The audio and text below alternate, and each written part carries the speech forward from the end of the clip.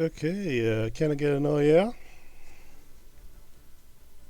Oh yeah. Last time, you guys found a cave Oh of yeah. ancient runic magic on your way to the Phoenix Nest. A variety of gods showed you a vision of elves and animals of old coming for the ritual of rune binding. Then a long pause of time with nothing before seeing Wasere looking very different than you know her now, and Torin undergoing the same ritual.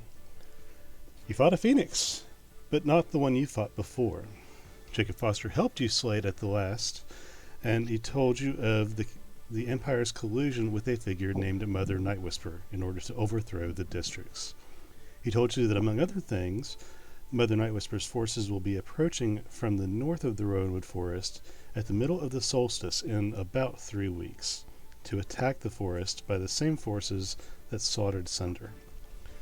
Mr. Foster then said that he felt compelled not only because you all have bounties on your heads for standing in the way of Mother's actions, but also because he felt implicated, for she was watching. He then pointed out the scrying sphere before attacking you. You killed Foster just as Lasarian Torin arrived, having investigated his house and tracked him to the cave after finding incriminating information. They dumped his body in the lava pool below. A moment later, a duplicate Foster appeared and attacked again, killing Alfred. The clone was quickly dispatched, but Alfred was lost. Lasari offered to reincarnate him, but the risk was too great. After the first reviving in this realm, nothing is guaranteed. You chose to ask your fallen companion questions, then cremated his body in the coals of the Phoenix's nest. Lasari and Torin left you to give you space during the funeral, joining Gurki in the valley to wait and speak to you further, as Pell mentioned wanting to speak about the rune cave. Now, you guys stand in a place that I definitely have a map for. There we go. You guys stand in the Phoenix Cave in the foothills and crags of the Glitterfire Mountains. You have 2 more tasks to complete before your contract with Gurki is done, and you must find a keepsake treasure from Durgma's Den if you can find it, and then pay a visit to the Memory Tree, for Gurki wishes to make a pilgrimage, on top of any other personal tasks you may have. But currently you are standing still in the Phoenix Cave, having just completed a funeral for Mr. Whifflebottom. What are you currently doing? Anybody Well, have it any? seems to me that my. Go on. I was gonna say, does anybody have any booze? It's I this old, do. this old soldier thing we used to like, pour one out for our fallen friends. You wanna pour? I know it Wait, you sounds want to bad. pour it out? Yeah, Like onto the ground? like on the like, think of it as like, you take a little drink and then you pour one out for like them. Shouldn't we pour it on him? He's right there. Well, what it like? I want to put the fire out. I'm sorry. It's alcohol, though, right? It's whiskey. That'll be fine. My vape killed me. Pell starts repacking his pipe right there. This one's for you. Right. So, are we all taking a sip, or are we just I'll take a Giving, sip. That's what Alfred would want. Yeah. okay? Do we have vessels with which to drink these sips? Ugbor holds out his Actually, you know hands. what? Never. We're gonna go We're gonna go football style. Everybody, open up. Okay. And I take out my my wand of fireball, and give everybody a good shot. Okay, so is everybody like just holding their mouths open, waterfall style? So you're going to pass the whiskey from the wand over them? Yeah. Yeah, Okay. Pour it in like my those mouth, Gatorade bottles Daddy. in football games. Okay.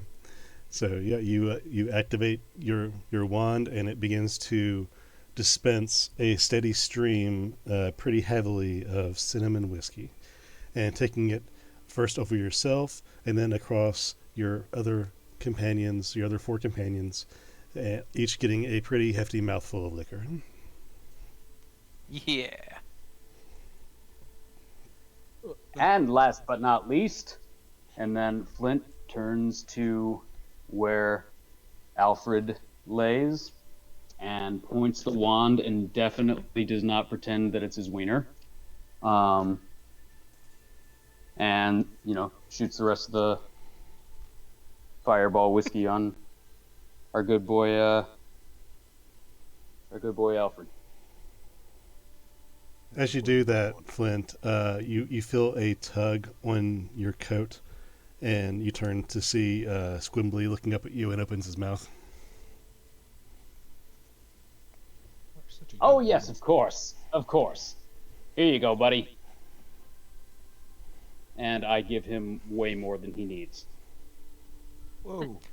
The, Hold on, the, little dude. He also gets a shot at his size. the liquor All right. the liquor pours in his That's the mouth stuff. and fills his mouth cavity up, but it has nowhere to go. He has no throat or stomach, so it fills up and just eventually leaks through the cracks in his armor and just slowly drips from his jaw down his entire body. Ah. But Squimbly's team player. He acts the part. You slosh, little guy. You have no idea, mortal. You have no idea.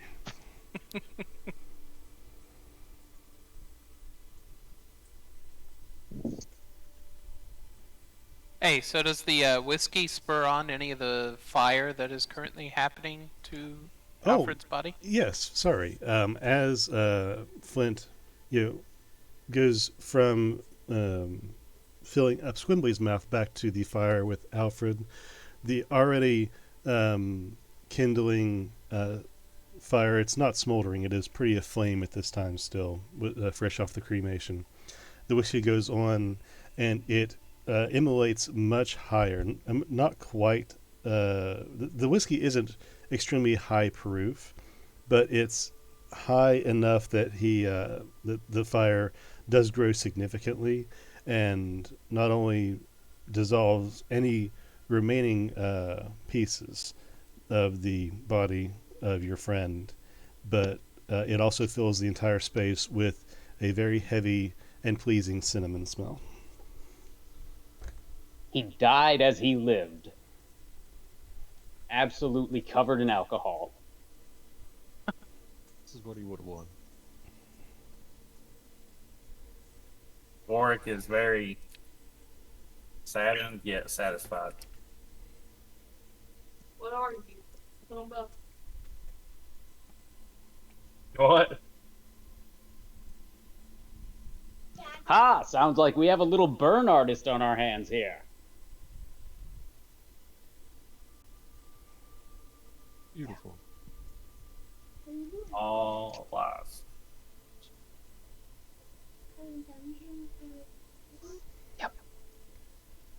Okay, well, the whiskey dispensed and your friend successfully cremated. What are you guys doing at this time? Well, guys, we can go pillage. It Foster's seems to house. me that my contract is null and void. I don't know. I think we still had to do other things for Gurky too.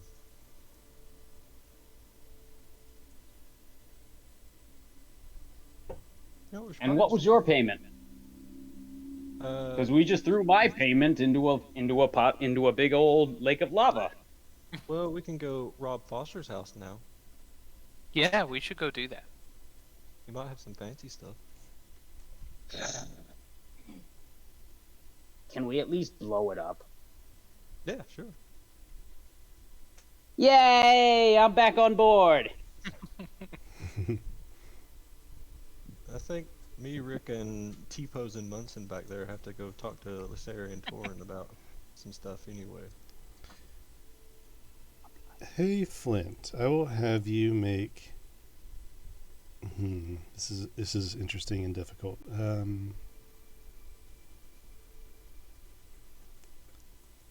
Make a perception check for me with disadvantage, and I'll make a roll myself. Leans.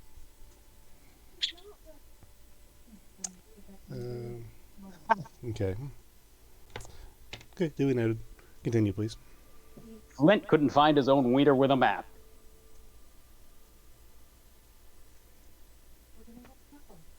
Yeah, Rick, you remember? You remember a lot from the cave?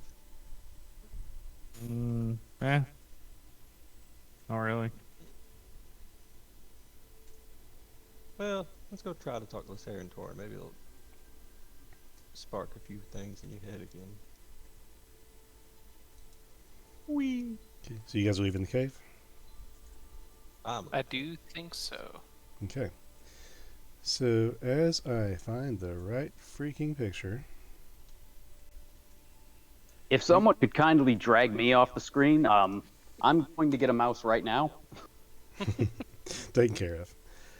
As you guys leave the cave, Pell, with your perception, your passive perception, you notice on your way down the trail from the Phoenix Cave a weird variety of flora growing from some of the stones on the trail.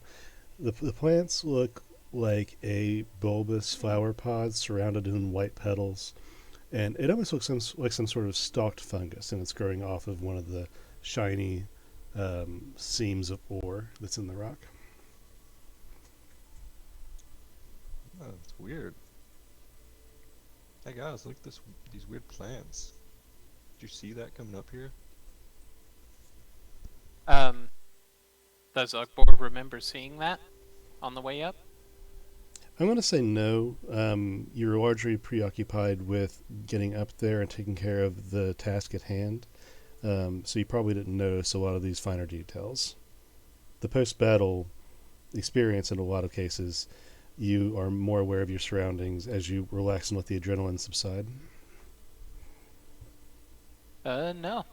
I didn't notice these. Oh. Real quick, I'm gonna look around. Do I see a fucking scrying orb around us or anything? Okay, I'll just ask, do you have scene visibility still up? Yeah, I think it lasts an hour and we had it like in that fight with Foster. Okay. No, you don't see anything at this time. So guys, we're being spied on all the time if you don't have, and you'll pull out that little amulet of anti-scrying. Oh yeah, I used to have one of those. Yeah, I think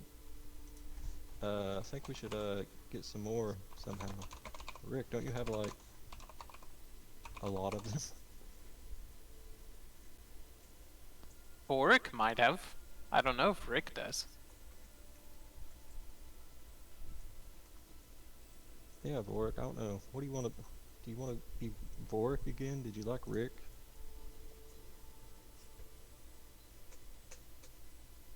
What? He said back, but I don't believe him. Vorik seems more ideal. Okay. Well, don't you have some of them?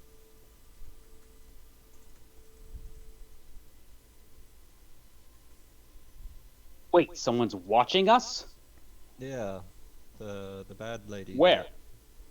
Well, they're not right now, but like back during that cave, they were up at the top of the cave watching us. Are they in the room with us now? No, I checked already. They're not.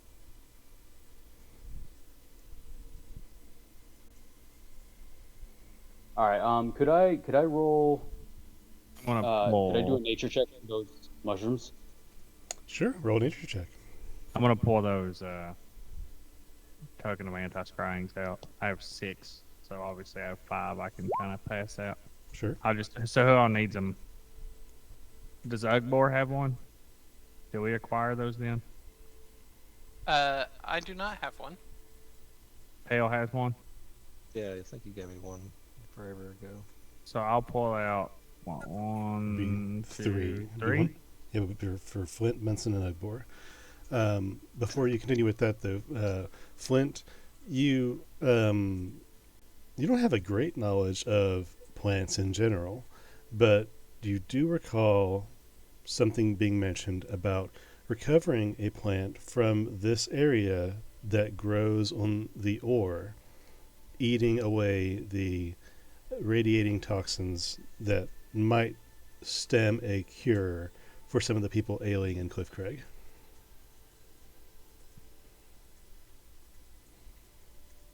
Is there anything I can roll to determine whether it's like safe to touch? I Like mean, with that, investigate or something? I'll just say with that nature check, looking at it, you don't see that it's like covered in any kind of airborne spores or anything like that. Maybe you would touch it with your boot momentarily to see if it if wiggling it loosed any pollen or anything. And it seems pretty innocuous. The leaves aren't any threatening shape, like they're not any kind of poisonous plant shape or any weird colors. You think it's pretty safe to touch.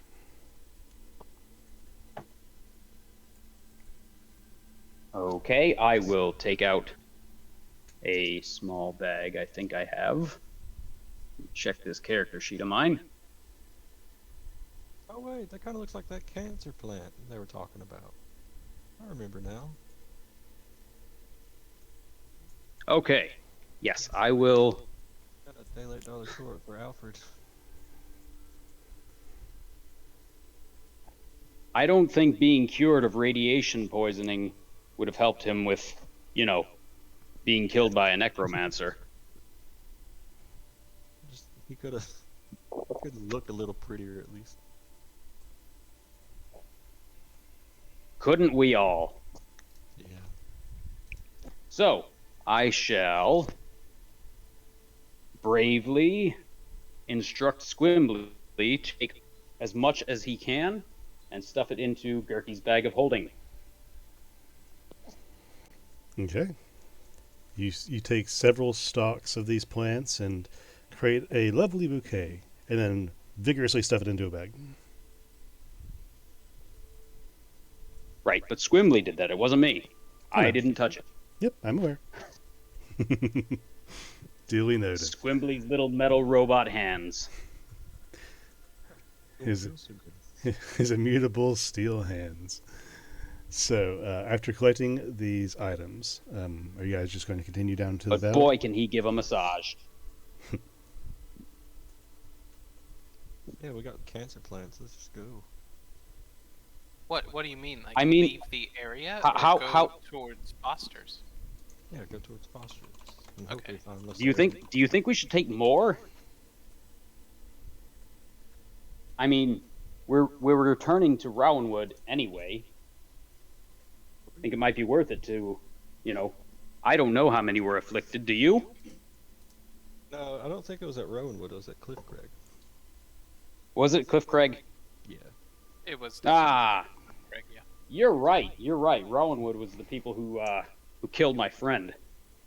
So let's just let that attack happen, and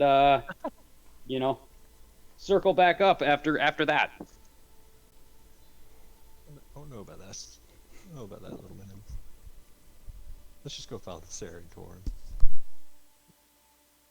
Wait, are we going to Foster's or Laceratory?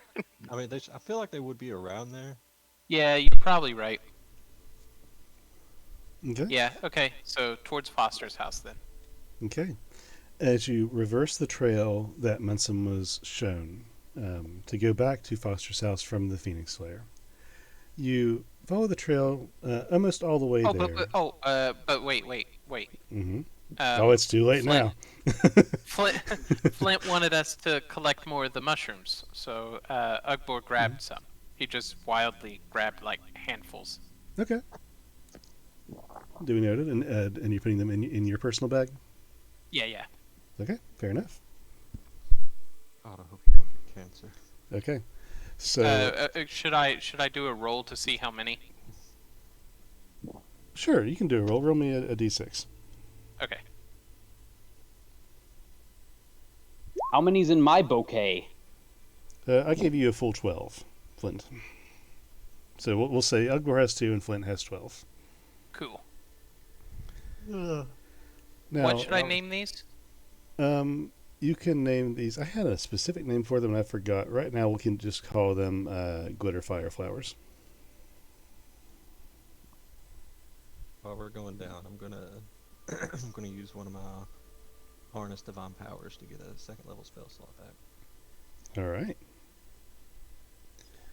Now, as you progress, you come to the point where you're roughly 80% of the way back to Foster's house when you see in the distance on the trail Gurki and Lacere and Torin sitting alongside the trail, and all of them staring up at the tree where Gurki was staring at, and they're all watching this small gathering of birds.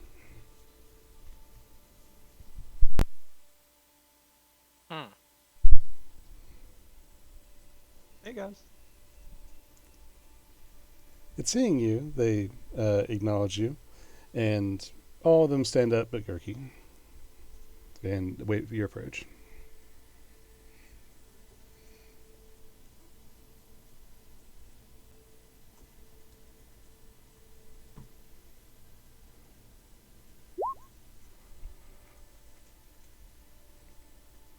What was that?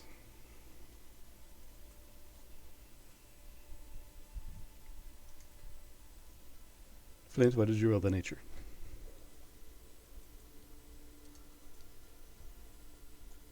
You're muted if you're speaking. Wait. I can hear him talking right now. Can you not? No, I couldn't. I can hear him. I can hear him now when he just said Oh, okay. That's weird. Flint, are you talking right now? I'm from Holland. No, he's not. Weird. Not from my side. No, I don't hear him. Okay. And Texie's saying what bird is there. And Lacere responds to your group as you get closer. Mr. Gurki found a family of canaries, and he's been showing us their migrating and nesting habits.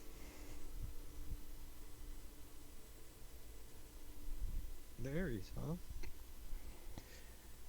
They're as interesting as any other creature, I think. Don't miners use them? I wouldn't know. Yeah, we do. Huh. Yeah. It's a nice little trick where we take them down into dangerous caves, and if there's a gas leak, well, their little lungs can't handle it as much as we can. So if they croak, we scat. I thought you gave them like little pickaxes. Just let them get those little hard to reach places. Maiden of Iron, that is the best idea I've ever. And then I just run up and do my best to climb up his massive frame and kiss him on the cheek. You are a genius. Oh, thank you. I think that's both ways will be very interesting to see in person, I think. But regardless, I wish to get a report on the happenings. Miss Lacere here has told me that the Mr. Foster has been extinguished. Is that right? Yeah. So is Alfred. Yes, we extinguished him like a candle in the wind. He was our friend. 500 candles in the Foster? Oh, I thought we were talking about Alfred. Yes, well, I've heard as much, and it is a sadness in all actuality. Indeed. He did He try. could be a jackanape, but he was our jackanape. Well, and you see Gurhi reach into his pocket and pull out a swat the paper, unfold it, and flip through your contracts and pull out one, fold the other ones back, put it in his breast pocket, and then tear Alfred's contract up. And as he does, it starts to dissipate into basically dust as he tears it into several pieces, and he kind of tosses the pieces into the air, and they dissolve before they hit the ground. Well, and that's that, I suppose. Lucere speaks up. I wish to apologize for the loss of your friend. I should have acted sooner with Foster instead of waited for opportunity. I feel like if I did, then this could have been avoided. That's not your fault. That dude was messed up. Yeah. That's kind of a jackass. Yes, I wouldn't have jumped in. I wouldn't have jumped right in against him. You're good. Actually, if it were up to me, I would have blown up his house with him in it, but we decided to go kill the Phoenix instead. I mean, on several things you stated, not at least his mental state, we are agreed.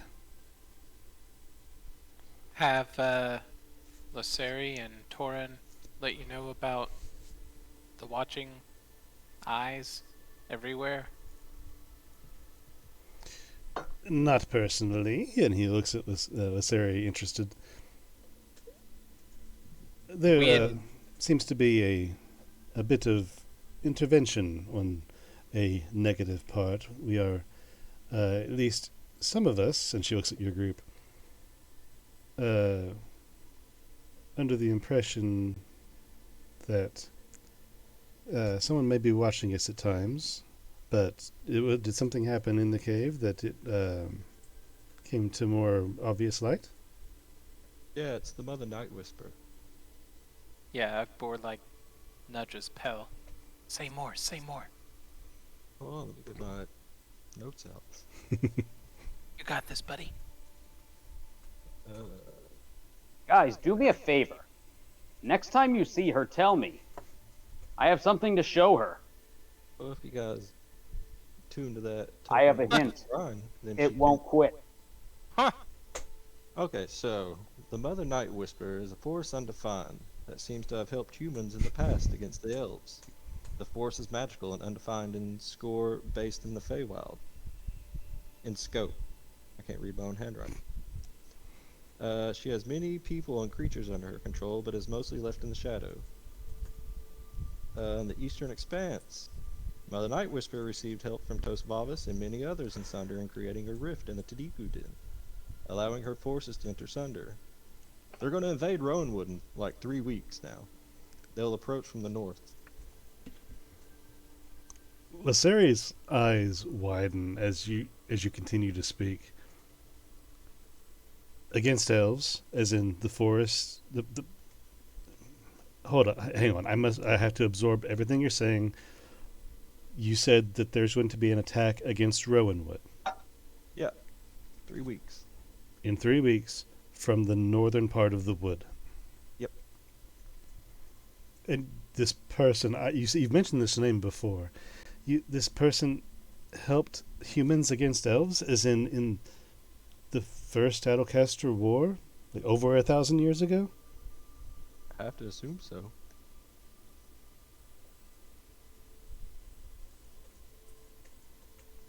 Flint would like to roll history to see what he knows about the Stratocaster War. Sure, roll history about the Adelcaster War, please. With an 18, okay? Ian, is that Battlecaster? Adelcaster, Attlecaster, the name of the current empire. I'm sorry, the current emperor. The current emperor. His name is Emperor Adelcaster. It's actually Emperor Ander Adelcaster. With an 18, Flint, you don't know much at all about that. Haha, I'm good at this. You've heard the, basic, rumblings, inside chatter, not common among those who don't study history, about um, um fights and other battles that have happened in the past, and groups that may not be friendly with other groups. And at the very head of all this was what is essentially a great reset, where before this point, not much is known. And this was the conclusion of the Adelcaster War, at the conclusion of which the entire continent was basically in shambles, and from this chaos formed the new empire of Adelcaster and the districts. And even the name the Adelcaster War is misleading, because the war wasn't necessarily involving the Adelcasters. The Adelcasters just happened to be the ones to take up the reins of the new empire after the war was ended. But that's about the extent of what you So know. they just happened to be the ones who parked it on the Iron Throne and said, "I'm boss now." Basically, yes. Magnificent. We know very little about that time. It's been wiped from our history somehow. All we know is that it's something terrible that happened, causing our people to flee to the Rowanwood, where we now call home. On our way... Weirdly that Good. weirdly that you say something about forgetting. Do you know the name Phelan? At the mention of the name, she looks contemplative, but she responds, "No, but none of, no, I don't recall that name. Is this an elfin name, or are you familiar with that from the Empire or something?" I don't. I just remember Munson mentioning it to. Let me find her name. The lady that was in charge of all the. Hold on. Lady Athera, the head of the Cedar religion. Oh, Alaratha? Yes. Yeah, Alaratha. He talked to her about it, and like every time he mentioned it, she seemed to have like just forgotten the entire conversation altogether. That is very strange. And it happened at the mention of this name? Yeah. I don't know the context that much. It's just you saying something about forgetting. It just reminded me of it. And the name was Phelan, yes? Yeah. I assume Munson would back me up. It's strange that I don't recognize it, but I will look further into it. Have you looked in the Diversiums library or anything at the stacks, perhaps? Did you find anything there of importance? Well, no. We kind of mentioned it to her like the last night we were in Rowanwood, so. I see. Yeah. We can go and look at the stacks. I'm We done have a with my convenient brain. path back. Well, I'm not sure what the most important thing is. I am currently torn in several directions, and I also must speak with Fongren as well. First, there's this alleged attack on the Rowanwood that I would imagine caused precedence. But then there's the issues of the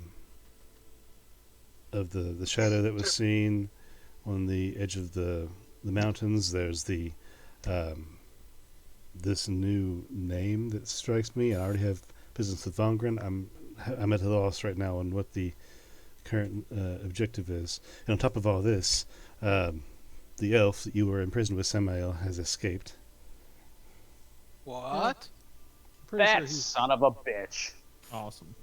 I think he's working with the Mother Night Whisper too. On our way down the mountain, we would just were given a report by somebody in Rowanwood letting us know that his cell was conveniently vacant when they went to give him his meal. Well, we don't want to keep you. That so- doesn't sound convenient at all. No, not convenient. That would be the sarcasm, yes. I'm sorry. We were actually hoping to talk to you all about him. That was sarcasm because I'm not. We were actually hoping to ask you about him. You said you've traveled with him before, yes? Do you have any ideas where he might have fled? Any locations where he's from? Any typical haunts we should check out? Well, I didn't really know him as good as Ugbor and Boric did. They were traveling with him for a little bit longer beforehand. She immediately turns to you two. That is correct. And Ugbor has to think really hard while God reads his notes. Vork, do you remember anything about your friend Samael? Do I? Have I gained all that back? You know what? You wouldn't actually. I'll tell you what.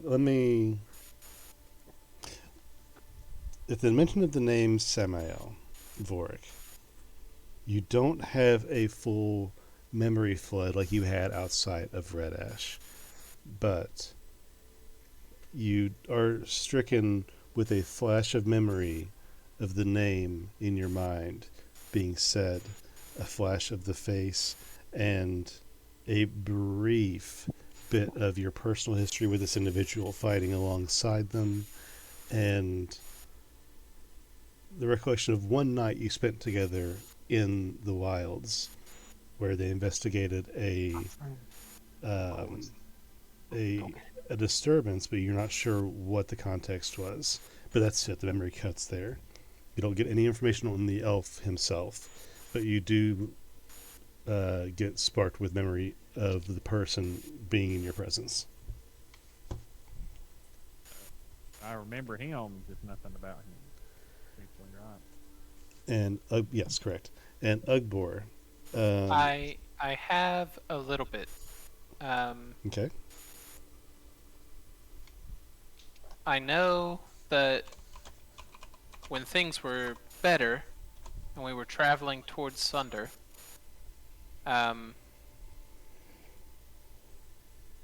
he had trouble sleeping. And he told me about this really bad dream he had about his parents. And there was a searing pain in his arm, something to do with a crow. But towards the end, he was getting really sleep deprived. It was noticeable. It's interesting and not extremely useful in our case of tracking him, but very interesting. Did you notice anybody that he was subservient to or friends with other than you? I have a question, Dustin. Yes. So I, as a player, remember, but I don't know if he told Laszlo or Pale that he was from the Empire. I can't remember. He had a vision that involved that, but I don't know that he told you guys where he was from ever that I'm aware of. I don't know. I feel like it came up sometime, but I just can't remember if it was like in that one place with the Flumph way back when like Laszlo split from the party, or like on the ship sometime. Yeah. I'll tell you what. I'll have Ugbor, since he was with Samael the longest, as well as Vorik, but Ugbor has his memory. So I'm going to have Ugbor roll a history check to see if he picked up anything of side conversation, direct or otherwise, or if maybe he found some hints of his personality, accent, or what he wore that might have indicated where he was from. Give him guidance. Okay. Ugbor rolls history with guidance. Nice. That's a lot. I think he knows. No, Ugbor, you don't know where he's from, but he didn't seem to be native to any of the places you visited with him. Not in Rove, not in Bayside. Was he with you in Bayside? No, he wasn't with you in Bayside. Not in Rove, and not in Tarmer. I know that he was elvish. You do know he was elvish. Whoa. Nice. And I don't know if it was because he was a wizard, but he did dress kind of fancy.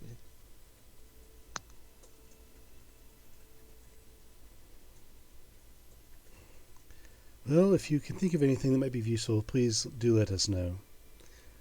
So, I can tell you that the rat bastard smelled from five cells over. He wasn't even allowed in our gang. she kind of smiles It's true. at this.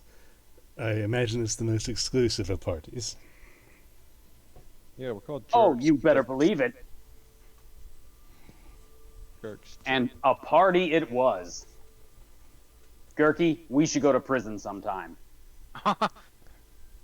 If it's possible for Wolf to laugh, Torin gives a breathy chuckle. I know You're welcome too, Torin. I know we You could be the dropped, muscle. I know we dropped a lot of bombshells on you guys. But there is still that matter with the cave that we went into earlier. Yes, you mentioned the cave. Please go into detail as much as possible. Okay, hold on. Let me We open killed my- a slimy naked guy. That was after the cave, That you though. did. I was there for that one.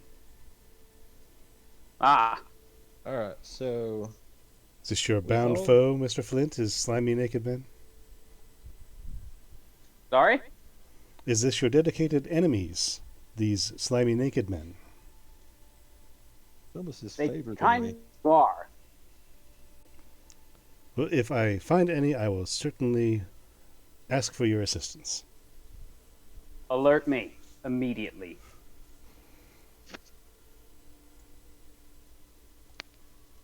Also, we killed a majestic beast too. Yes. Yeah. I saw the remains dissolving as I entered. It is what it is. I do apologize. It was extremely upset with me for some reason, and I just defended myself. Well, hopefully the egg will eventually be able to be nursed, hatched, and released, so that the entire flock will not be extinguished. Speaking of, that is in the home of Mr. Foster that we have yet to investigate. But first, you tell me about this cave that you found. You said something that really sparked my interest. Alright, so, we were just walking on the path, and me, Vorik here, and Munson, we all just got, called to this, this cave, and we started walking towards it. I heard Saloon speaking to me. The other two, they heard something different. So we entered the cave, we seen some trees and pillars of stone with runes on them. We approached and we just got stopped. And a voice told us they're not meant for us, but show us the ties that bind. And here's the big ass thing. So we had a vision. We saw an impossible huge tree, a willow tree, covered in violet leaves and white flowers.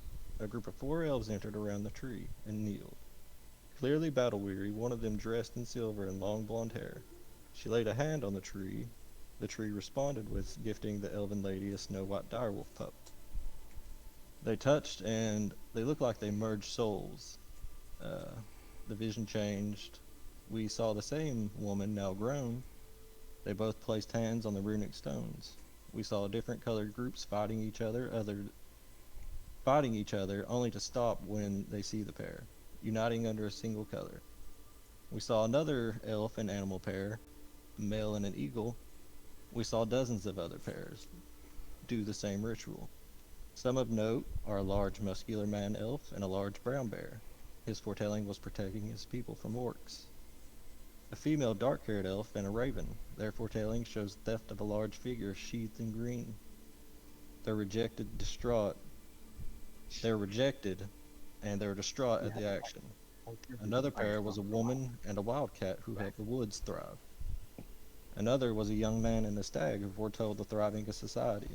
The next, a female, whose face in shadow who depicts the shepherding of her people and protected them from a great danger, whose sigil we're familiar with, looking like the one from Vongren's mantle. We got the sense of time passing. The ritual looked like it was semi-annually event, but hasn't been done in thousands of years. Then we saw you two. You look different. You look real sad. Their foretelling mirrored the first pair, oddly enough, but another pair hasn't been seen like it since the first. People coming back together, old wrongs being righted, the return of what was a line continuing. This is what was lost, but could be again. This is what we must bring back into the light. Okay. As you speak all these words, Lyseri could not be more like enthralled by what you're saying, and she's like nervously picking at her fingers as she's actively listening to you. A dire wolf, born of a tree. It was wild. Then there was so many. We and her and Torin turned to look at each other. We knew of no others. After our binding, I scoured the libraries of the Diversium and Cliffcraig, and we found nothing, no mentions of what we now are. Have I told you of how I found Torin? I was nearing the end of my childhood and wandering in the forest between Crane Rune and Red Ash, near the river. I came upon a great oak tree, and I heard something moving in the roots, and I turned to look, and there was Torin. He was so small he might have just been born, and clearly a dire wolf for his size, but he couldn't be a threat. I found drawn to him. I knelt and held out my hand, and we touched his nose to my hand. I don't know how to describe it without sounding silly. We merged. I can't describe it any other way. It felt like our beings latched onto each other, blending somehow, irrevocably. From that moment, we shared our thoughts and minds. We haven't been able to be parted since. Torn has had no memory before that moment, and we always assumed he'd simply been separated from his mother, but you say that there was another wolf born from a tree, from Sylvanas. We always assumed Torn was a gift, but to actually have been birthed from the tree bark. I went ahead and switched the laundry. You're sure of this? Yeah, I'm pretty sure. I think Munson would say the same, so would Bort, but they're both T-posing right now. She's like wiping I'm her back. hands. Gotcha. She's like wiping her hands over her face and her temples and bridge of her nose, trying to find some relief in these thoughts, but her mind is, you can tell her mind is racing. Sorry, I know this is a whole lot. We aren't alone. If not now, Right then now? at least historically we aren't alone. And she turns to Torin and grabs his face. Oh. Gurky stands up from his seated position casually on a log. Well, that was a chunk of information. Yeah, Well- a lot. Well, regardless, Mr. Foster seems to be dealt with, and I am sorry you have been deprived of your crystal, Mr. Flint. Is that what you said? You do not have the item. Yes, they threw it in. They threw the slimy naked guy and the crystal right into the lava. Well, we did it for fear of his reviving, I assure you. And you see, she says this, but is still like talking with Torin telepathically this whole time, like she's just focused. Both of them are. Well, that's sometimes how it goes. And he stands up and reaches in his pocket and pulls out a bag, opens it up, looks through it, and starts counting something, and gets a handful, pulls it out of the bag, walks over to Flint. Well, that's it. That is the breaks. And he drops 50 platinum into your hand. Oh,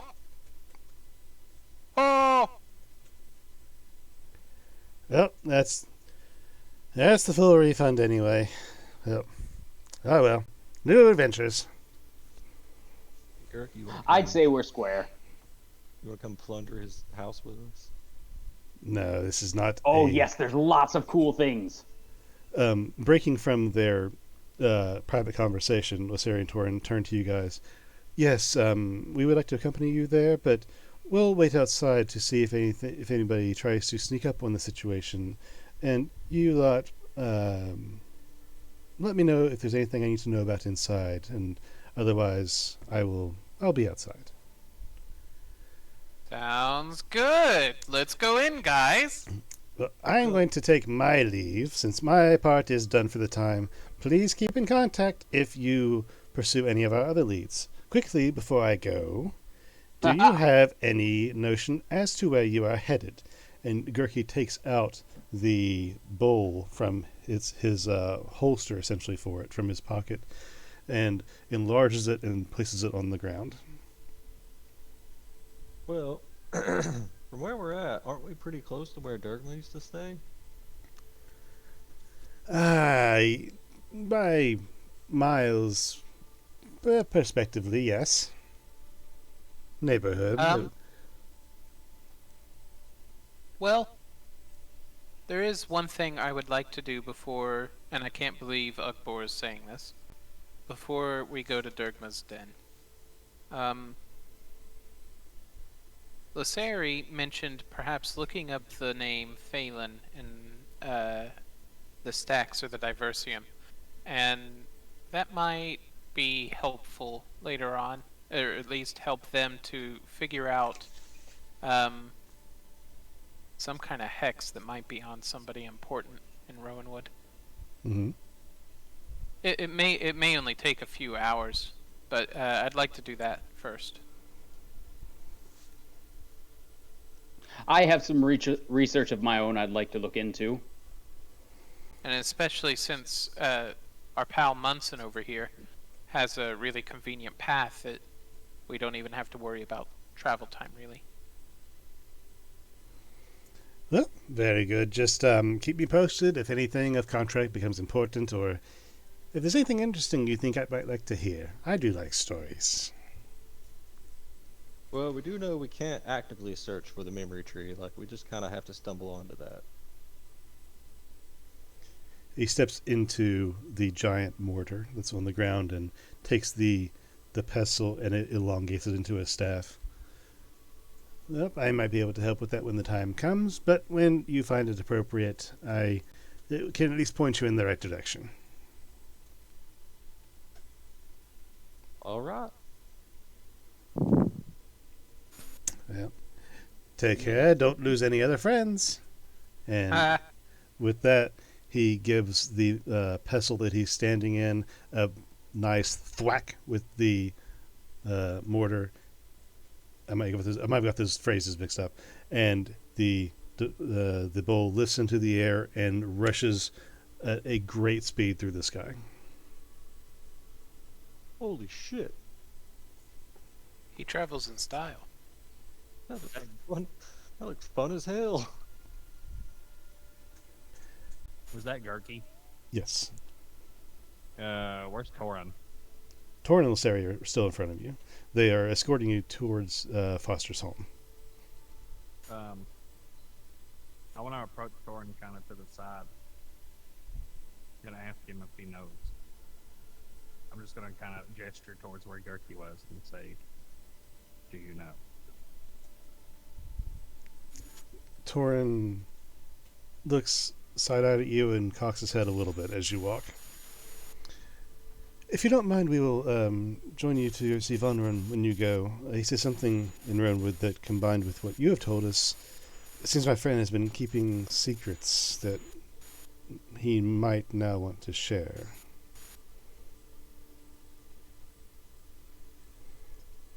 As you continue to walk down the trail, she speaks up again first, breaking conversation. You said you saw us, Pill, back then? Yeah.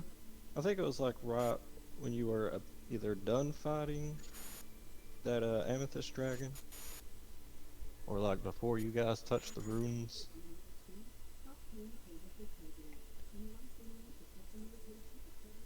Okay. She seems a little withdrawn after you say that, like almost kind of embarrassed. Yes, it was all one after the other. Oh, Pell will like whisper a little bit. He'll be like, I don't want to intrude, but someone at the Channing, I'm getting like feedback from you real bad. Yeah. There you go. But yeah, I was at, after we were at the Diversium and you showed me my dad, somebody come over and told us about what happened to you, and I just want to say I'm sorry. Well, thank you very much. I was unwell in the years immediately after his death. Have you heard the story? I think that lady told me about it, didn't she?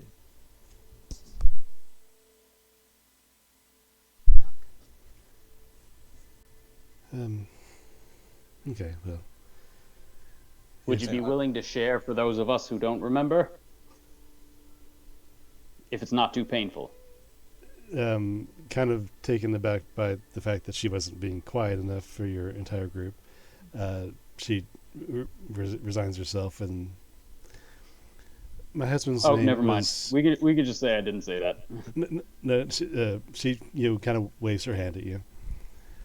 No, it's all right. My husband's name was Darian Liananak. We were married for almost 20 years, and I have known him since we were very small, even before I found Torrin. When I was pregnant with our daughter, he went on a scouting mission north of Red Ash, not far from here, actually. I asked him to take Torrin with him, but he said it was a quick mission and he'd feel better knowing Torrin was with us. He should have only gone for 3 days, but he did not return after 4. We went to find him, Tyrgan and Torrin and I. He was farther north than he should have been. We brought his body home. Grandfather called for aid from Nitha, Lady Natumal's village, and she came herself to help us, but she was unable to bring him back. Upon examining Darian, she determined that his body had been cursed. If he was brought back, he would rise as one of the monsters that killed him. I was pregnant with our Willow, and I could do nothing. And at this, I'll say Pell and Vorik, both of you, with your passive perceptions, you would think initially that the Earth might be about to erupt, but when you notice what you passively perceive, you realize that it's actually the rumbling of Torrin that as it rises into his snarl. As soon as she was born, healthy, thank the gods, and I was recovered, we hunted down every last one and slaughtered them all. For a time, the forests north of Red Ash were free of dark fae because we had killed them all. But in spite of that, I was not satisfied. I loved my daughter more than anything left in this world, but for the first years of her life, I did not want to continue living without Darian. Could not bring myself to leave her on my own, but I sought out fights that were not wise, shall we say. When we defeated the dragon, I was the most disappointed. She starts to slow down, but Torrin leans into her and nudges her hand with his snout.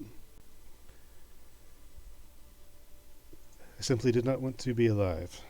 The runestones are binding. It settled me for that moment. But before that, I had been lost.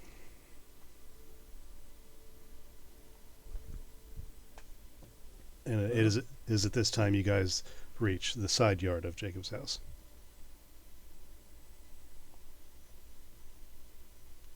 I know it's probably a lot to go back through. Thank you.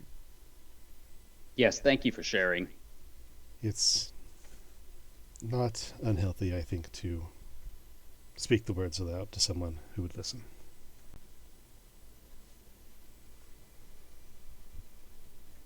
Well, I'll say a prayer for him every night now. It is greatly appreciated. He needs to be remembered, not just unspoken because of pain. So thank you for that.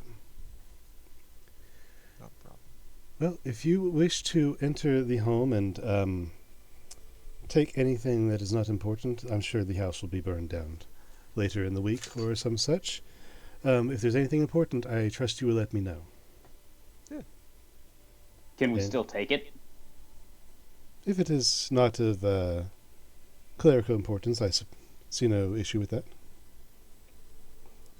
And if there's any creatures within, any other creatures that we, besides the dragon that we released upon his confession as to what was going on, please see that they are released into the wild if they are of good nature. Yeah. And her and Torin walk past the house into the trees and find a spot where they are reasonably shadowed but still very in line of view from the house. Well, before we go in, I think, it seems like that Foster dude was pretty smart. What if he, like, booby-trapped this place? And we walk in and it just blows up. Well, that makes my job easy. The whole blowing the house up thing. We'll miss out on all the goodies. I don't think Foster intended to die when he came into that cave. I'm pretty sure we surprised him. I'm pretty sure he intended to return back home afterwards. You about damn near cut him in half. Yeah. You do that more often, buddy. Yeah. Get mad, show them teeth. Let me hear your war cry. Rawr. Don't take this the wrong way, but for somebody of your stature, I wouldn't guess that you want to go to the library so much.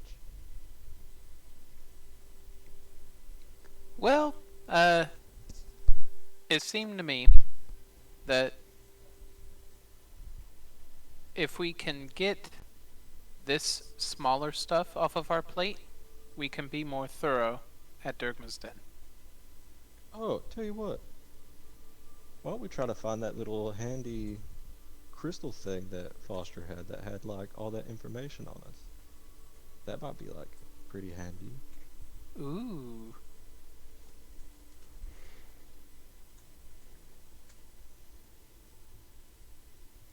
Okay, so what are you guys doing? You're outside Jacob Foster's home. Hey, Vork, Yes. why don't you see if this place is booby-trapped before we go in? Yeah. I'll go. That sounds like a good idea. I'll go do it.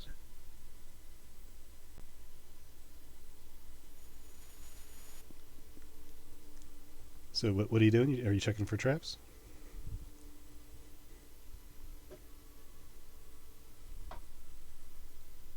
Oh, he vanished. SEAL Team 6 going dark.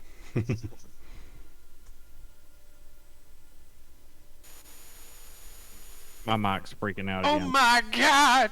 Yeah, I say that. Just constantly be talking. It doesn't do it when you're talking.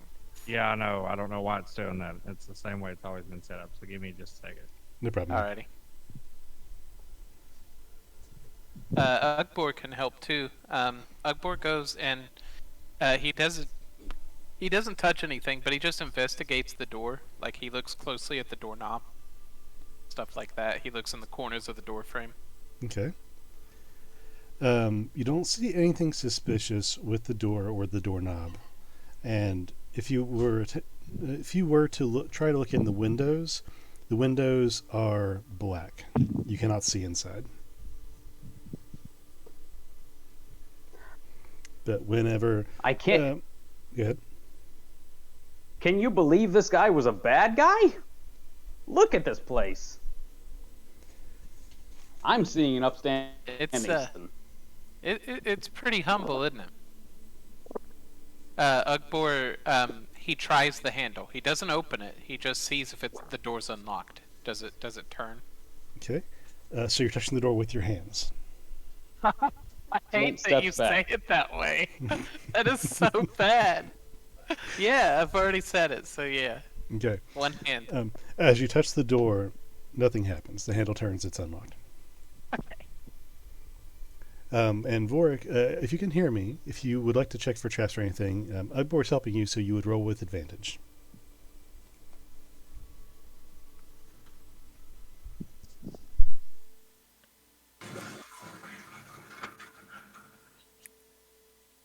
Oh my god, he's in a pit.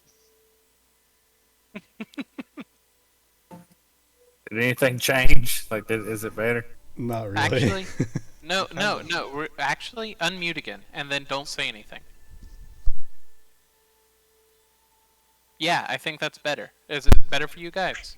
Yeah, like it's silent now.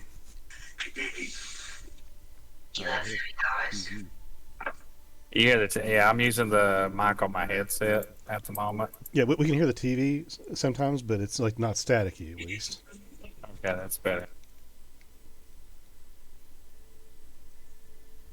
I mean, if you want to, you can just like use push to talk to enable push to talk or something.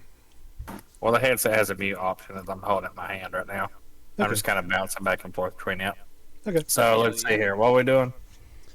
We're investigating, I think. Is that right? Yeah, you're checking for traps on the house, and Ugbor is giving you advantage because he's helping. I'll need you to come down to give an official statement tomorrow. Do we have to get a lawyer? No, a man broke into your house in a That was awesome. Massachusetts. All right. No, you don't. You don't find any traps. It seems, at least initially, on this threshold and from the outside going in, you don't see anything out of place that sparks your interest. Okay, is the door unlocked? It surely is. Mm-hmm. I'm going to sneak in. Well, I don't have to sneak. I'm going to I doubt we'll have any more trouble. carefully, cautiously sneak in. Okay. What's everyone else doing? I'm gonna go pee while you guys are doing this. But not in Sarah and Torin. I was hoping to Before- check. Go for it. I was hoping to scope the place both with an Arcana check and an investigation check. The investigation for anything mechanical in nature, and Arcana, well, obviously. Okay. So I'll have you make both those checks for me.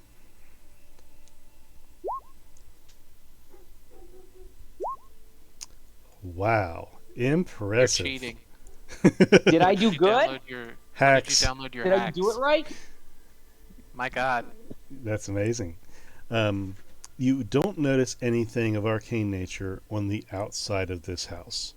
You don't see any traces of magic left on the door, around the door, the window panes, the exterior portion of the house. There seems to be nothing going on magically or mechanically in nature of traps or otherwise on the inside of this house, but you still cannot see into the building from the windows or otherwise.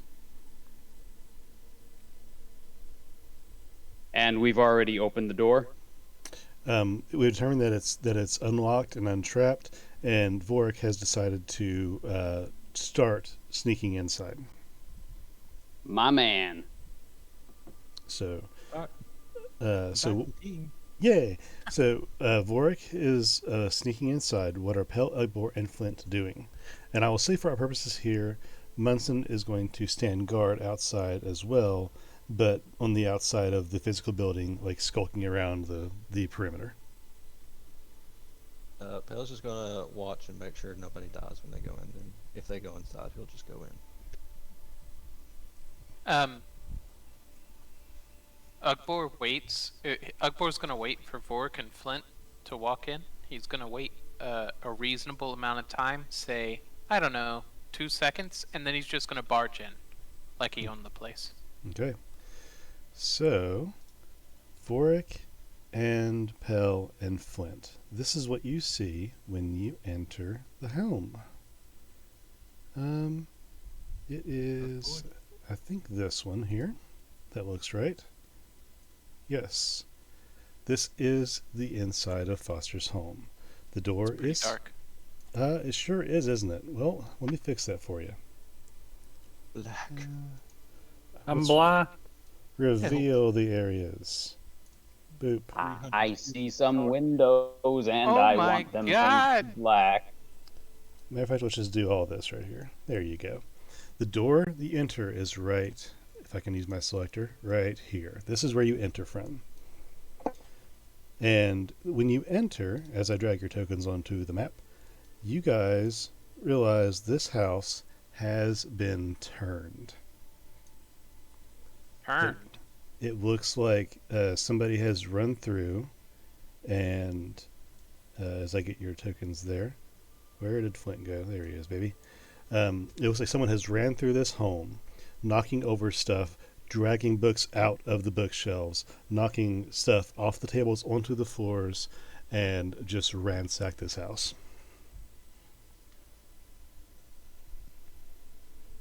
Okay. Let's see. Somebody beat us to the punch. Yeah, I'd like to roll, I guess. Oh man, that's terrible for me. I'd like to roll insight. Roll insight. Okay, what are you trying to insight? I'm trying to ascertain, like, I don't know, maybe which direction the general chaos moved to kind of like replace, like, if I had been in here running through this, how would I have done it, and does that match up with what I'm looking at? Okay. So, okay. Yeah, go ahead and roll for that. I've kind Damn. of a little theory about what happened. Okay, so looking at the home and trying to determine where the books were thrown, how the layout of the room is, how you would have done it, you get the general notion that the chaos goes counterclockwise through the living space, ending probably maybe even beginning in what you take to be the kitchen working space.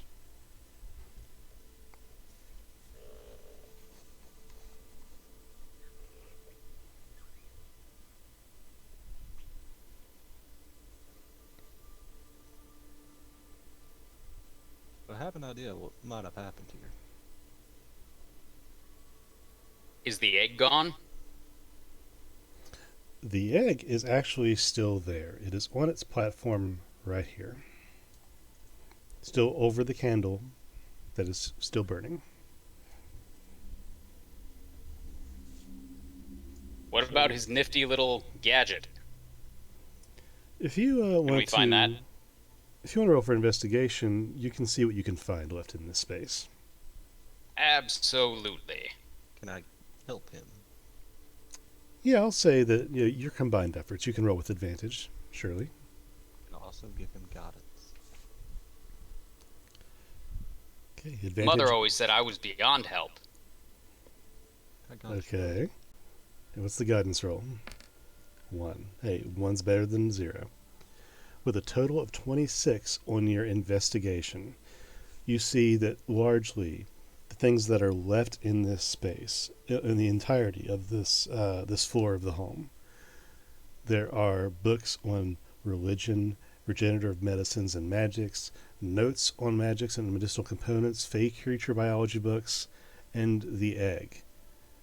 In the kitchen area that is used to what seems to be prepping of food and other general working space, you're going to find in the cabinetry, and if you were to look around in different areas, you're going to find in total a small silver mirror, a pile of incense, there are 3 scattered pieces of onyx, a small vial that is cracked but not broken yet of powdered silver, a very small spool of silver wire, a pair of pliers, a syringe, a black key that's under one of the books on the floor. With that roll, you found a black key.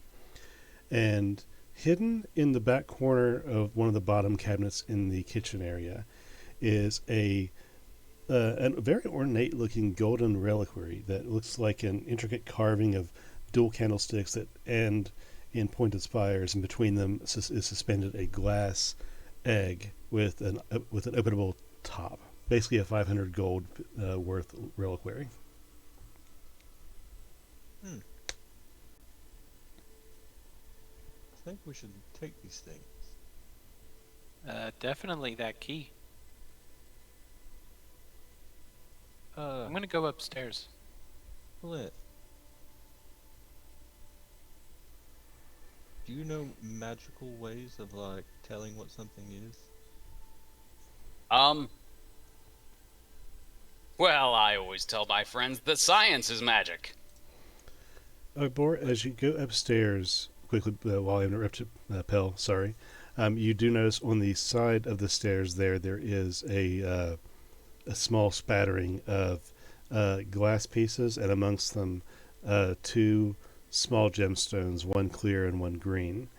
Beyond that, as you go upstairs, you would see that it's a basic bedroom, about the size of the living space that's downstairs, but it just has it's almost oppressively empty.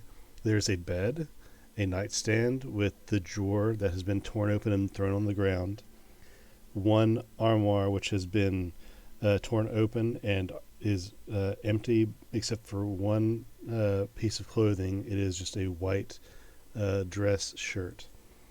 And there is an empty bookshelf on one side of the room, a very small bookshelf. But there is literally nothing else in this room. It is incredibly bare. Not hangings on the walls, not rugs on the floors, nothing on the ceiling. Yes, I was muted. Really quickly, did I? Was it evident to me what that key was for? No, it would just seem to be a black key. You haven't seen any other spaces here yet that would require a key. Is there gold on the ceiling? There is not gold on the ceiling. Really? Nobody? Come on. Ooh, Ugbor has an idea. He runs downstairs and runs outside, and he gets He's looking for like sandy dirt, really fine particles. He tries to get a handful of that, as close to dust as he can. You know what I mean? Dry stuff. Sure. All right. And then he runs back upstairs.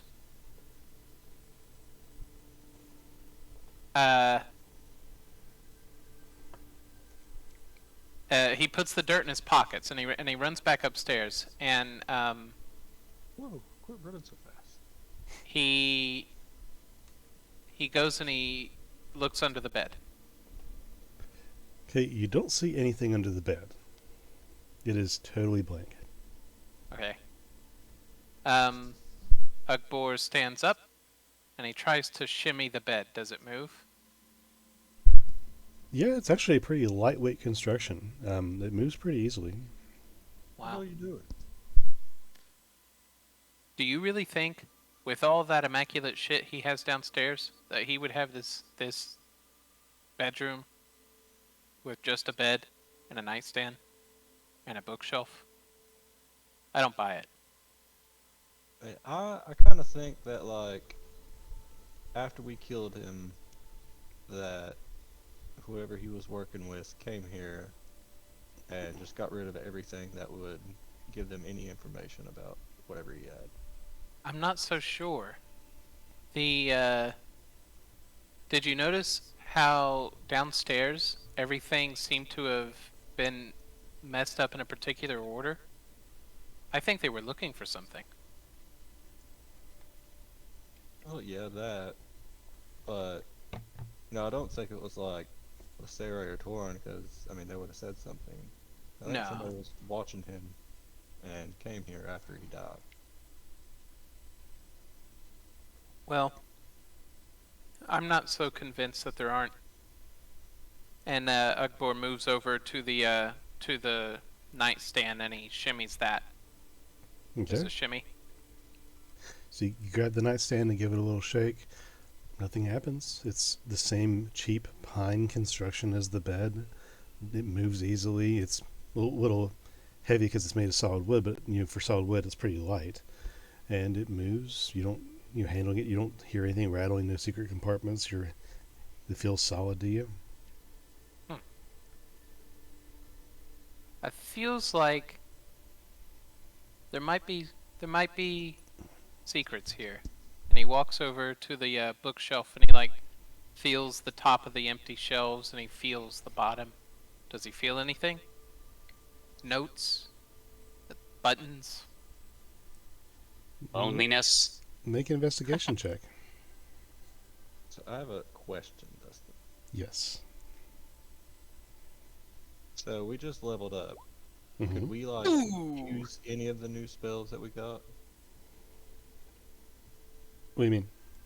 So whenever you level up, it gives you we'll say I had 14 prepared spells, but it gave me 15. Mm-hmm. Could I use one of my new spells that I got? Yes. Yeah, you haven't long rested or anything, but I will allow you to assign one of your new potential spells if you wanted to. Alright, so I'm going to cast True Seeing on myself. Okay. Oh no. I don't know if it popped it up over there. So, There we go. aboard with your 20 investigation, you find one piece of paper that was tucked between shelves, almost wedged on the back side of one of the shelves.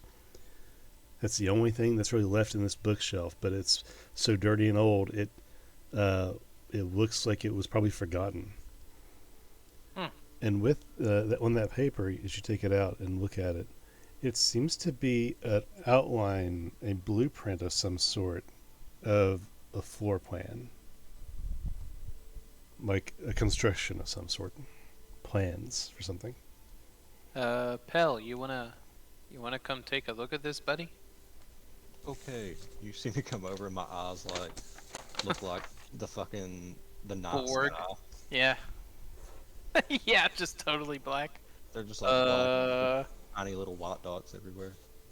What do you know, got? buddy, when I see things with those kinds of eyes, my first instinct's to kill it. Oh. Are you okay, man? Oh, I can just see everything now. Sorry, I was taking notes on. Just say something no, here. pal. Just say no. I see And okay, so I will send Ugbor this picture real quick. If I can find my phone, here we go. In the crudest freaking sketch possible, this is dude, I'm down. This is what you see on the thing, on the paper. That is the general plan that you see. Now, Pell, as you cast the spell, your eyes just flash white, just totally, solid white eyes that are just glowing with arcana. And it takes you a second to adjust, like going into a bright room, and your eyes quickly adjust to the new surroundings that you can perceive through this vision.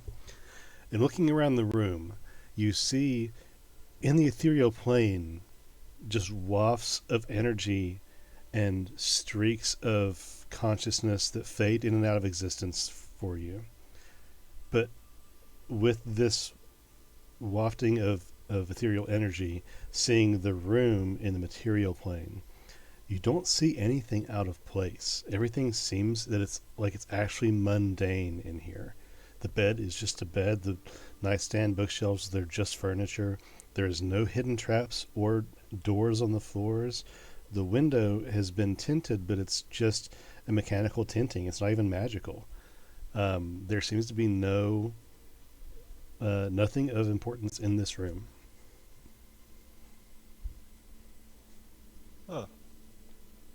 My space size didn't work all that good.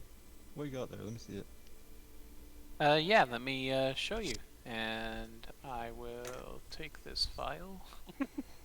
See like the cellulose of the paper. See its cells moving around.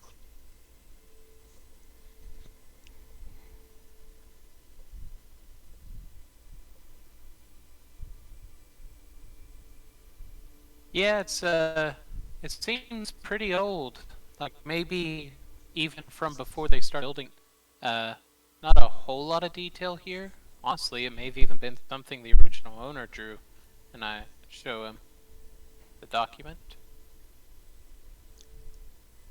And I'll say, Pell, with your true sight, giving you an added bonus as to, uh, we'll say something of intent. There's nothing hidden on this paper or anything like that, but we'll say just as a shadow aspect of true sight, it gives you a new perspective on certain things, such as this, and the true intent of these shapes.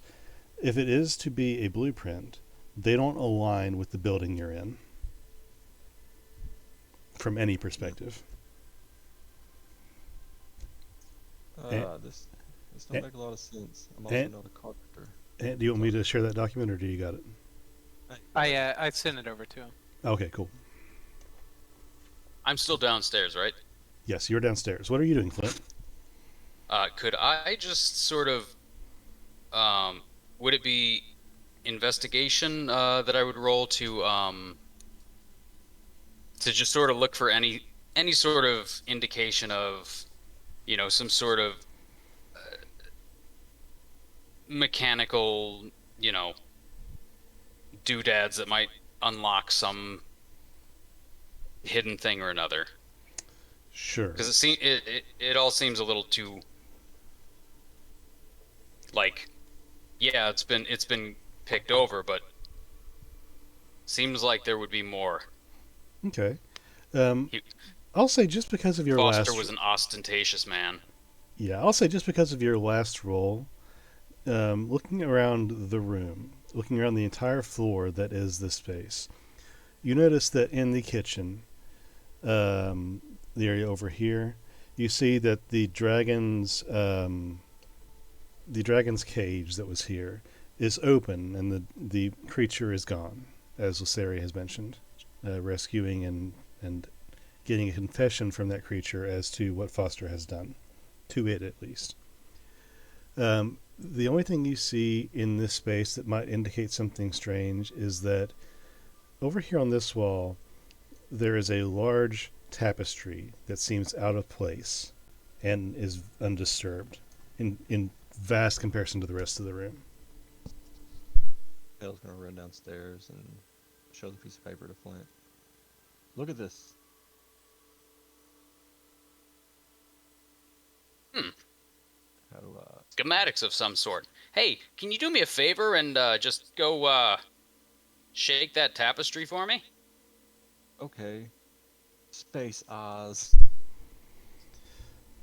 Okay, with your eyes, before you get to that area to touch it, you see that this this tapestry that hangs down is hung in such a way that you can ever so slightly see behind it, and looking behind it, you can tell that there is a hidden space there. This tapestry is hiding an entryway of some sort. The planks don't align on the wall the way they should. Hey guys, there's something over here. Hey, Ugbor, I dare you to go in there. Secret tunnel. Bedroom walls. Easiest dare of my life. What do I get if I do it? Big hug. Wait, do you orcs get a payout for completing a dare?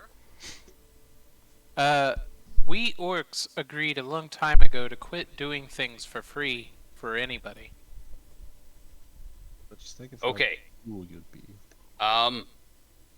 You will be granted Fair enough. 24 I will hours take of it. big All right. dick energy.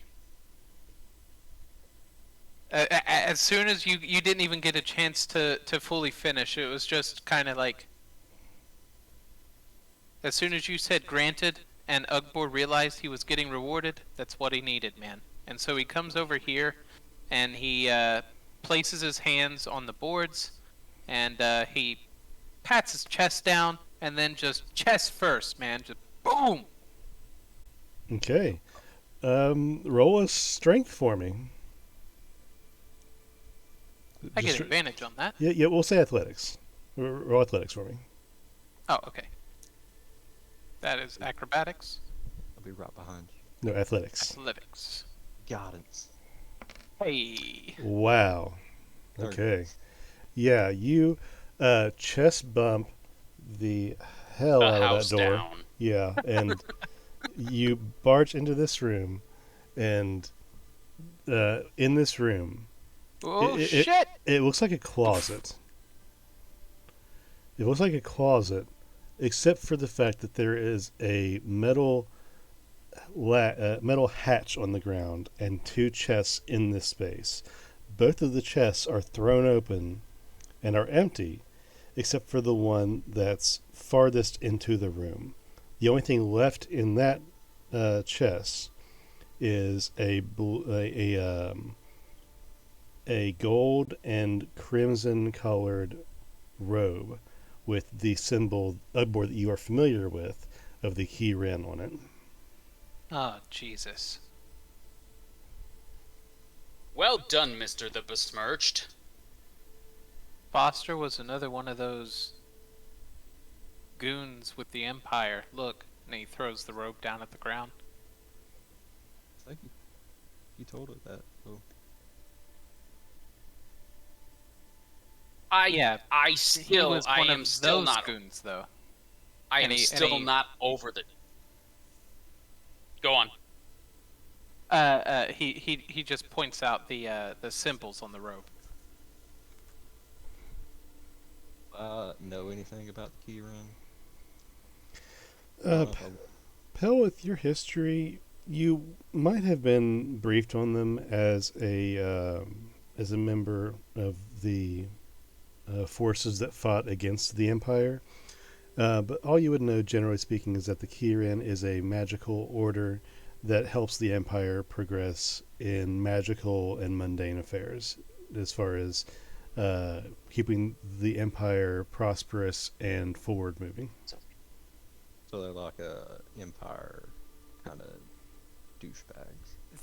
I believe, yeah. I don't know if it would be known, but they essentially facilitate, I guess, research and whatever other nefarious activities that need to happen behind closed doors for the Empire.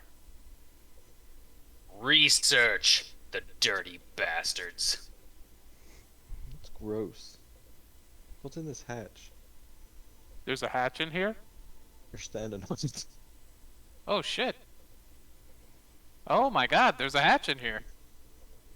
Wise men say, forgiveness is divine, but never pay full price for late pizza. What's pizza? Oh, come That on. felt like you violated my brain, dude. No one what here did has you seen say? like No one here has seen the 1980 what was that 1990 Ninja Turtles movie. Oh yeah, I have. Yeah, I've seen all three of those. I have The not. part, He's the like, part, where's 123 and an eighth? You standing on it, dude. I don't remember it, but I have seen all of those movies, and it's actually that for whatever reason, a lot of people give those ones crap, but those ones are my favorite. I have a hard time defending Turtles in Time, but I'll watch it. I like the game. But anyway, back to this hatch. Ugbor tries the Hey, handle. Boric, Maybe I dare you to open this. right, lightning strikes twice, and he maybe it's unlocked. He tries the handle. Okay, as you grab the handle and pull upwards, the hatch is heavy, but it moves. It's not locked. Oh, And as you pull it up and throw it back, You look down, and down is just solid darkness with a ladder. So, guess I'm going in, boys. Hold on, I'll go. Wait, is it dark? It's Yeah, real dark. It is very dark. Pell, jump down. Jump? No, you won't. Yeah, I'm jumping. You're jumping. Yeah. Okay. You'd better have fly on the ready, my mans. We don't know how deep that is. For all you know, that just goes, dude. As soon as it gets dark, I'll use step of the night. I think Dustin's trying to tell us it's like unnaturally dark down there. Yeah, but as soon as it gets dark, I'll be like, all right, hold on. And I'll just stop. Okay, hang on. I need to look up some stuff.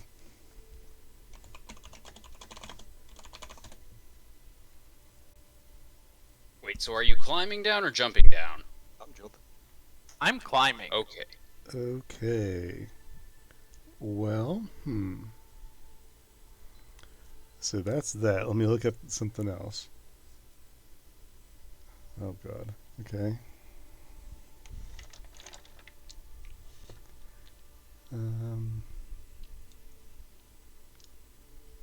As Pell jumps, Ugbor screams into the hole, "Salute the ground!" Okay, we're just going to do this.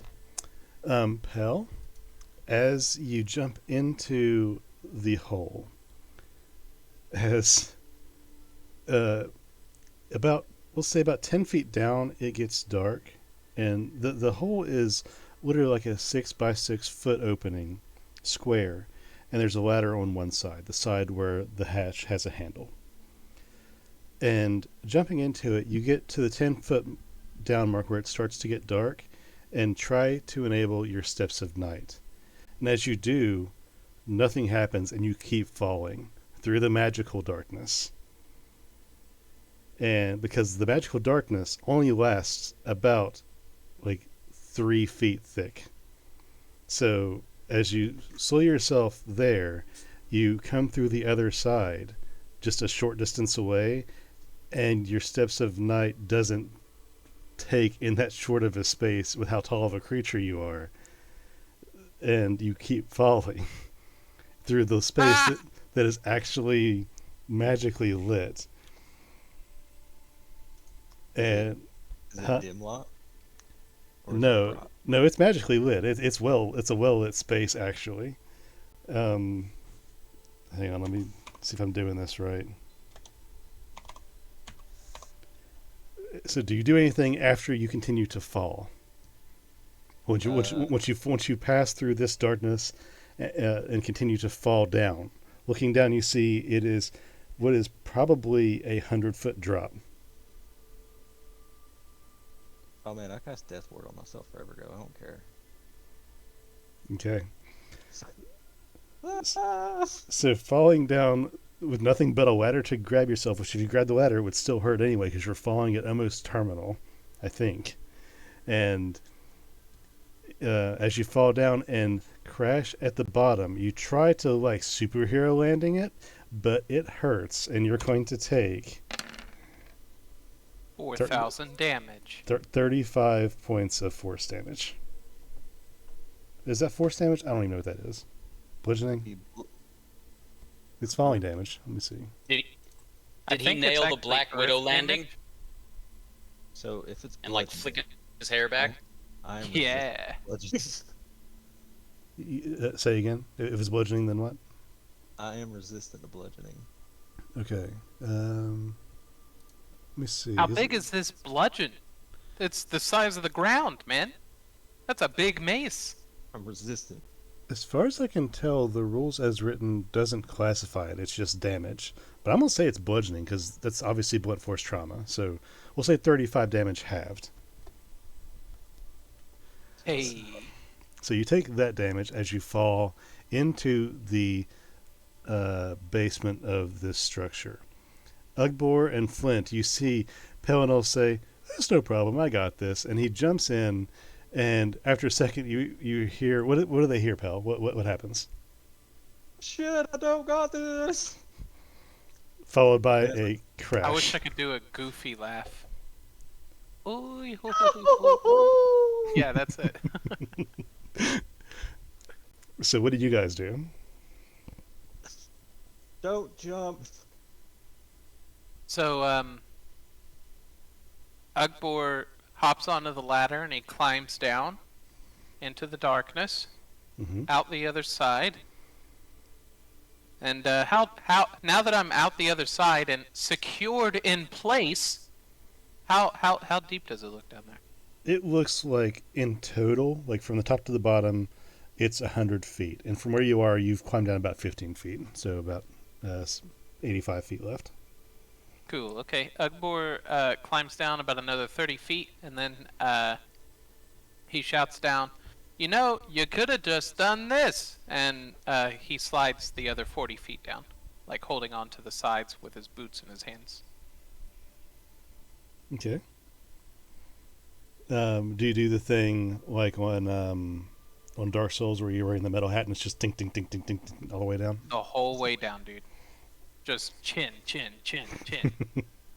I was going to make a Dark Souls reference too. Like when you got down to the bottom, I was going to look like Oscar of Astoria in the prison. Oh, Where yeah? He was just laying there. Well, just have some bad news for you. I always kill that guy. No, he dies anyway. Flint, what are you doing? Seeing your friends descend into darkness.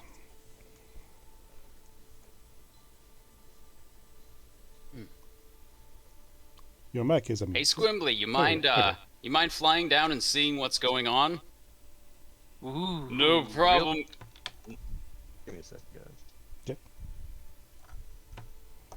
No problem at all. And Squimbly flies toward the hole in the floor and Yeah, just he does. nails the wall. Just Oh. misses the hole in the floor. Oh, He's like, I'm sorry. It was there was some water on the floor and I slipped. I can do he's this. drunk. Oh, all right. Okay. Alrighty. And then he takes off, flying again.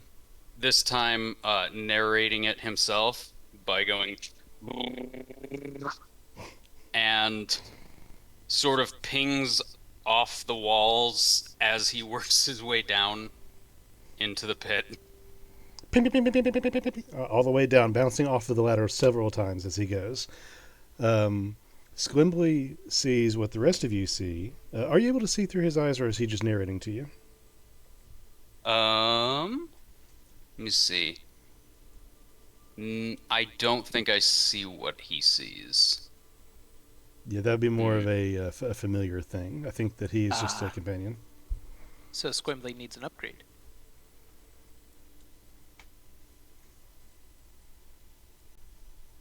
Get down to the bottom. I'm like, oh, you're no hollow air. Thank goodness, I'm done for. No, you're gonna be all right, buddy. I see. You're look at you. You're a big old boy. That was probably like you probably tripped and fallen down farther than that. Nope. It hurt my pride. Anything. Listen.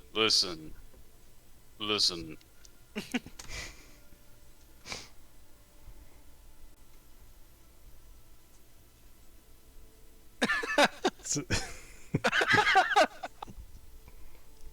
Somebody get Boric. Did he come down here?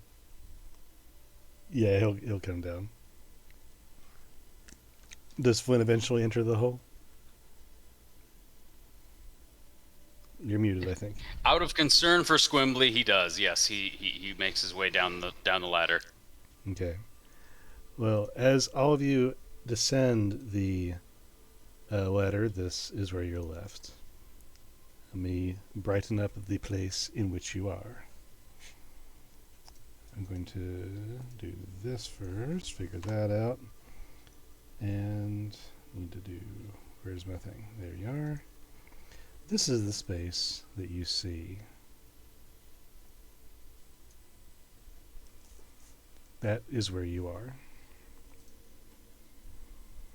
It is a well-lit space somehow, magically, but There's no light source in the room, but you can see everything well. Hey, boss, you're back. Hey, I found your friends. Ow. But, but, let's just listen to this though. Just, just listen to this. Go on. Um, hi. Right. Thanks, Squimbly. You're doing a bang up job. Love it. This space is a This concrete place looks space. terrifying. It's a concrete space. It smells like rot. In this area, the things that you can identify is the teleportation circle on the ground in front of you, permanently inscribed. To your left, the left of the ladder, is what seems to be a horse skeleton or something combined with other bits and pieces of bone. There are 2 cages in the room, and on the upper left-hand portion is a small platform with a large, about 7-foot tall jar that has fallen over onto the ground and smashed with goo oozing out of it. There's also 2 doors in this room, one on the north side and one on the west. Always with the damn goo. What is with this Foster guy? He likes his goo.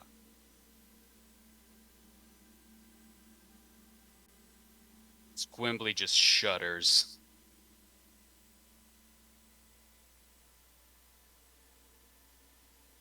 Right. What's this thing? Well, That's one of the 2 cages in the room that are empty. And this? Is that the other cage? No, that's the smashed jar. What you can assume to be the clone jar of Foster's. A baby was born here. An adult. That's sad. That's really sad. Have you seen this place? No. No, this is gross and weird. I Yes. sure wouldn't want to be born here. What's with this horse? Can I roll medicine on it? Sure, you can roll medicine. See what happened to it. I think it's dead, bud. No, it's dead. 15. 15. With a 15, it's a dead horse. It's bones. Hey guys, it's dead. think it's I been knew it. Flint, you see Pell reach down and try to find a pulse and look at his wrist for a second. Yeah, it's dead. I'm sorry, guys.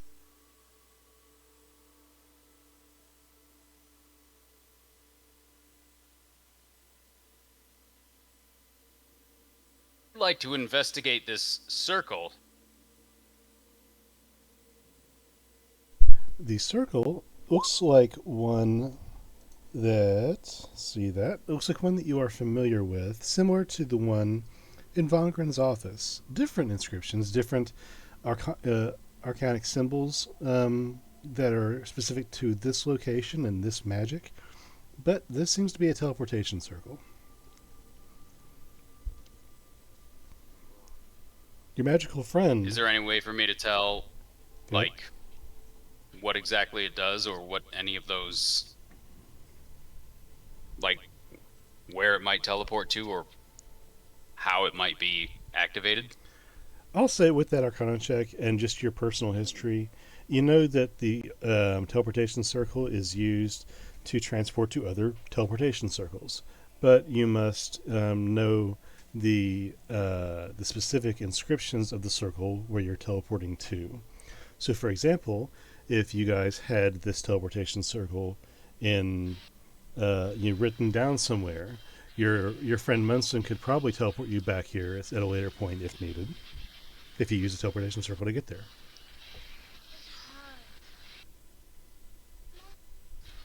Ah, wonderful. Just in case we ever want to come back to this nightmare.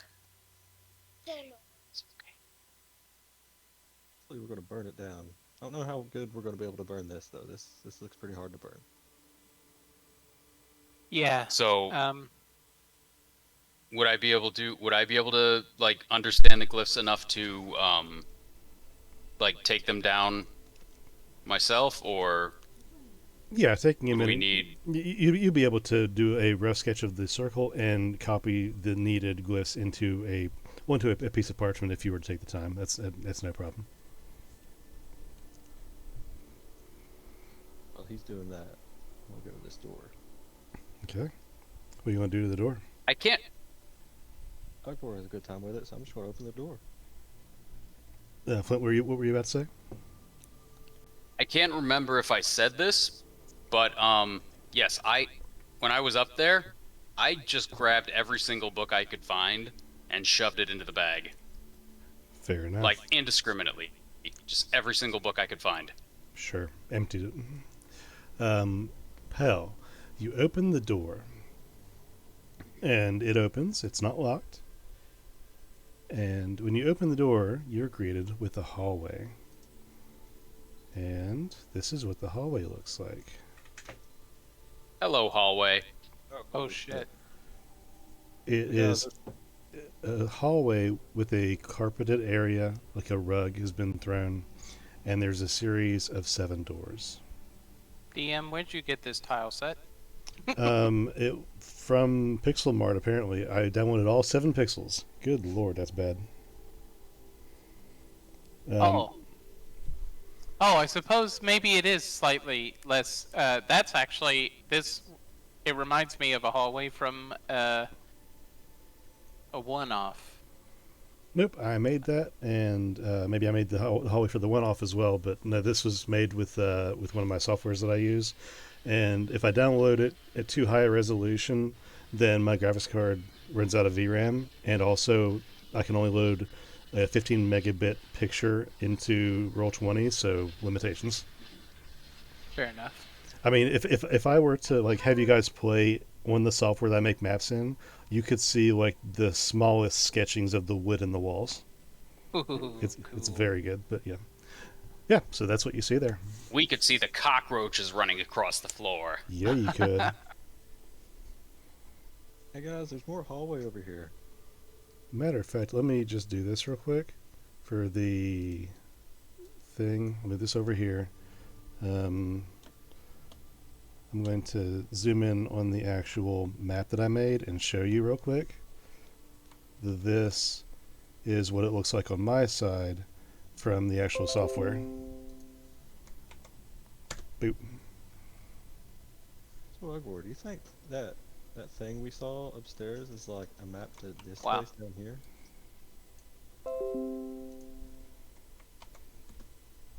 Yeah, like that. Anyway, Damn, that is so much detail.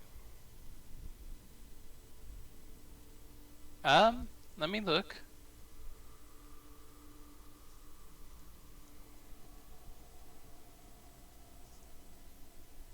Oh. oh, You know what? Hell. And Akbar pulls it back out and shows it to him. I think you might be Hey onto now. something. Oh, come here, Flint. Come look at this little drawing we found upstairs. Yeah, Flint, maybe you can make some more sense of this. You're Yes, kind of the more... I'd love to take a look at those schematics if you don't mind. Absolutely.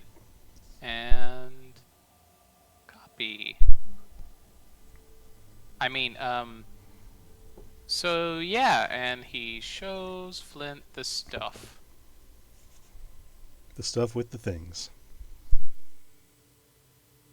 Things and stuff Yeah. and goo Upload. people. Get better. Get better, upload. It's 5 megs. Do better.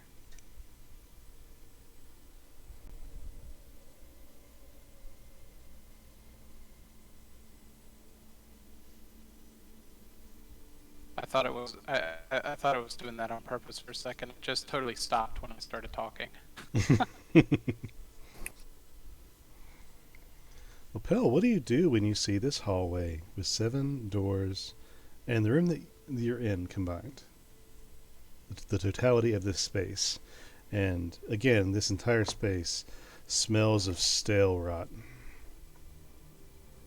Does it smell like it's coming worse from this way? Not worse. The smell is constant through the entire space.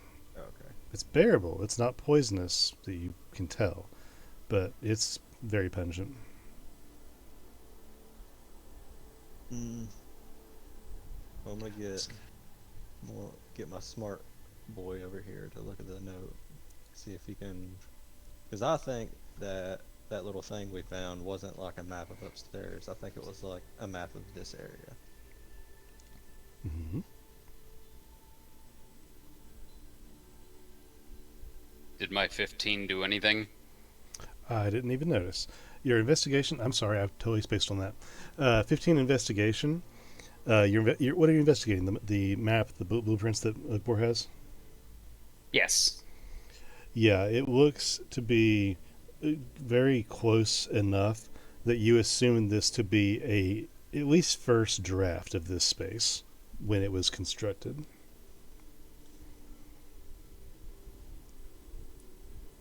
Does any You cut off there.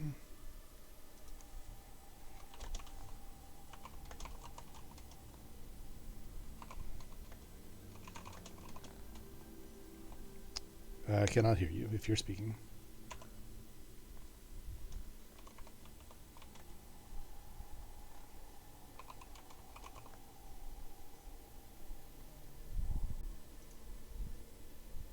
Can anyone else hear Flint? Can anyone hear me?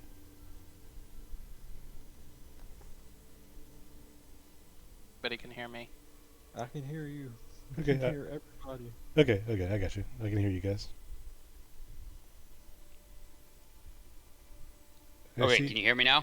yeah. Oh yeah, that's way better. Does anything on that does anything on the map appear to be just abnormal as blueprints go? Looking at the blueprints for anything abnormal, you see one marking in the top right in that small room that seems to signify something, and the construction is very rough in the sketch in whoever's idea this was. But it looks like this entire area circles a centralized area, and there's also something in that little space over there, but you don't know anything more than that.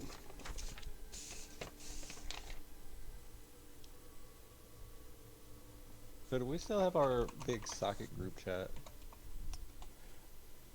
I don't know if Channing's back or not, but you Yeah, put I that. am. Okay, do you remember how long that was on for, or if it's still up? I don't think it is, but do you remember? I don't think it's up. It was like 2 hours or something. I rolled kind of shitty on it. How far away can you do that? Mile. Like, can you get us like here and still get Munson up there? Is he in here? No, I'm saying like, can you include him even though he's like up outside the house? No, I cannot. I have to see him. Shit. Avort, you're faster than everybody else. Do you want to go tell the Sarah and Torn that there's like this weird underground chamber down here? Yeah. I would cast sending, but I don't have it prepared. Could I send Squimbly to do that? Actually, never mind. I don't think he'd make it back.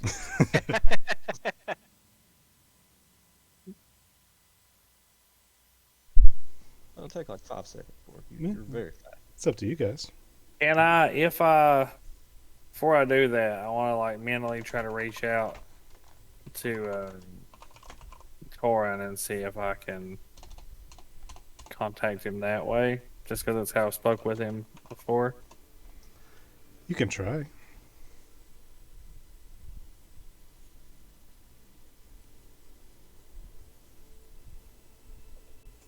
I don't even know what to attempt here.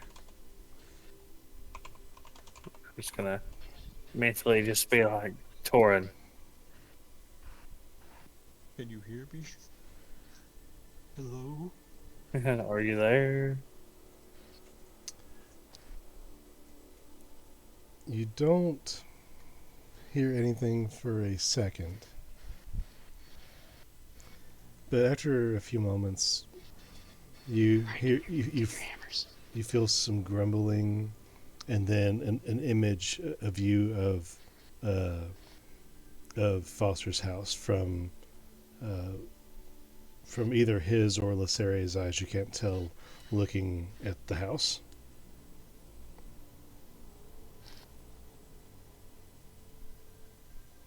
He does respond. I believe he's not fully responding. You're just seeing an image of what one of them is seeing now. So there's like a connection there, but it might not be perfect. Okay. Maybe you can think about what you're looking at, and it'll send him a picture. All right, fellas, I'll be right back. Alrighty.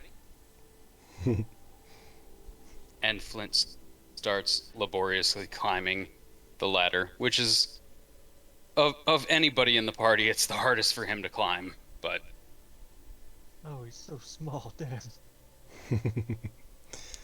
Well, it takes Flint, we'll say, about 5 minutes to get up the ladder, out the closet, around the house, out the door, over to the forest. damn, he's booking.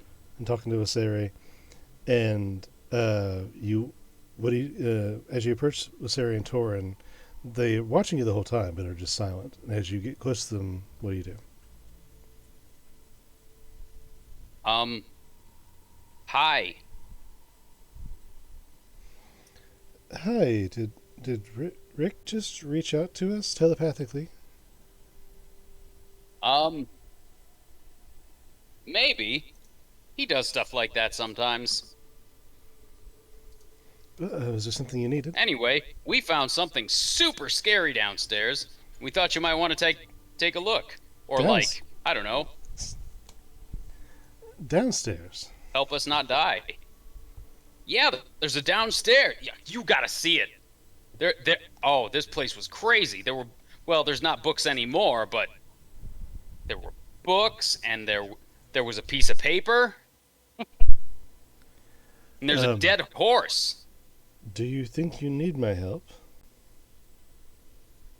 I think that you might be able to, I think an extra set of eyes might not, go amiss. Perhaps you might recognize something that we might have overlooked. Okay, well, let's see. I think I will leave Torin here to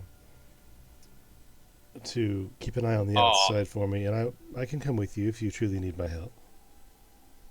Oh, Vorik's gonna be bummed.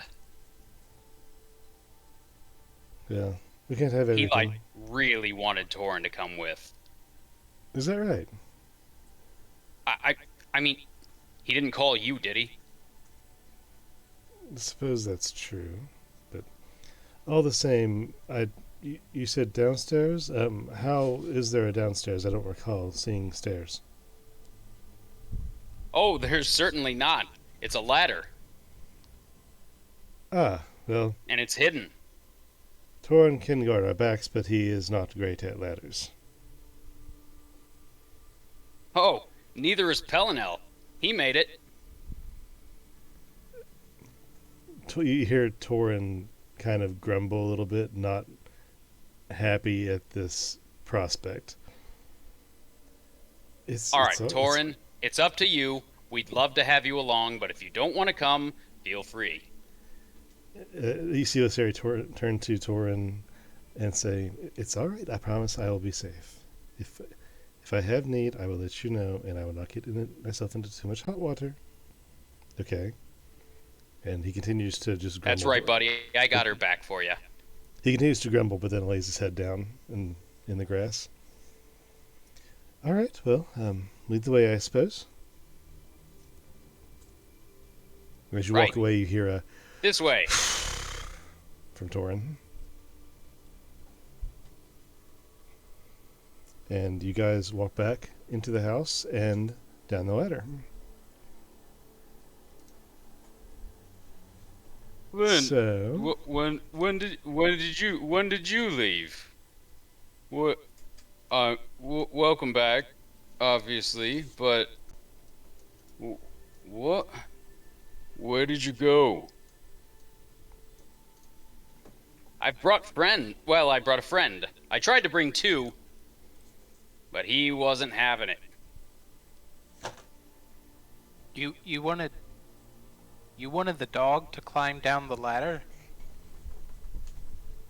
No, of course not. I figured Squimbly could fly him down. Well, now there's a thought. Yes, not a very good one, but a thought no less. You know what, Squimbly? I've about had enough of your shit. well, this is a very interesting space. What have we discovered? Look, a dead horse, just like I said. You actually didn't say. Did you? I must have forgotten. Yeah, I did. I did. I think I might have been distracted by the downstairs part of it. Yeah, so in this downstairs, there's this thing.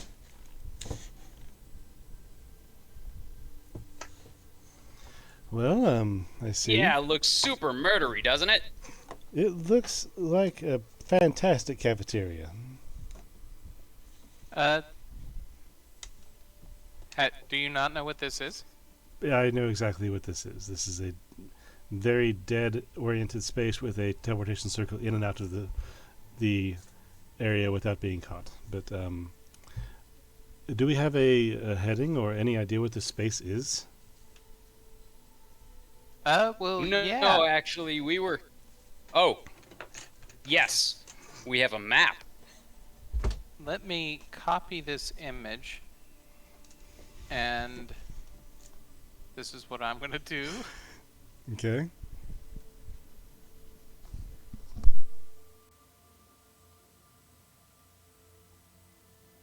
Oh my god, I was talking and forgot that I was muted. Oh my god, that map is amazing. Yep. I just now saw it, Yep. and I feel like my life has been improved. So hey, yeah, there's a hallway over here. Okay. Does it lead anywhere beneficial? Okay, I now, don't know. We just seen the hallway. this may surprise you, but Dustin, I've sent you the map you sent me. Would you take a look at that for Lasari? Okay. Fantastic. Lasari, would you believe it if I told you that we came to find you because we didn't really know what to do? You know, miracles do happen. Sadly, this day they did not visit upon you. This looks to be a map of the rooms that we are in and connective tissues, which is beneficial, but not so much so that we know what is in them. I can only assume that this is where Mr. Foster was doing his real work. And I shudder to think what he has stowed away in any of these rooms, especially the bigger ones. If this is the size of the room we're in, and she points at the bottom right square of the map, then what is in this room? And she points to the far left side of the map. Aren't you excited to find out? Not hardly. But I will do my best I to mean- keep the rest of you alive. Oh, well, you know, I'm sure at worst, it's just another phoenix. Is that the worst you can think of? Christ, somebody grab that egg. Yeah, actually. I mean, you know, I've been through some shit, but fighting that phoenix was pretty rough. Oh, and then also, there was this one time when I thought I was gonna have to fight a city because they wanted to kill my friend. You remember that, Luceri? Yes. Oh yeah, they were a bunch of assholes. What city was that again? I forget. Hey guys, time and place. Yeah, time and place. Anyway. So you pointed something out that I find really useful. There might be room for some big baddies in here, so maybe we should go get the rest of the gang? I'm the biggest daddy in this place.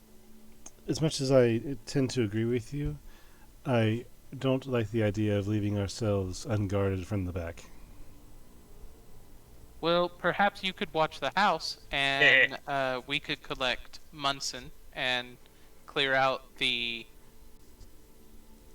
area for you. That would be probably the most beneficial, yes. Okay. Vorik here can do that little. We call it a group chat, but it's like we all talk to each other in our heads. He could like put it on you so we can tell you things that we see down here. It's real. It's real. We're not just crazy. Oh, the farthest from the craziest thing I've heard in the last 12 hours. Yes, that's that would be beneficial. That would What be... was the craziest? Yes, pick one. Like if you had to choose. Well, I just found out that Tor and I weren't the lone life-changing experience bonding that has happened in the history of the world. I also saw a naked, slime-covered man teleport in front of me and get murdered. I'm sorry, you wanna... Yeah, that was pretty neat, wasn't it? Yeah, that's two things. Ugbor kind of chirps up. Bonding? As if he had heard this for the first time, somehow. Yes, Torin and I are very acutely attached to each other mentally. Yeah, it's like some sort of ritual that they do. Is that stuff you were talking about? Wait, are you married? By the cave? Where I waited outside? No, it's not that kind. Huh. Yeah, they're special people. Because those stones don't just choose anybody. Mr. Oh, Vort, they sure don't. Mr. Vort, did you wish to bestow the magic?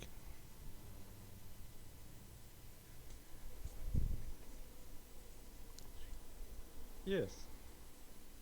Yep. Okay. Fair enough to me. Did he go away again? I missed it. If he did. Probably. Okay. There. It's for 7 hours. 7 hours. And who are the 5 individuals he's blessing? I guess the 5 in the room? Well, Yeah. there's... Yeah. Okay. I'm picturing the avatar of Vorik opening his mouth, but Pel's voice come out and answer, yes. Yeah. Like a puppet, just... Yeah. Wah, wah, wah, wah, wah, wah. And as Vorik bestows the telepathic link, it's interesting that while the spell only allows you to tag 5 individuals, Lysari and Torin are a 2-for-1 special, and you get access to both of their minds telepathically at this time. So, You sure they're not married? yes, I'm very sure. I'm not judging here. And she begins to climb the ladder and calls back down to you. I will send Munson your direction. And Thank you. she exits the area, and a short time later, Mr. Munson rejoins your group. Very large. There Oh he my is. god, that T-posing god.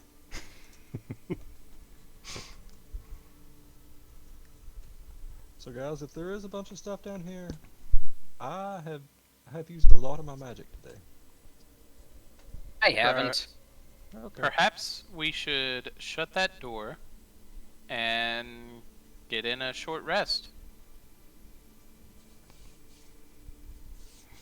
All right. Okay.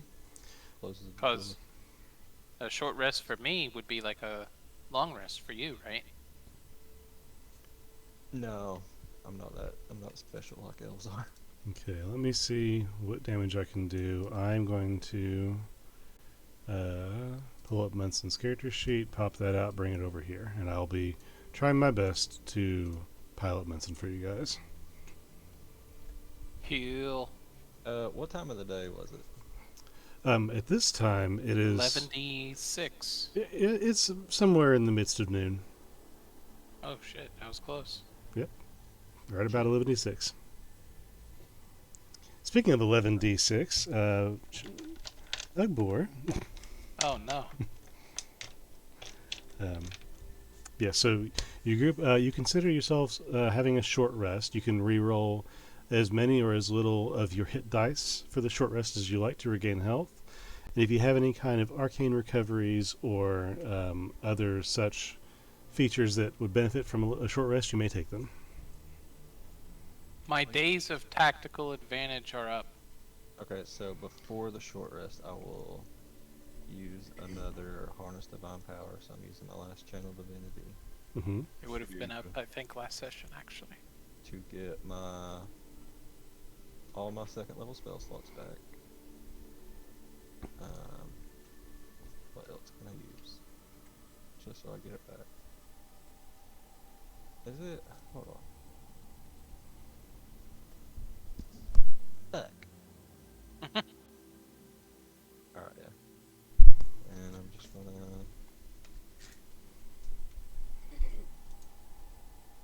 I'll try 2. What are you going to try? So I get 10 hit points back. Okay. Now, Ugbor, you used your frenzy during the battle with Foster, didn't you? Yes. So let's not forget you have a level of exhaustion now. That is a good point. Possibly should have affected your rolls before, but we'll start it now, especially.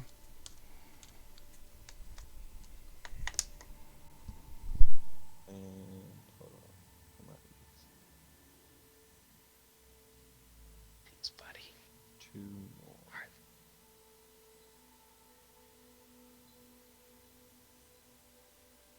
No, they're not. Do I have to redo all my infusions and stuff while we're taking our rest? No, you don't have to, man. Okay, cool. Um, just FYI, Ugbor, you still have the kinetic dampeners on your armor. Yes. Okay. That I was wondering where that. Let's see here. Yeah. Okay. It's on the breastplate description, and I was wondering where this global modifier for +1 defense came from. So that explains that. And you guys still have AIDS, so if you get, you still AIDS. yeah, you have AIDS.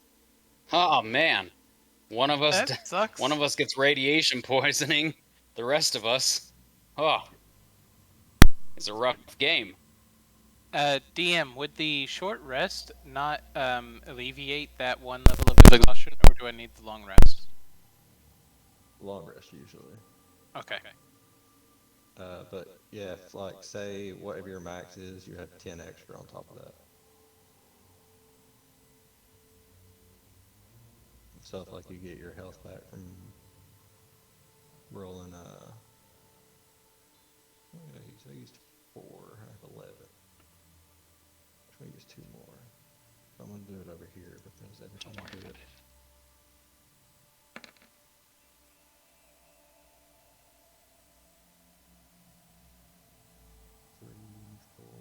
I forget what my health was. 6. I'm gonna go look at the video real quick.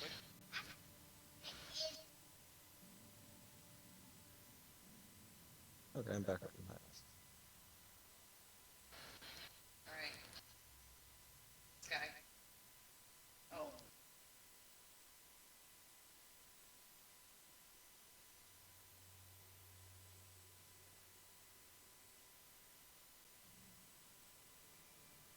So, I got a new question. Short rest.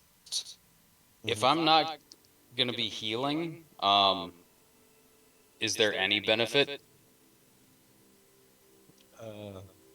Some things like recharge on a short rest, but I think where you're an artificer, like a lot of things like don't come back until you get the long rest in. Okay. Thank you, thank you.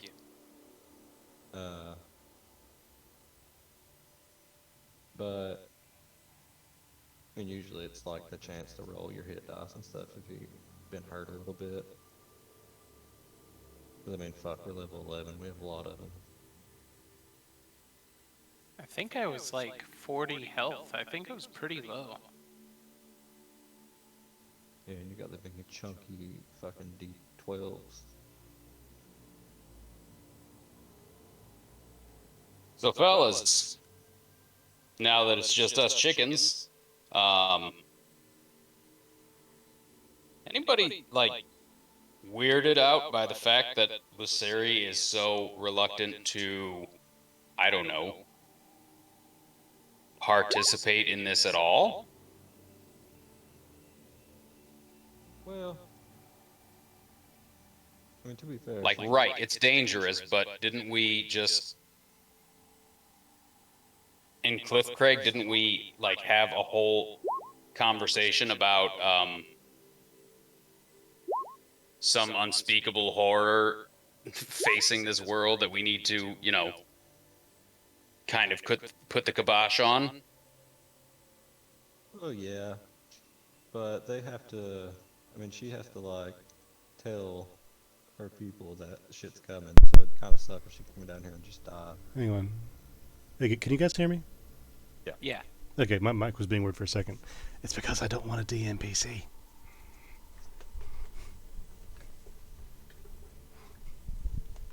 Or you got back. You don't want to what? DMPC. I don't want to influence your guys' decisions or play with you. Yeah.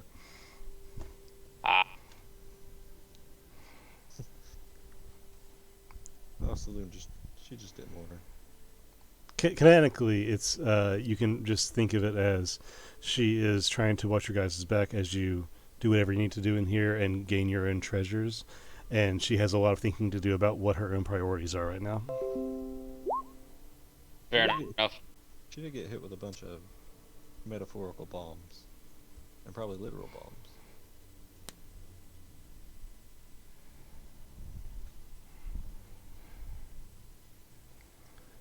Well, assuming that you guys' health is done, what are you doing at this time?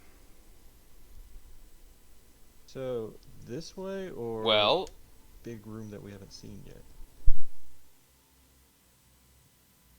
Because this just leads to like multiple different little rooms.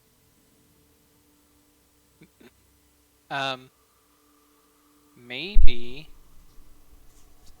we should peek into the hallway and see if there's windows on the doors or anything. Flint is just waking up from a nap where he, Squimbly, and the dead horse were a spoon drawer. Mm-hmm. You enjoy your cuddle buddy?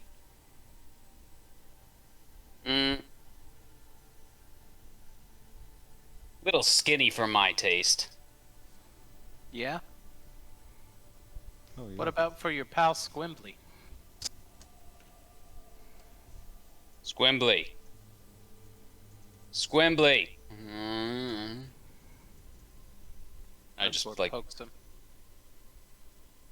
I just pick him up and pop him on my shoulder. It's like, it's all right, big guy. Happens to the best of us, and the worst of us.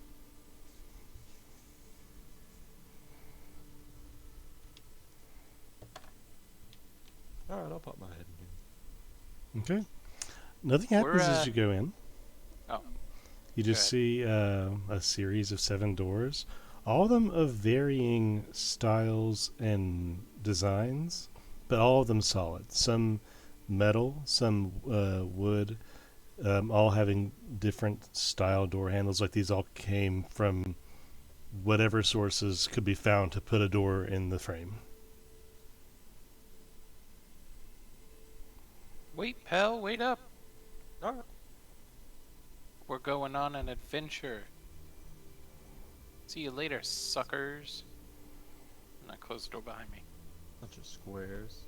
I can still move forward, so he's I'm with you. Okay, so you guys are going with? Yeah. I want to pop up Channing's character sheet. Yeah, go for it. Okay, so all of you guys are in. Hey, I was talking about it. I didn't realize my mic was muted on. Okay. You awake? You okay? Yeah. Okay. So yeah, you guys are in this hallway. What is Vorik doing at this time, just to check? All kinds. What I see in here. There are The seven doors in that doorway, and they're all different. They're all solid, but they all have different styles to them. Keep your own phone. Switch to a better wireless plan. Street Talk Wireless. No contract, no compromise. I'd like to try. That's that nutritious bread, right? That's what I think exactly. It's delicious, good nutrition in there. I eat it every day. Any of them open or all the doors shut? So good. All the doors are shut. I guess start working down the hallway. I want to get against one of these walls and stealth and start working my way Downtown. downtown. Nailed it. Walking fast. It's the tall guy in that. Crouching and stealth and fast. Okay, so go ahead, I give me a would stealth like- roll. Go ahead. Today. And he's hall bound. Do-do-do-do-do-do-do. So yeah, Vorik, go ahead and give me a stealth check. Okay, and you're going to begin walking down that hallway. What is everyone else doing in this hallway? Ugbor's drumming at nothing. Okay. Walking my man's pace. I would like to Go ahead. Sorry. I was just gonna say, seeing which door everybody goes to.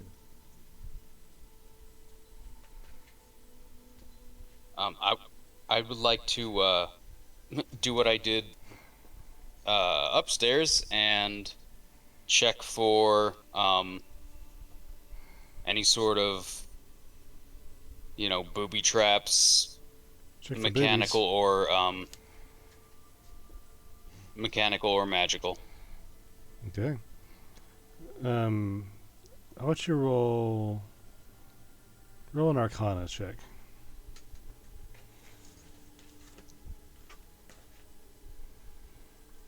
18. You get a sense that this area is probably magical. You're not sure about trapped, but these doors give you a vibe. How long was our short rest? 1 hour. There's no. Sorry. My star eyes are gone.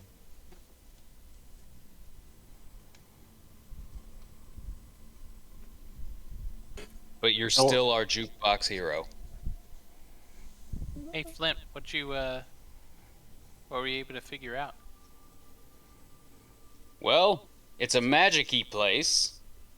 I haven't identified any booby traps, which isn't to say there aren't any. 80%. But just sidebar, DM, did I? You had me roll Arcana. Should I roll investigation for like mechanical traps or anything like that, or is that just sort of like? No, I'll say based on your personal background, that's in this situation that's pretty inherent. You don't see anything mechanical that stands out to you. These are simply doors. There's no hidden hinges or anything on the frames that sticks out as anything more than a door frame. You're in a room with doors. Ugbor looks at one of the doors. Does he die? He does what? He looks at one of the doors. Nope, that's a door. Sure is. Nothing happens to you. Eyeballs near it. It would have been funnier if I died. Your eyeballs set afire. Yeah. I'm very thankful that didn't happen.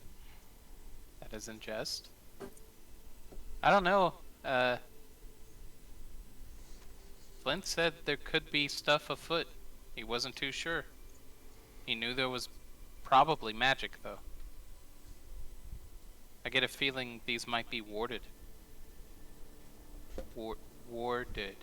Ugbor's like really struggling with the terminology. What's up, boys? I'm back. Oh, yay. Hey, little buddy, I missed you. Oh, I missed me too. And I don't know what happened, but please don't ever just disintegrate ever again. It's not like I have a choice. In fact, by the look on Flint's face, I think that might happen again. Yes, actually, Anthony, I have a very important mission for you.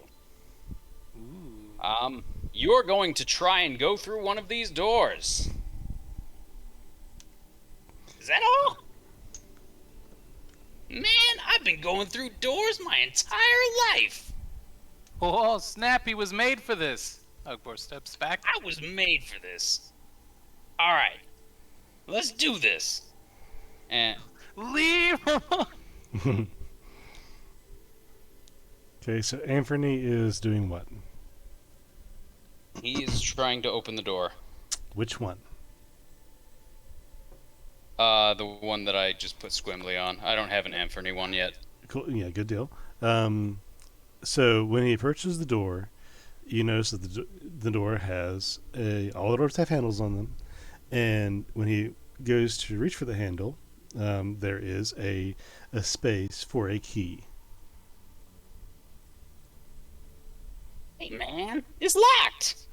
Well, How am I supposed to get in here if it's locked? well, does he try the handle? I'm just making you aware that exists. Does he try the handle? Oh yeah, he totally tries the handle first because he has no self-preservation skills whatsoever. Sure. Yeah. It opens. He grabs the handle and opens the door. It opens outward from where you're at, so it would swing away from him.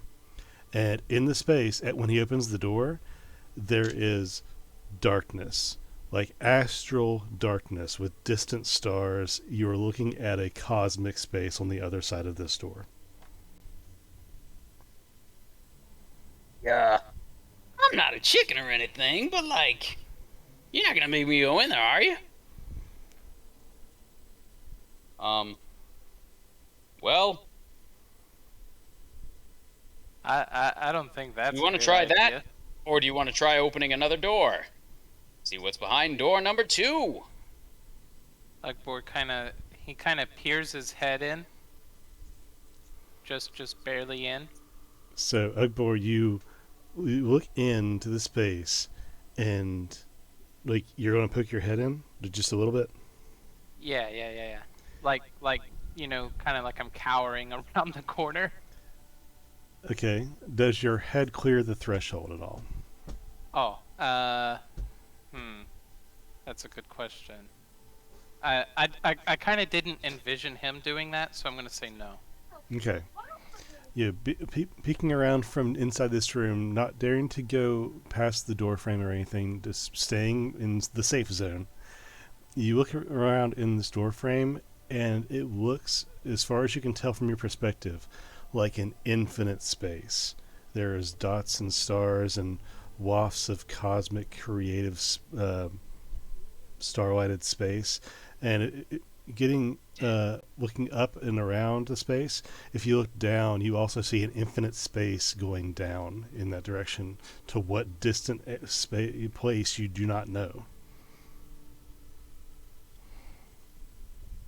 Ugbor instantly associates this with deep ocean and drops to his knees and gets sick. He vomits. Okay. Oh, Gwimbly vomits on general principle. What does Quimbley vomit? Yeah, what does he vomit? Oh, motor oil. Some of the cockroaches he found down here. He got the drunk munchies. It's just a mess. Fair enough. But it actually still smells. It actually somehow makes this place smell a little better than it did. Because there's cinnamon now. Hey. What is this? Kind of like to look inside. Yeah, you see just a dark, vast space. Oh, I don't want to go in there with this. He like points to the bag of holding.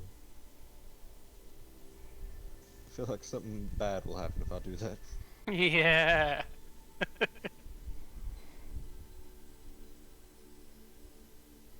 What about this door? Pell comes over and he just opens it. As the door swings out, you see the. So wait. Mm-hmm. You'll go in there if I hold your bag? Oh. That's scary. I've learned my lesson about just assuming I can fly everywhere. Now, as you open that door, you see the exact same thing. A dark, vast, starry space. Oh, that's weird. I don't like this.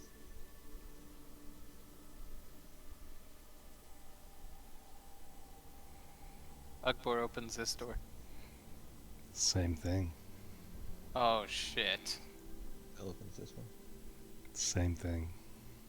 Oh no. Oh, this is gross. Opens this one. More emptiness and stars.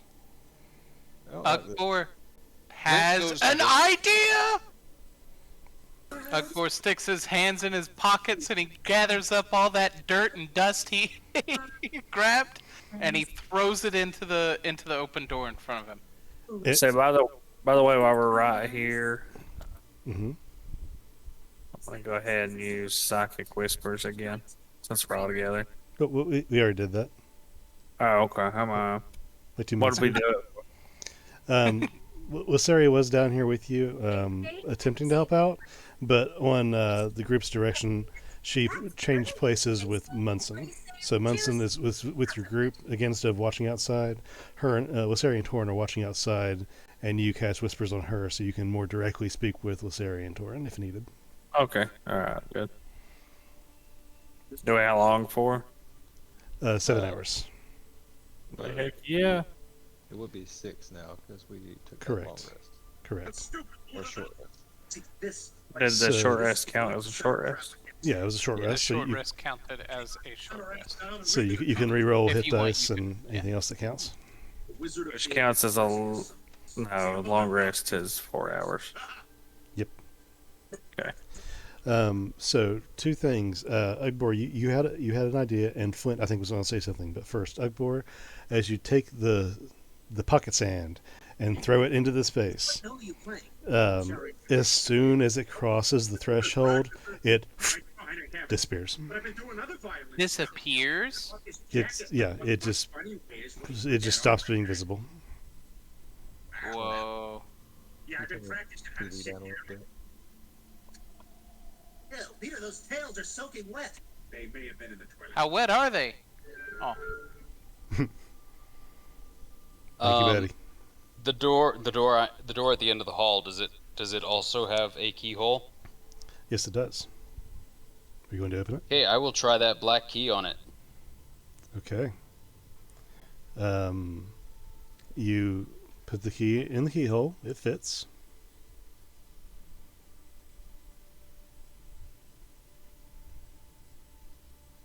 And then I will open the door. Okay. When you open that door, this is what you see.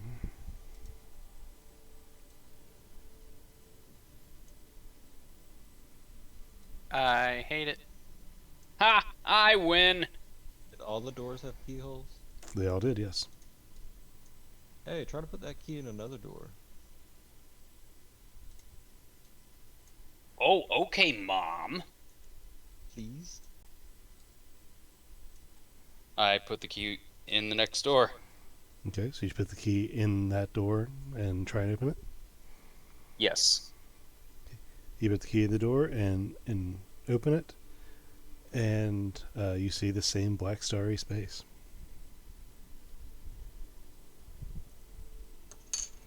Well, screw that. At least we learned something. And isn't that science thing that you guys talk about?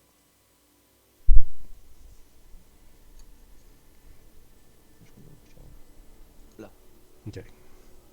Let me. Right. So, I think, yes, Ugbor, you should go first. Hell,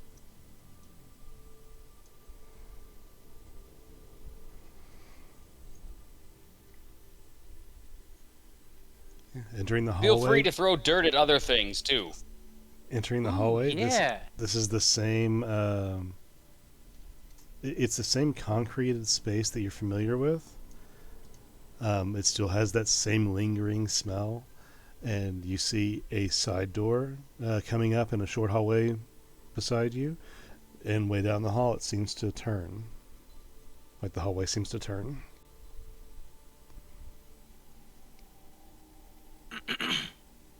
well, if we follow that little blueprint, it kind of just has like hallways and lines. Maybe Yeah, this one wasn't listed. So maybe this is newer? Well, I don't know. What if it just leads to more blackness like those other rooms did? Because, like, it kind of looks like it would on the little... Because it's not listed like you're saying.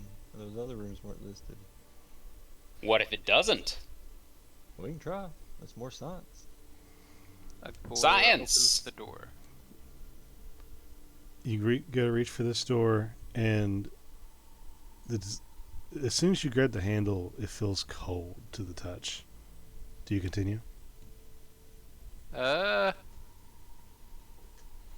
cold? Just cold? Or Not- like Not painfully cold. ice? Okay.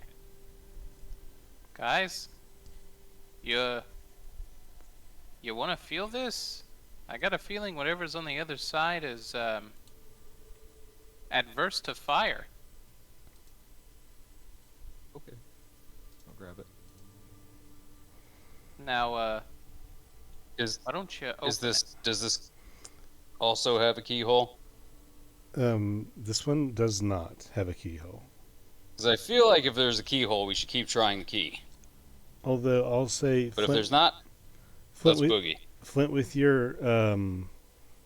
your mechanical wherewithal, you would recognize this specific mechanism on this door, and this is a door that locks from one side.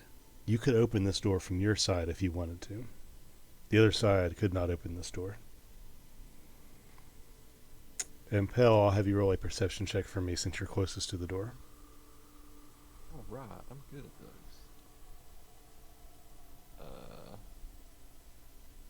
23. 23. With a 23, you hear very faint scratching, not on the door, but like just shuffling from inside with some almost a gurgling of sorts. That's the one, okay. Otherwise, you're gonna be too tired. Guys, I hear some weird shit over here. There's like gurgles. There might be something over here. Maybe we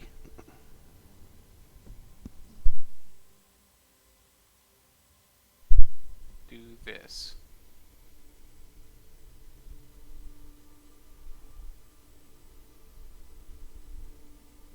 What do you do?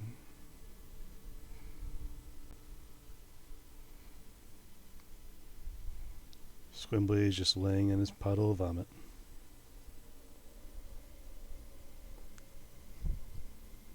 Fair enough. I'm satisfied with that. Wait, what? What? I wrote not safe. on the ground with some charcoal.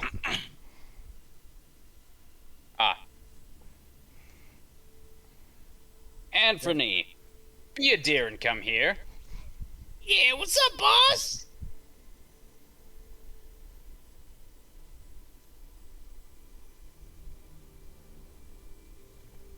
Would you go ahead and knock on that door for me? Yeah, man. Wait a minute. Is this the one where we knock on the door and then run away? No, nope. Not that one. I mean, you could. You know what? Yeah, knock yourself out. So he's gonna knock, and then he's just gonna be, like, giggling as he runs around this corner.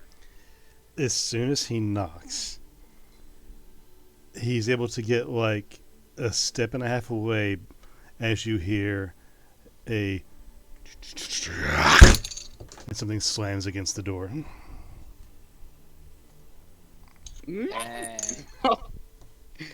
Oh, they're pissed now. Let's do it again.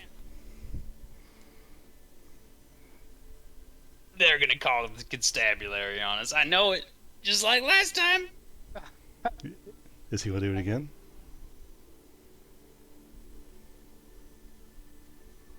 You sure? Are you? Yeah, man. This is gonna be so funny. All right, everybody, get out of the way. Because like, if they open the door and they see us, then they'll know what we look like, and they'll tell the constabulary. So everybody, just watch out. All right, here I go. Ready? All right, this is gonna be great. All right, and he knocks again, and then tries to run away. Over here again. He knocks again, and immediately doesn't have time to run away before there's like a, and then a massive smash on the door, and you see the door frame start to crack.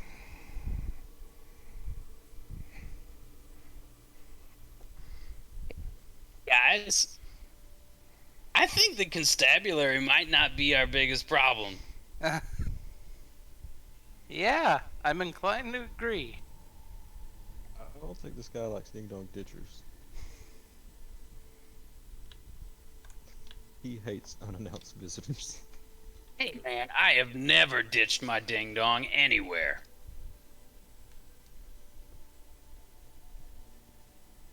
That said, we should probably kill whatever's in there. You can. It's pretty Like, cold. It ain't right. Like, It ain't I'm right. I'm not a smart robot, but I know what terrifying is. Well, I'm down to possibly die. He makes a point. I mean, we leave it here. What happens next? It escapes. It's clearly strong enough to break through this door, and then it just becomes a problem to everyone. After all, we did promise Lasari, so the question is, do you think there's more than one of whatever's on the other side of that door? Did it sound like it, or did I just hear like mainly just one thing? You think you heard one thing. I heard one thing, but it sounded weird. And it's about to break that door. Yeah, they're gonna break down the door anyway. We might as well kill it. That's All a right. good point. Do we have anything that we can use to start a fire? I don't know. Do I you have guys? Well, I have my ray gun. The ray And, gun? Oh my I God, also Flint was have- made for this. I also have, the spell Fireball, if that helps. Okay, this is how this is gonna work, Flint. I'm gonna hold you on top of my left shoulder. It's the shoulder I would hold a shield in, so you know you're safe. And then we are gonna charge in together. Munson speaks up and lets you know that he has. As long as you're a fire holding me, Ugbor. Wait, what? I was just letting you know that Munson speaks up and lets you know that he also has a fire spell if needed. So, so this is the plan. Flint and I are gonna barge in together. Munson and the rest follow in behind, and make sure we don't die. All right. Wait. Just a moment. Just a moment. And Flint will pull a cigar out of his pocket and do his thing and turn it into an arcane cannon. And walks up to Squimbly and just shaking his head. Not really sure if this is a good idea. Probably not. Hands Squimbly the arcane cannon. The Eldritch cannon, I mean. Mm-hmm. It's like, all right, you're with me, buddy. And I arm myself with Squimbly in the way that Ugbor has armed himself with me. We are absolutely adorable. Yes.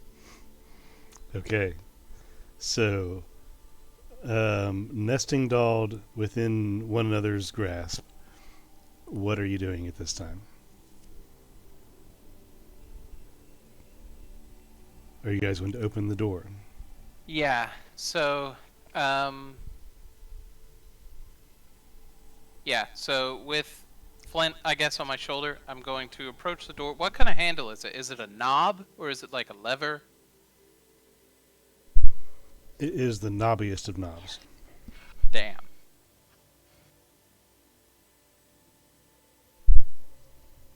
All right, dude. I'm gonna grab that handle just long enough to turn it, and I'm gonna kick that door open. Okay. So. And I'm gonna tell Flint to ready an action. Okay. So I'll have Oh, you guys I'm ready, baby. position yourselves on the map for me where you are, in what order. Okay. I suppose essentially I am the face tank, and then Flint, you can drop yourself right behind me, I reckon. And Squimbly as well. Or I think it was Anthony you said. So you kick the door open. On the other side of the door is darkness, but not the astral black space that you've seen before that wasn't black but simply devoid of element. This is magically dark, and it's silent when you open the door. Damn. The door is open in front of you, and there is blackness in it. Okay. You ready? Marco! Charge! Whee! So As Ugbor, go ahead. I'm Ugbor's carrying me, so I'm just like enjoying the along game, for the ride, enjoying dude. the party. Okay, so Yeah. you guys charge in there. I'm gonna have everybody go ahead and roll me some initiative just so we can get this turn order figured out. It's gonna be so embarrassing when we roll our 5 initiatives and then we just see 15 initiatives on the board. I can't find me. Wait. Never mind. We're good. I got a 16 too. Okay. Oh, I'm sorry. If you click your token and then you roll, it will add it to the board. Okay. Let me Or get at least my, it should. get my stuff figured out here. You got a 20. Still eat the old one. We got old stuff in here. Let me get rid of the old stuff. 16 for Pell. Or And 17. Fort got 17. Okay. Hey, are we just gonna skip the 20 that our madman Flint got? And AKA Dude Sexy? Six. let me go back to his, and we'll do that. All right, looking pretty good. And don't forget to roll for Squimbly, please. We'll give him a turn. Oh, Is- he's not. Is it Squimbly or Anthony? He's not my bonus action. Oh, that's right. I forgot. Thank you for reminding me. We'll get rid of that real quick. And so that's all done. You guys are all there. Cool. And I need to do this guy. Oh, if I can get on the right page here. I don't know how to put myself in that. Okay. I'm using a generic token as well for what that matters if you guys can see it or not. Pell, if you click on your character token so that it is highlighted, and then you click on however you roll initiative, it should add it to the turn order. I know that it does it for Roll20, and I know that you use D&D Beyond, so I'm not sure 100%, but there you go. And then you can change your number there to the 16 you had originally. Okay. So, Flint, you're in the darkness with Ugbor, and I'm sorry, I got confused on that. Is it Anthony or is it Squimbly? It's Squimbly. He's Okay, so you, Squimbly, and Yeah. Ugbor are in the dark. I'll move you where he's got you. Okay, so with that said, Munson is going to round the corner right here, and he's going to hold a spell. That's going to be his turn. Flint, it is your turn. Wait. Ugbor, don't take this the wrong way, Aye. okay? I have the utmost respect for you, Okay. but giddy up. Ha! What do I do? Oh, okay. Let me find my guy. Got it. Where do you want me to go, sir? Oh, I don't care. I'm just helping you rage. Oh shit! Yes, that's right, my mans. Okay. Okay. Rage initiated. Huzzah! All right. What is Vork doing on his turn? Oh, also, Mhm. sorry. Good.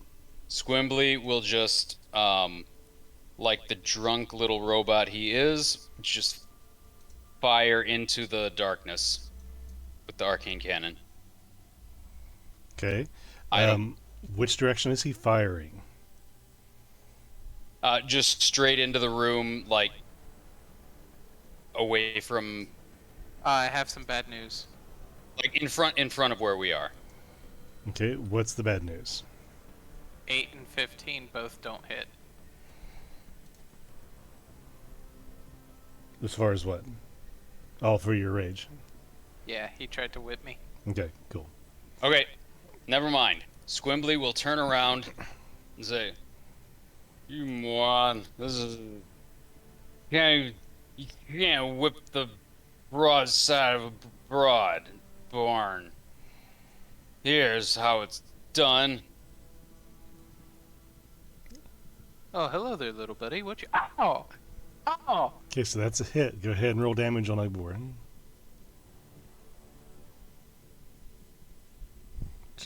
Ugbor, you take 20 force damage.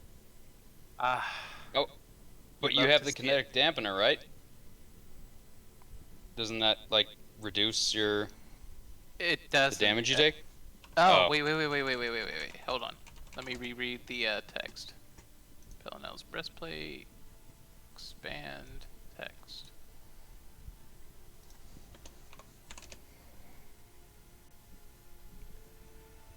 Yeah, it says I get a permanent as long as I'm wearing the armor. The mod, I get a permanent +1 buff to my AC. That's all it does. Oh, is so AC it's- buff. Yeah. Okay, so if it does an 18 hit with the AC buff. It does. Okay, so yeah, you take 20 force damage. Do I have I'm it? sorry, Ugbor. I can't take him anywhere. No, it's okay.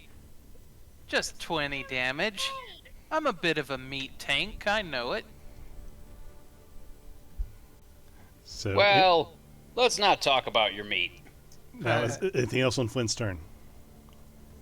Nope, that's it for me. What is Vorik doing?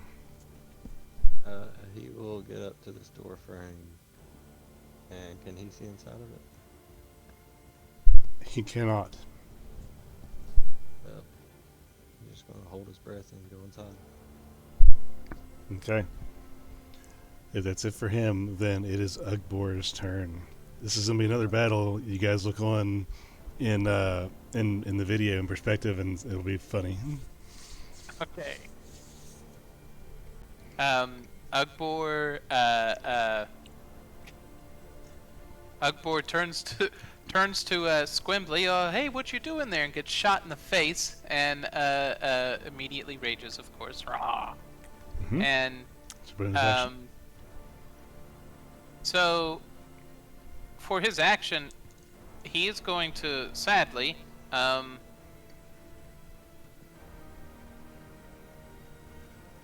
blindly swing his weapon in front of him. Okay. So go and roll to hit.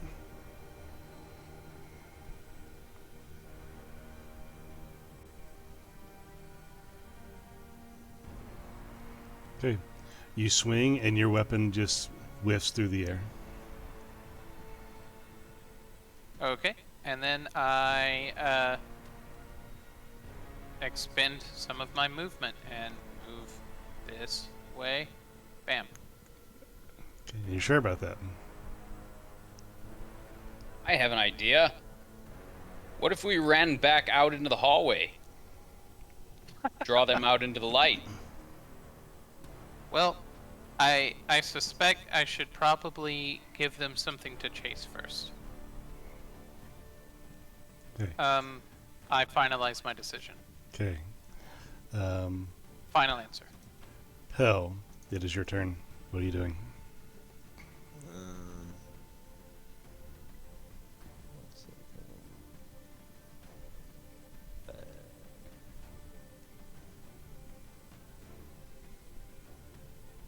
Oh, fucking Christ.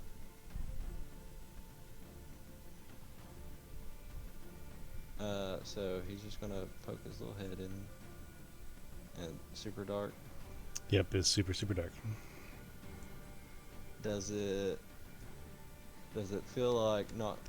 I mean, if I can't see through it, then I can assume it's only like magical darkness, right? Yeah, you can assume it's magical darkness. This is the biggest, blackest space. I could try to get rid of this, guys. But if I do, that's the biggest spell I have right now.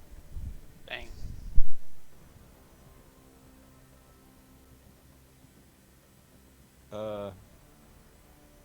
He'll look back. Munson, can you get rid of magical darkness?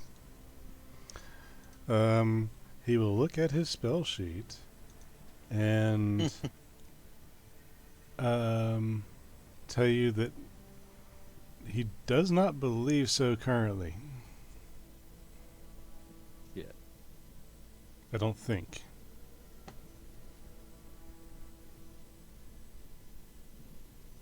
No, looking. Okay. I don't see anything that would nullify that. Let me just double check myself here on this.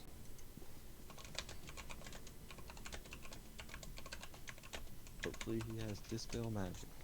That's what I was looking for, and that's not there. I'm just seeing if there's anything, if this one thing does that or not.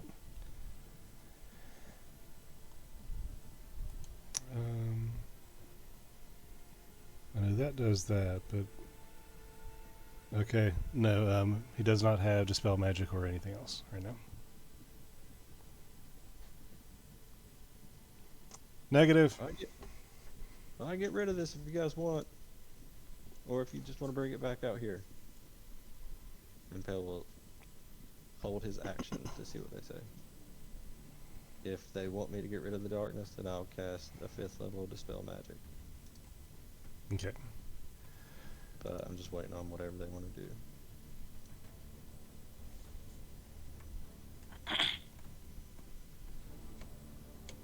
Okay, so Udbor, Yeah.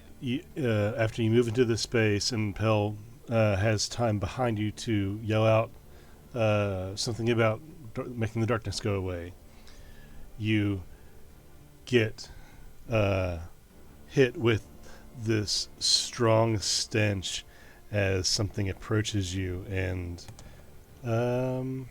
does a 13 hit. No, it does not. But a 20 does. So you're gonna hear something move towards you. You're gonna almost feel its breath on your face, and then you're going to feel the pain as a clubbed hand beats against the left side of your face. And you are going to take 13 points of bludgeoning damage, halved because you're raging, down to 6. Okay. And let's see. He has a special ability. Okay, that would do. So 1, 2, 3. Let me roll these dice.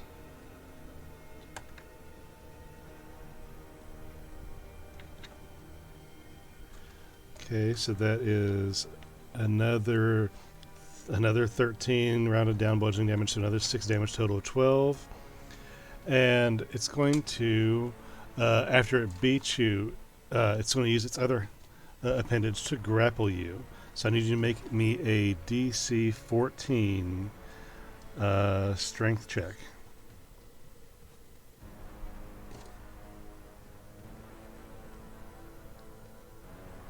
With a flash of genius, too.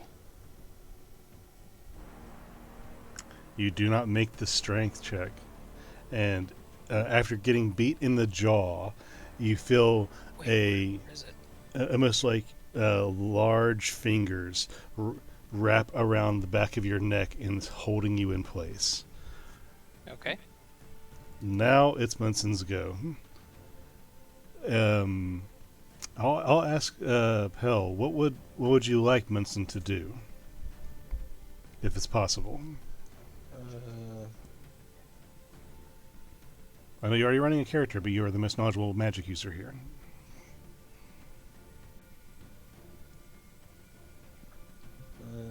Fuck.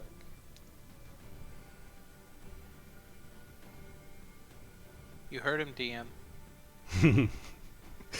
I guess he would just Dance off, dance off.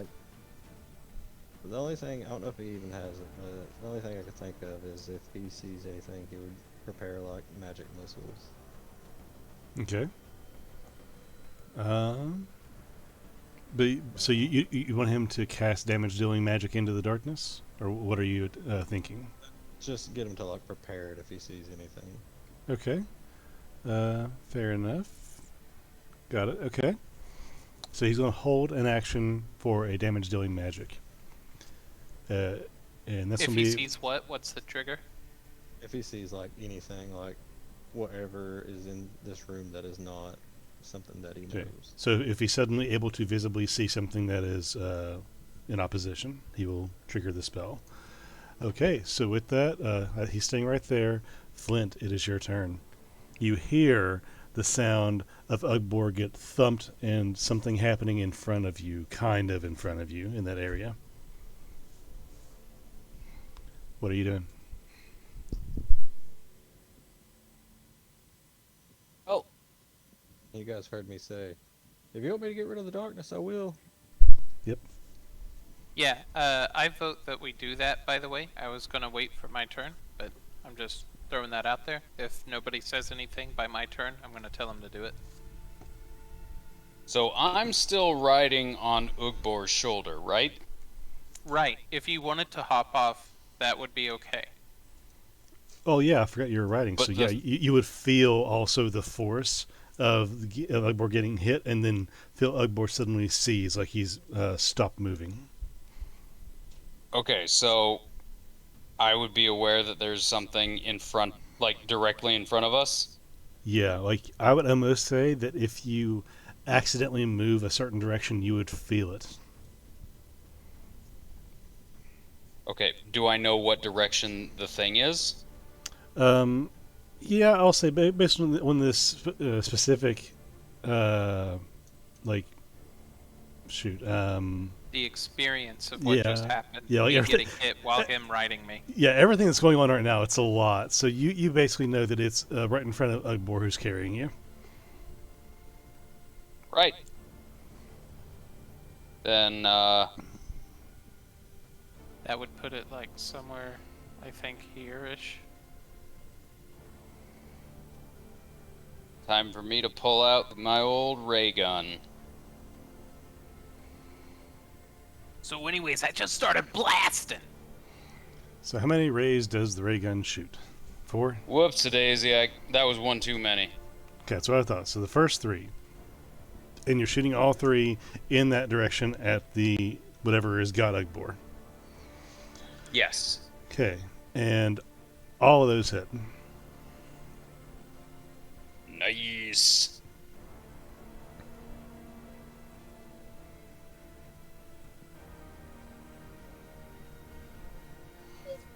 Ten, 5, and 3. Okay. And then, following my lead, Squimbly will fire in that direction as well. Okay.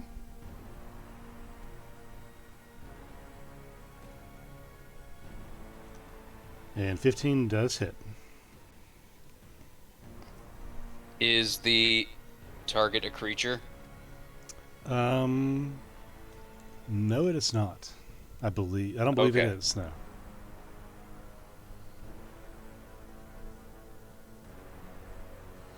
So it's another 13 damage. Got it. No hitting my friends, asshole. Okay. If there's nothing else for Flint or That's my turn. Squimbly, then yes. Then Vorik is up. He's in the darkness and cannot see. He cannot. Uh, I think we can assume that he would say, "I can't see. Make it so I can see."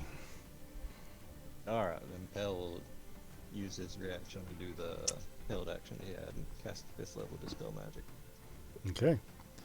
So as you cast Dispel Magic on the darkness, the room begins to lighten, and what was once hidden by darkness, you see as this concrete room illuminates before you, and you see your friends in the space, and this rotting, dead and reassembled creature is standing in front of Ugbor,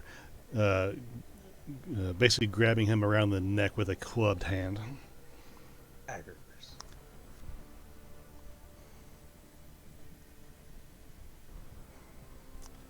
Okay, so 20. Now, the creature has basically half cover around your friend, but that's still going to hit. And he is engaged with your friends. This would also be sneak attack as well, right? Get that one. And let me go back. He's got a bonus action. He does. So 23 damage for the first throw.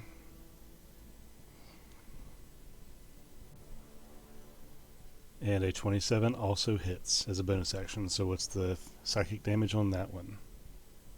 Oh my god, dude, that's disgusting. 23. No, I'm sorry. It's without the sneak attack, so it's just 6. Okay, okay. So, Yet. okay. Snow guy. Got it. One of the snow guys. One of the snowmen. Is Vork doing anything Blow else? snow at it. And Munson see that guy now? Not with this door frame, and especially Pell standing in the way. Pell's very tall. So you essentially block the doorway right now.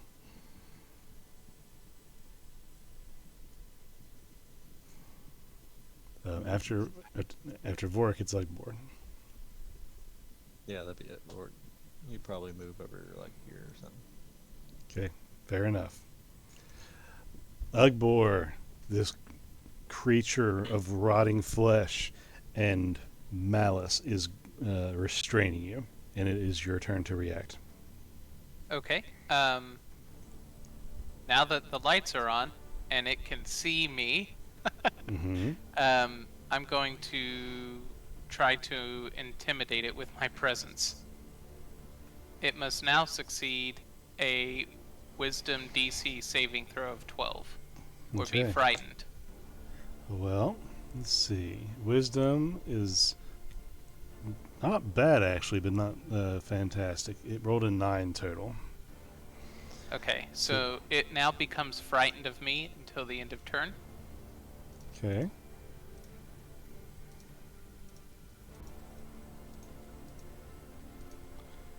And then I can technically do that on continuing turns. I'm going to use my bonus action to set down Flint so that I can properly wield my sword. Okay, I cannot find the frightened icon. I thought I was your sword. You were. But now Daddy's got to do some damage.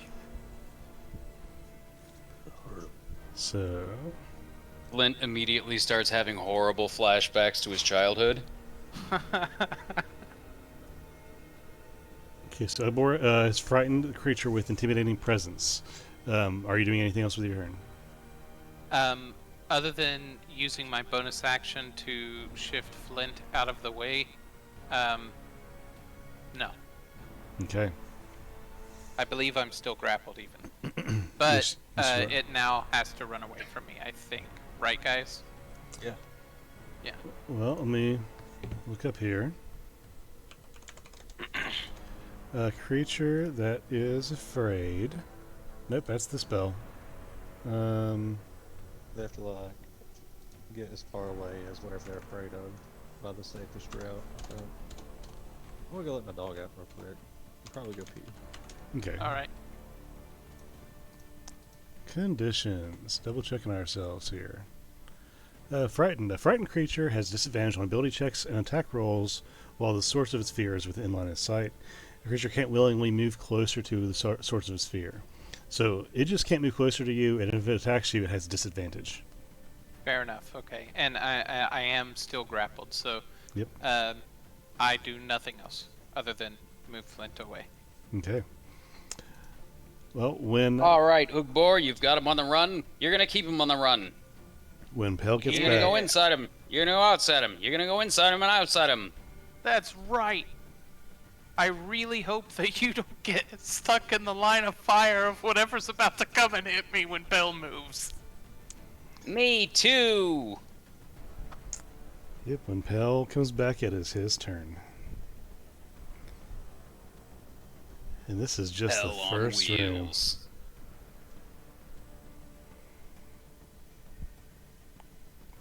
And there could be anything in any other rooms of this place. Yeah, probably I just treasure. noticed the door in the top corner of this room. It could even be a boat. A boat in a dungeon. Is Makes- this a dungeon? Makes more sense than a dragon in a dungeon. More like a fungin. Or would it be a dote?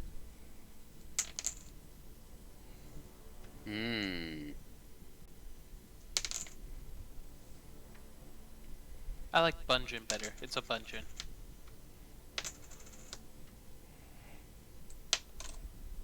Alright, I'm back. Your turn, buddy.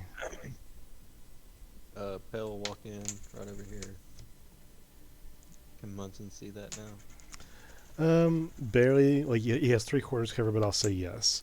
So that triggering his. I love how you didn't even think about it, man. You just were like, "Yep, we're doing it." Cause I know magic missile, like it will just hit them. Yep. Unfortunately, he does not have that prepared either. Oh my god! I know he's a weird mage, but he is going to cast, and I'll try and give you guys the most benefit here. Yeah, we're going to do that. I think is probably going to be the best one. We'll just do that. Oh shit! He's make a deck save. I think And they'll all have to make deck saves. oh no, is that? Oh, that is that. Okay, I won't do that because Munson wouldn't do that because he is smart and I am not. So we'll avoid that. My bad. I forgot about that part of it. Does he have like, firebolt? He does. That was my first option, but I was looking to try and give you guys the best benefit. So yeah, so firebolt will be the thing. And hold up. Did it roll a 2 and a 19, but give him a 28 and a 27? How does that work?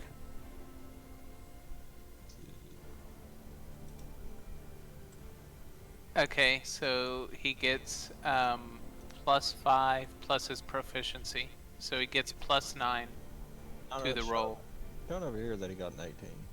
Yeah, we got a 19 and an 18 with a +9. That's so weird. Okay. It's either two though. I see what we're talking about. Okay. Sure. Roll 20 being great. Either way, that's going to hit. So we will roll the damage from Firebolt. I think where we just leveled up to like it's 3 whatever. Yep. So 15 damage. And he is going to use his movement to move right inside the room here, and that's going to be it for him. Trying to stay out of the way, but usable.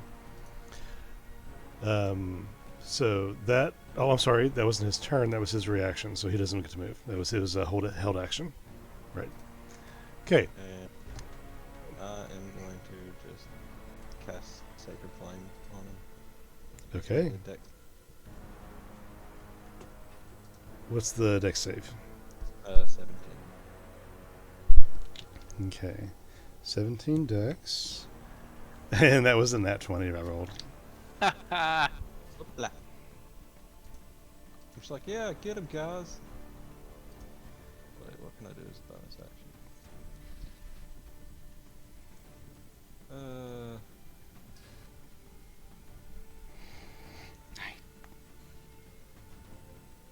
Yeah, I can't really do much. Okay. So is that it for you? Yep. Okay. Hold on, I might get a little bit closer to try to see if I can like divert its attention a little bit. Okay. Like, hey, look at me. So, it is the creature's turn. Not a creature, but you know what I mean, Flint.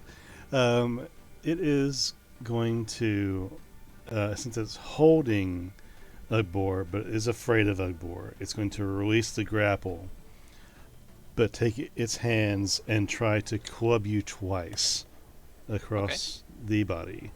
And that's going to be a natural 3 and a natural 3. Both those are going to miss. But now that you can see it, it's going to use its ability. I need you to make a wisdom save for me as you look into this creature's undead, rotting face.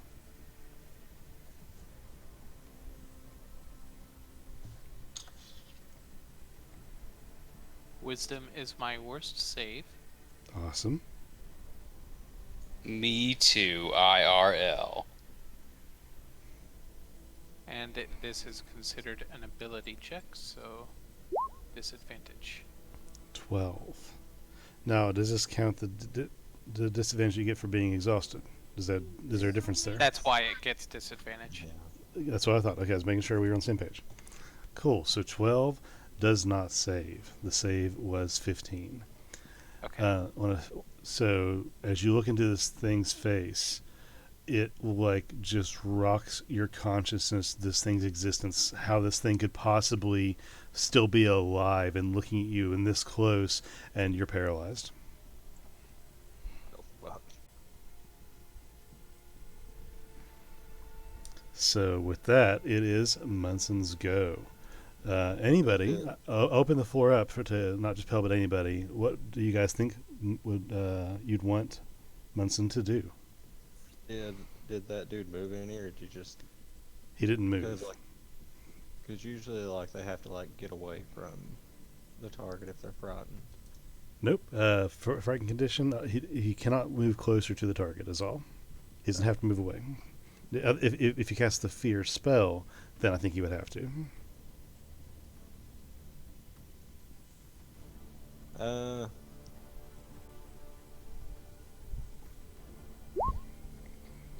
I didn't mean to do that. That's my bad. It's all right. You guys think Munson would deal damage? Try and buff one of you guys. Try and get out of the way. Try and do a mechanical, tactical thing. Anything like that? Probably some crap with a dog I've never seen. I feel like he would try to buff. Let's see, who is the next person that's going to be able to attack? That would be. Yep, he would probably buff him.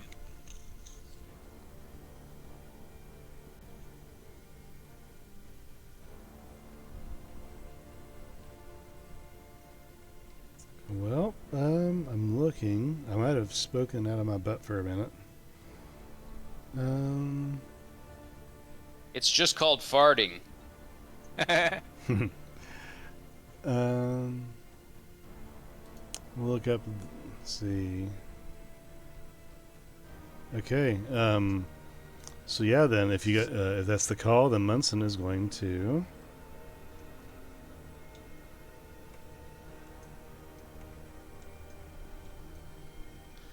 Hey, Board, what's the special button I gotta press in Roll20 to make it the count the steps, the distance? Is it shift? Oh, I believe it is shift. Yes, if not shift, then Q. It's Q. Okay, so there we go. He's going to move right about.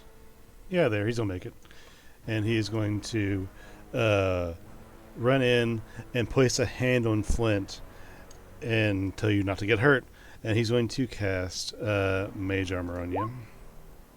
So your AC is now 13 plus your Dex.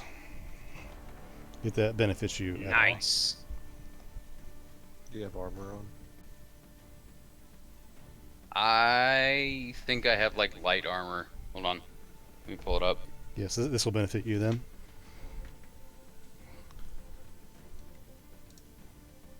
Looking at. Oh yeah, so plus my dex. Yeah, plus your Dex mod.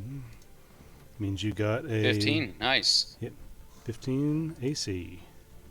And that's gonna be his turn, and it is your turn, Flint. Alrighty.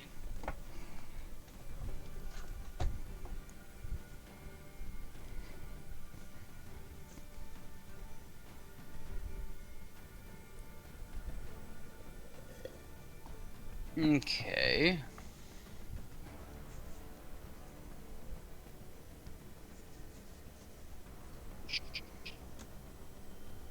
They're not still grappled, are they? They are. No. They're not still. He did let go.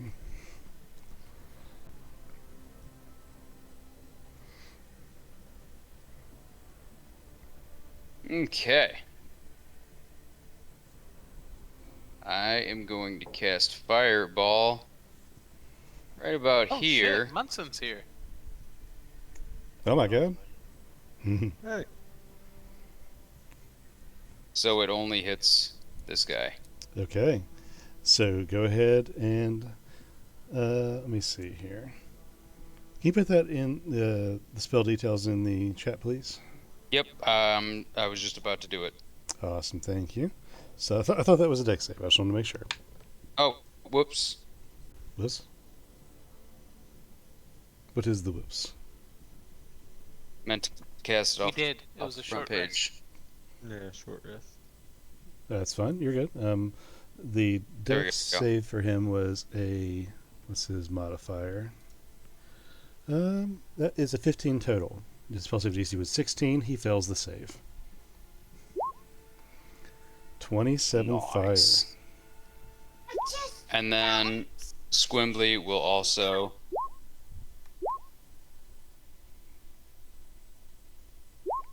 fire the arcane cannon at him. Okay.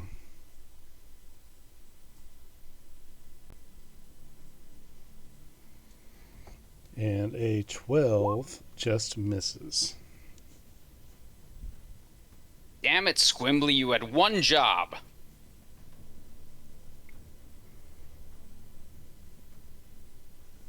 Okay. And that's it for my turn. Okay. It is now Vorik's turn, if you would. He's gonna pop right Wait, here. Wait, is he here? Can he speak? Behavior, thoughts or feelings within the first treatment or when the dose is changed, as medications like Qelbree may increase the risk of suicidal thoughts or behaviors in children. Tell your doctor about all your child's medication. Anna, you know your guy's level 10, right? Pick episodes and pages. Over to super. On D&D Beyond, your guy's level 10. Use caution before driving or operating heavy machinery. Visit Qelbree.com and ask their doctor if non-stimulant Qelbree can help make Is there any chance you can turn the TV down? Yeah.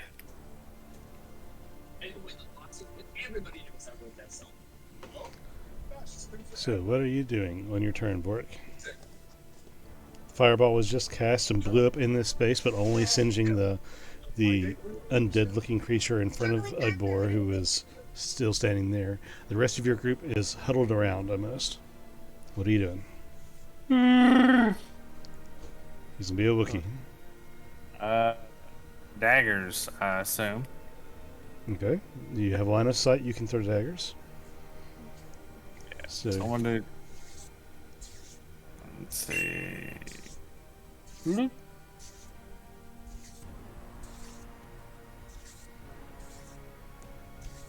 that's a crit. Yeah, that hits. Go ahead and roll double damage for me, buddy, with the sneak attack. And the bonus hits as well.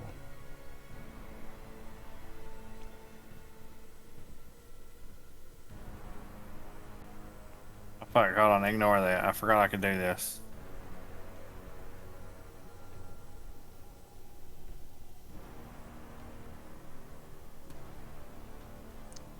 What can you do?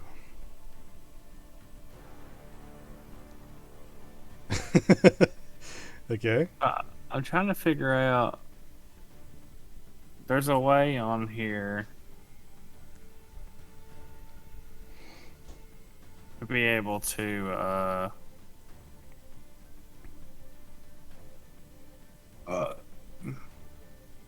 like you can select when you roll and it's crit damage and go on and so forth from there. But it did not do it right, I don't believe.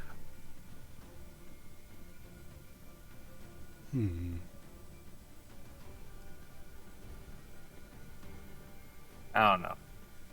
Well, just we'll take that, and then we'll do another d6 on top of that if you want to roll a d6.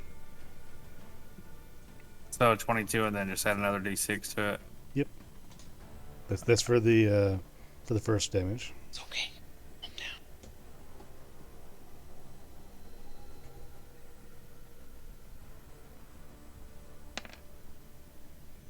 3. It's a total of 25 damage. That's just the first one.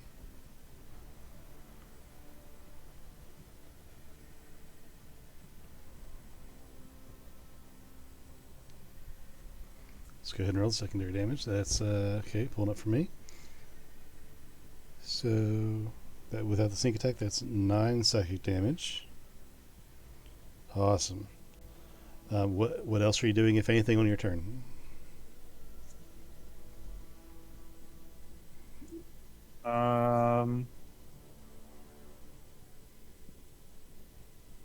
So, Mr. DM. Yes. His first roll was just a straight 46 sneak. It should have been the sneak crit, so would have been 8d6 instead of 46. Does the sneak crit as well? Oh yeah, everything crits. Okay, then. So he clicked the 29 instead of the 31. If he clicks the 31, it should roll his crit damage instead of the 15 and 7. Okay, so Sneak yeah. hits on both rolls? No. So he critted the first attack, so because he critted, he could click the crit, and then it would roll 8d6 sneak and 2d6 plus 5 for his damage. Yeah, so you also but he has to click where the crit psych damage blade is. wait, he has clicked the 31. But yeah, if you want to, you can just roll us another 4d6, and that'll Well, get us it'd back up. be 5d6 because it'd be 1d6 for sneak and another, or 1d6 for psychic and additional 4d6 for sneak. Yeah, no, we already rolled the 1d6.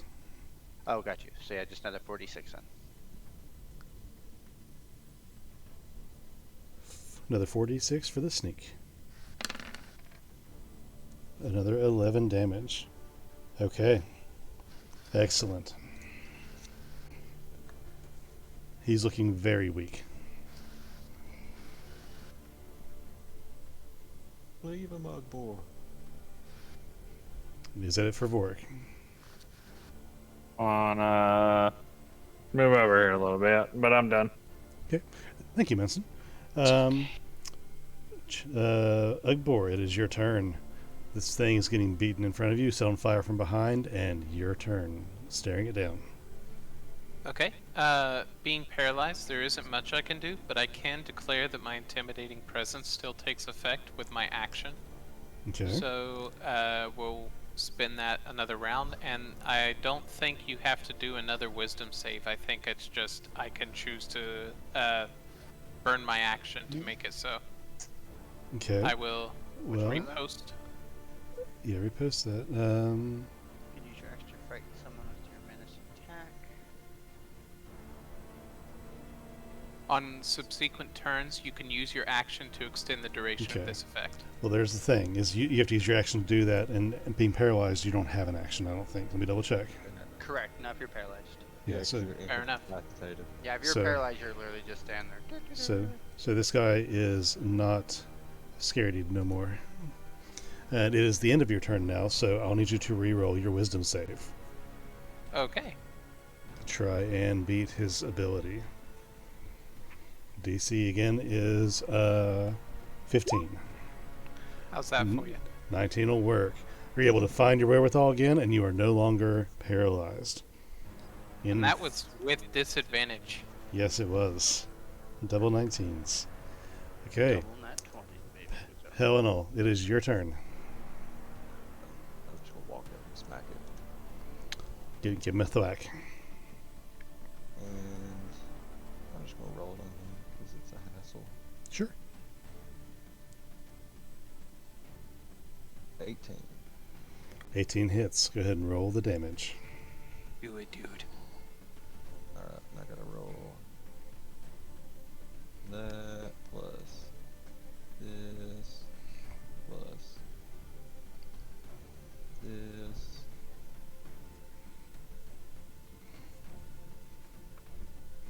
Okay, so 21 damage altogether. So tell me how you defeat this creature. See Ugbor just stiff as a board. I'm like, I got your back, buddy, and I'll just swack it. And if it has a head, I'm gonna try to knock its head off. Okay.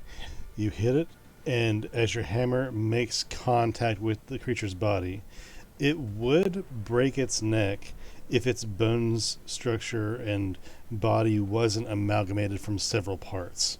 And it the head basically not comes clean off, but comes off and tears a part of the flesh along the back with it as it goes. And the creature is dead.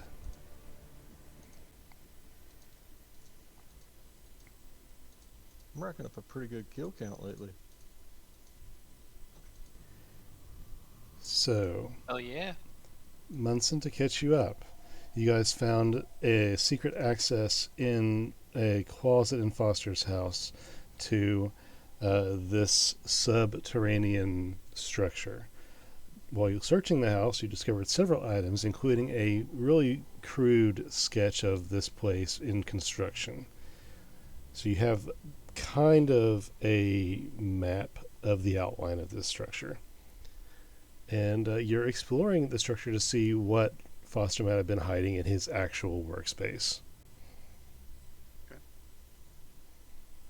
So, Munson, I'll send you that image. Okay. So you're in this area. You defeated an undead, reanimated creature. And you've been through a room with several doors that lead to open astral space. What are you choosing to do now? Oh, you use chain lightning on my character. minus the spell slot when you cast it, or no? No, well, Oh. no, You're good. undo that because I did that by accident. The only thing I actually, the only thing I actually did was cast Firebolt and Mage Armor on your behalf. Which already had major armor on, but that's cool. Well, How you put it on Flint? Yeah, you put it on Well, Flint. because when we were in the last fight, I major armored before the big fight when we went against the big people. But I feel you. Ooh, a map. So that's that room, that room, that room. Alright. Oh, and there's a teleportation circle back here in the beginning. Oh, Yep. That's a good thing to have. I think Flint wrote it down.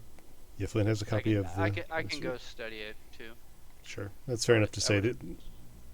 Yeah. Yeah, I would have studied it for the purpose of teleportation. I could always teleport back to here if we ever needed to.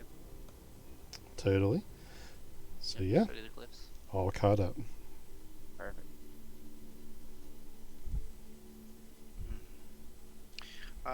So defeated a creature of some weird sorts. Where is a new Alfredo not been here, or is he off today? He is taking this session off. Okay. Yep. That's fine. Does up here, does this look like another door? That is another door. Looks like it. Where is my little, there he is, there's Bork. Bork, will you check the door for traps? Or I'll check the door for traps and then you unlock it if it's locked? As I stare at him. Definitely. Okay, I will check for traps by the door. Okay. Go ahead and make me a roll for that. We'll say roll for investigate? Yeah, investigation. Okay, I haven't rolled the dice yet. We'll see how bad I do. Oh, that was tilted. So that would be a 19 for investigation. 19. This door does not appear to be trapped, but it is locked from this side. This creature, From this side? yes, the creature was contained within this space, not able to exit through either of the doors. Okay. Look at Bork. Okay, looks like the lock is on this side, so we shouldn't have much of an issue. I will still let you do the honors. Did anything on these walls, anything seem sketchy or just scratch marks? Looks like maybe where he takes shats, anything like that? There is no excrement, but you see where this creature has beaten this space up pretty well. Luckily, this space was made to contain a creature of such magnitude, and it is made of basically rock and concrete. Okay. And then I'll just stand here and wait. What is the The smell is pretty putrid too, and for whatever reason, if it might be useful to you, in your knowledge, this door down here was cold as ice when we touched it, so for all we know, the room is cold too. Oh, okay. No one checked for any kind of mechanism or anything that made it cold, or some kind of magical force? That'd be a negatory Ghost Rider. Okay. Yeah, this room itself that you're in seems a little colder naturally. Perhaps by just the presence of the creature, not that it was cold and damaging anything, just it had an icy presence. Okay. I will wait for Vork to come open this door. And if something explodes, then I'll be fine. And while we're waiting on Vorik, Munson, just so you know, you can talk telepathically with Lissari and Torin outside as well. We cast Psychic Whispers on them. Roger that. Okay. Vorik, you still with us? Yep. Okay. So I'll go ahead and have you approach the door and roll for your lockpicking if you want. Well, it's locked on this side, right? Yes. Oh, I get it. So the lock's on the other side, and you're locked into this room. Yes. Gotcha. Sorry, my brain was going dumb. Worked all day. I'm exhausted. Feel you, bud. Okay. Without a lot of effort, you were able to get into the locking mechanism and pop up the couple of pins that you need and turn the handle while you apply pressure, and it cracks and the door pulls to.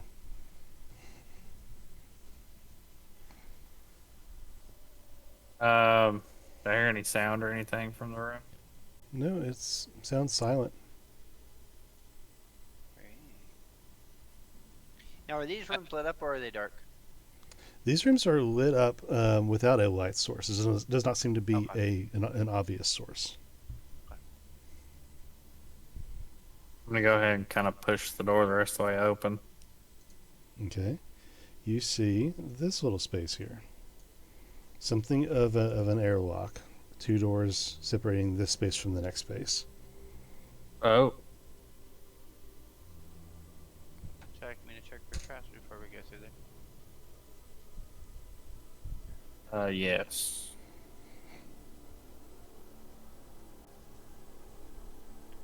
I'll go up here and then as soon as Vorx lets me, I'll slide up to the door and I'll search the next room just in case.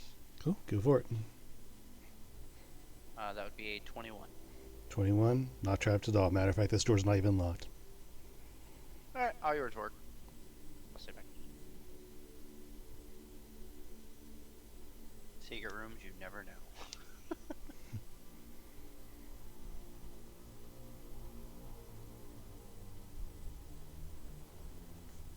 Okay. Is Vork good? Yeah, am I still stealth or I need to re-stealth? No, you're still stealthed. Your roll will still hold. Okay. Yeah, I'm gonna try to open that one and then kind of sneak on through. Okay. Opening that door, it opens to a well-lit space, and this is what you guys see on the other side of that door.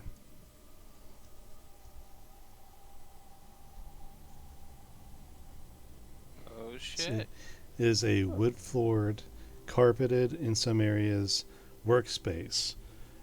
In this space, there are many places to place items on countertops.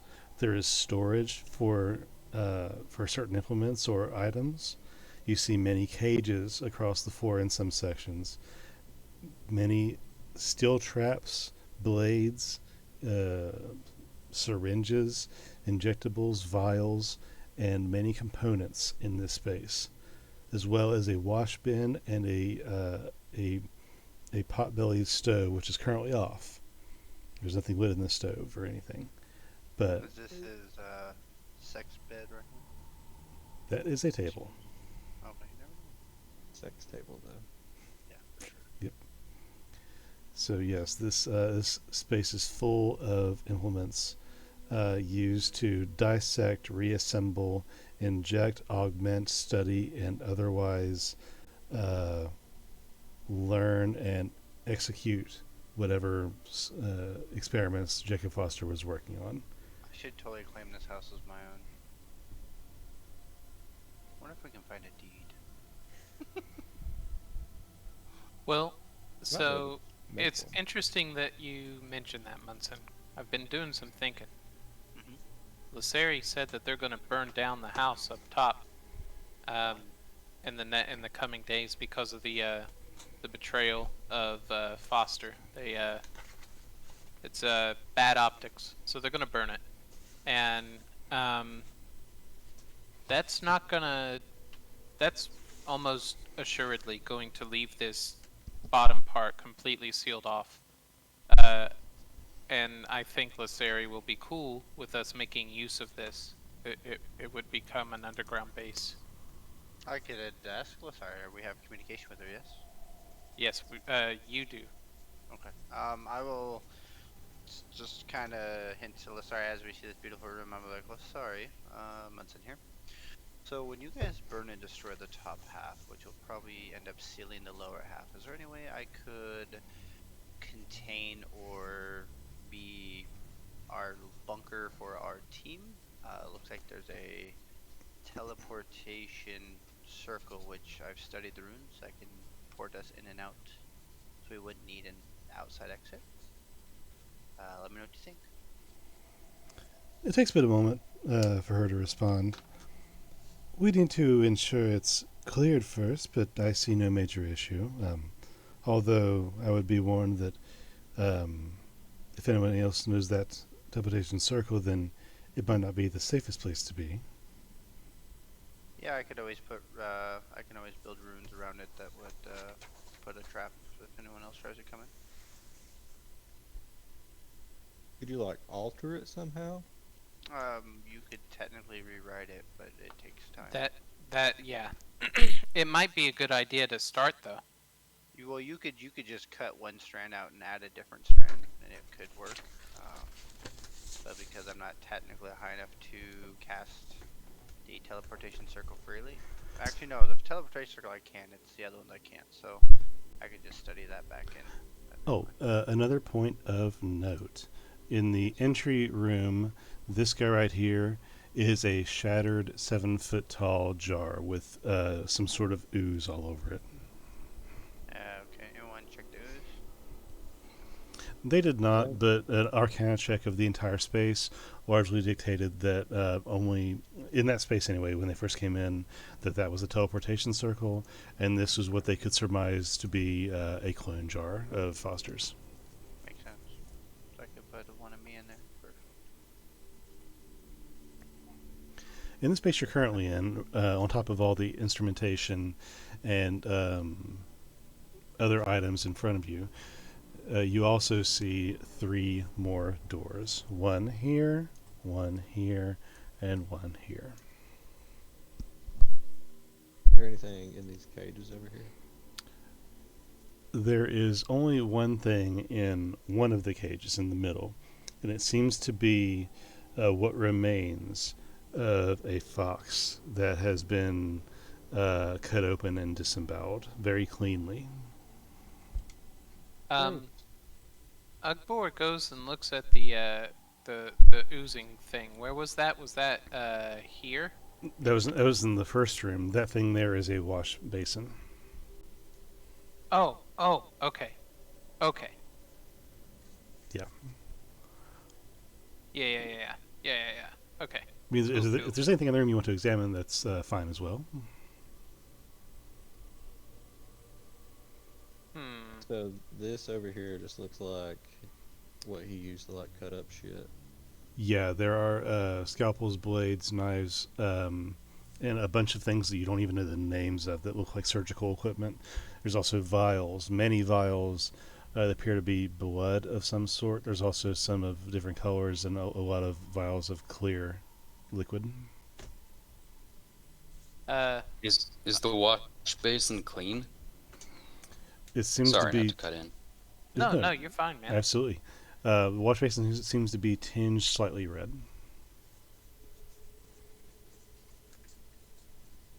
Does the faucet work? There is no faucet. It is just water. So this door in the teleportation room. Sorry, I'm going backtracking. Obviously, looks like there was a door to the north, and there was the other door. We went to the west, correct? Correct. Yep. 2 doors on the west and one to the north. Okay. Do you have any neato questions about maybe what these doors are? I might after my brain's done thinking. This Right was now- a course. Right now, Munson's excited. He sees this place. He sees teleportation circle. He's basically found a secret home. Especially since it's so perfect that the above half is being burned. Correct. And we could get in and out through the portal. So. Does this? Oops, sorry, wrong button. Just supposed to read it, not cast it. Are there any like clean implements in this room?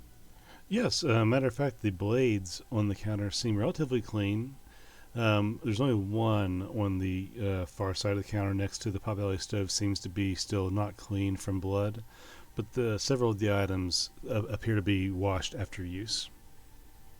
So I could technically, if we do take this place, I could arcane lock the top and the bottom, and then the only way in or out would be through a spell I have or a very high lockpicking ability.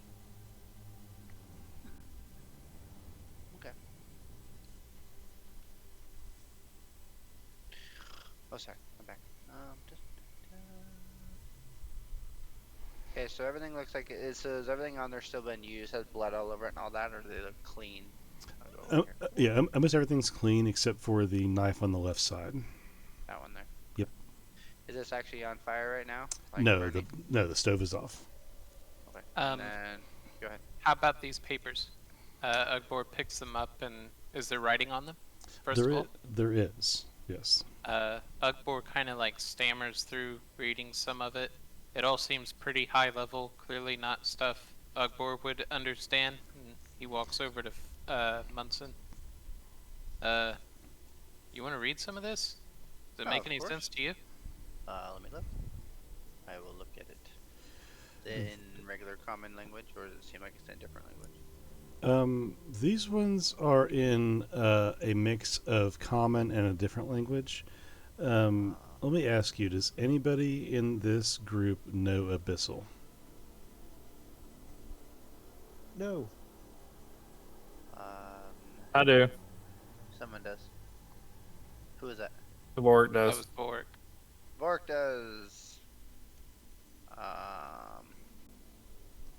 I could just make this easy on myself. I have enough space too. How's Bork on his recovery? Does he seem to be snapped back to pretty easily? His vocalization and actions are pretty well back to where they were. You don't know that his memory is. Okay, so I'm going to In fact, and this is important, he actually said that Vorik was sounding better to him than Rick. So yeah, it's Vorik again. I did cast tongues on him a few times too, so that did help him. I will cast. Oh my! On myself, so I can understand the language as well. But I'm also going to show Vork to see if he can kind of help me depict it while the comprehend language is developing. I'll have him kind of make it towards easier until I can read it proper. Okay, run that by me again. I didn't absorb all that. So basically, I'm going to show Vork because he does speak Abyssal, so he would be able to look at those words and easily tell me what they are. And then as he's doing that, my comprehend language will take over what he's telling me, and I'll be able to read everything without any issue. Gotcha. Yeah. So, Vorik and Munson, you guys are in tandem poring over these notes, trying to understand what they're about and what's going on.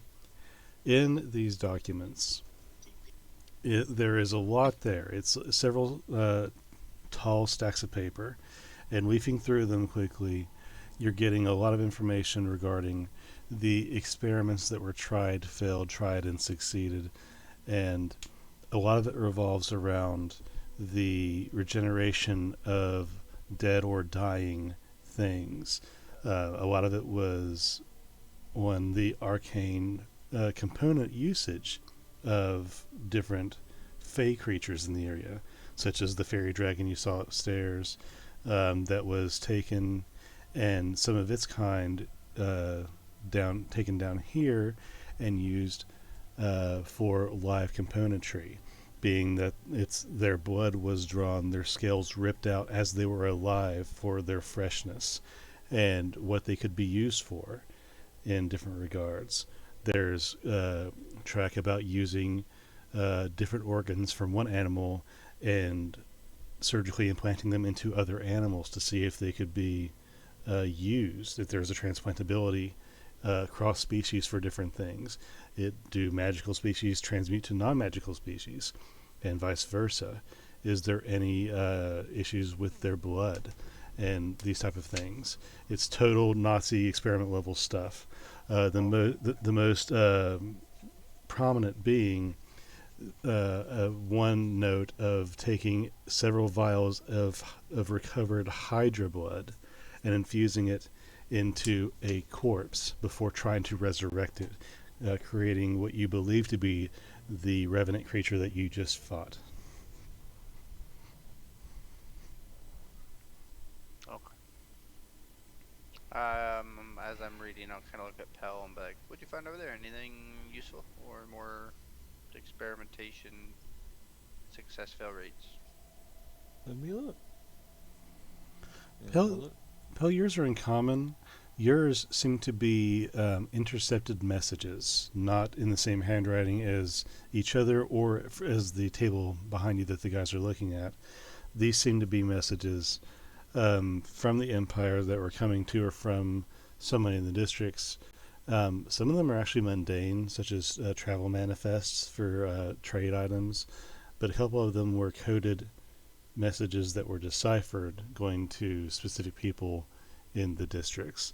One of them being in Rowanwood, allegedly, but the message was intercepted and the cipher mostly broken by Mr. Foster, and it details the oncoming events details, such as where this person wanted to place all of the high-ranking people in Rowanwood, so that when the explosive was delivered, they would all be in one place. Yeah, this is spy shit. So Vorik would love that section, probably. Pale's gonna like message Lissari in her head and tell him about this stuff, about Rowanwood stuff specifically. Okay. Did we inform her of what Foster told us? Yeah, because we're gonna get attacked and stuff. Yeah. In like 3 weeks. Yep. Does any of the research look to have been of a technological nature, or was it all just creepy biological crap? Most of it was biological, surgical, and magical. Okie doke. If there's anything mechanical that you could derive about it, it would be the new mechanical implements and tools that he would implant or use in these operations. Wait, like... So, like... bionics? More like mechanical augmentations in permanently attached prosthetics or torturing devices that he would leave, such as like balls of spiked metal caltrops fused together, implanted in the torso of animals, and watch them run about and migrate with this pain in their torso. Okay, but those prosthetics, like, do they show any... No, it's very crude according to what you are used to working with. Okay. Well, there goes Flint's gun arm.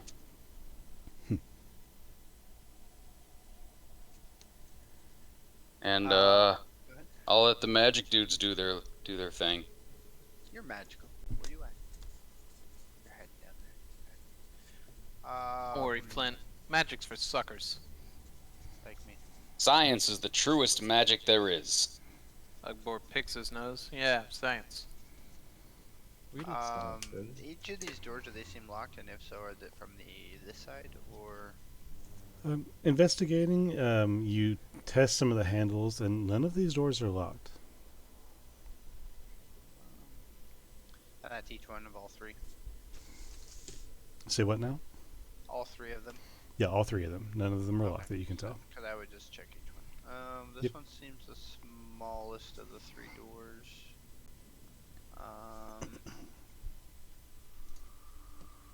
You guys ready to keep exploring, or you guys, what is your plan? Let's I go. totally want to see what this whole Yeah, place dude. is like. I'm ready. Wait, you said I have, yeah, set my mage armor up. So you recast it, so activate that bad boy. Okay, I will, open this door slowly and see what's behind this door. Okay. Opening that door and looking on the other side, you see a terrifying hallway that I can't reveal because it's not letting me reveal Ooh, anything. even better. It's so scary we can't see it. Shit. Fuck, man. I quit. Oh, There you go. one last thing, talking about events that you may have missed. When we found the hatch to come down here, one important revelation about Foster that we weren't previously aware of is he was a member of the Key Rune Order. He had a Key Rune Oh. robe. Alright, so now does this room seem to naturally light up again, or is it dark? Yes, this entire space seems to be, at least the areas that are available, are magically lit by a non-pointed source.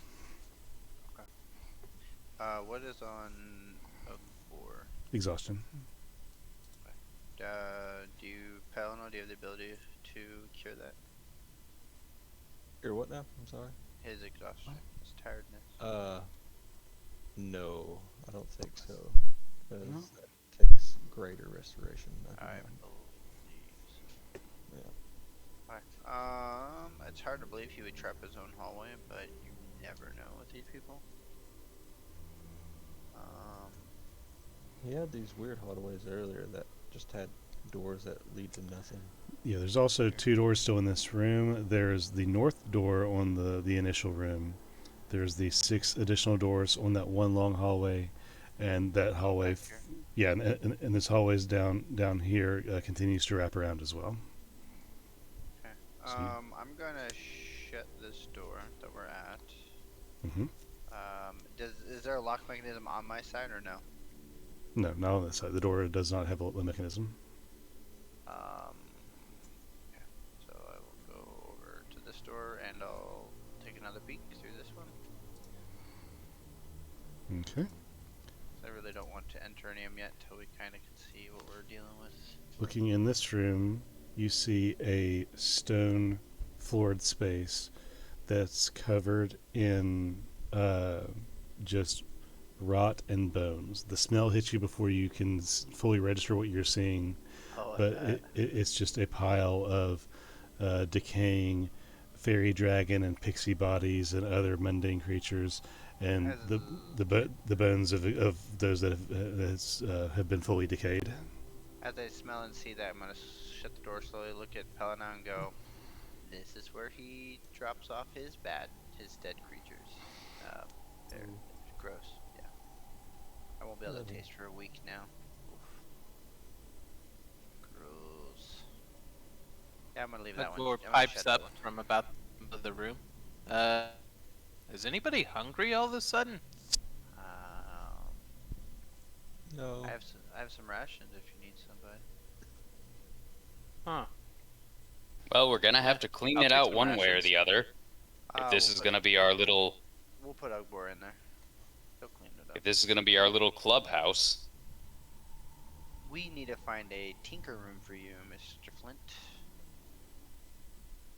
Oh, I just go wherever I need to.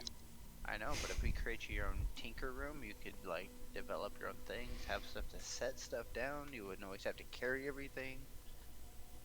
Right, but I mean, if I need to go tinker, I just go out in the hallway, do my thing, and come back. You're thinking tinker. I'm saying tinker. See, there's difference. Yeah.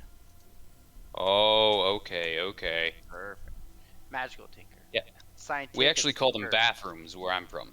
Oh, the loo? No one likes the loo. Listen to them and how they mock you. Well, if you need to go tinker, that's the way to do it. That's the place to go. Tinker. Oh, that kind of tinker. Oh. Flint. You want to...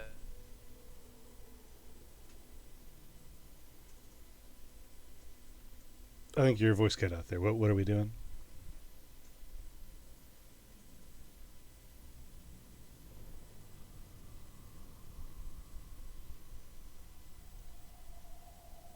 Are you guys talking and I can't hear you, or are you not talking?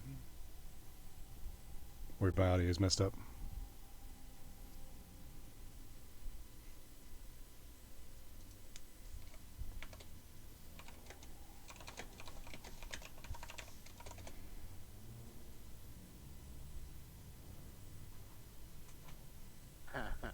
Yeah, we're all.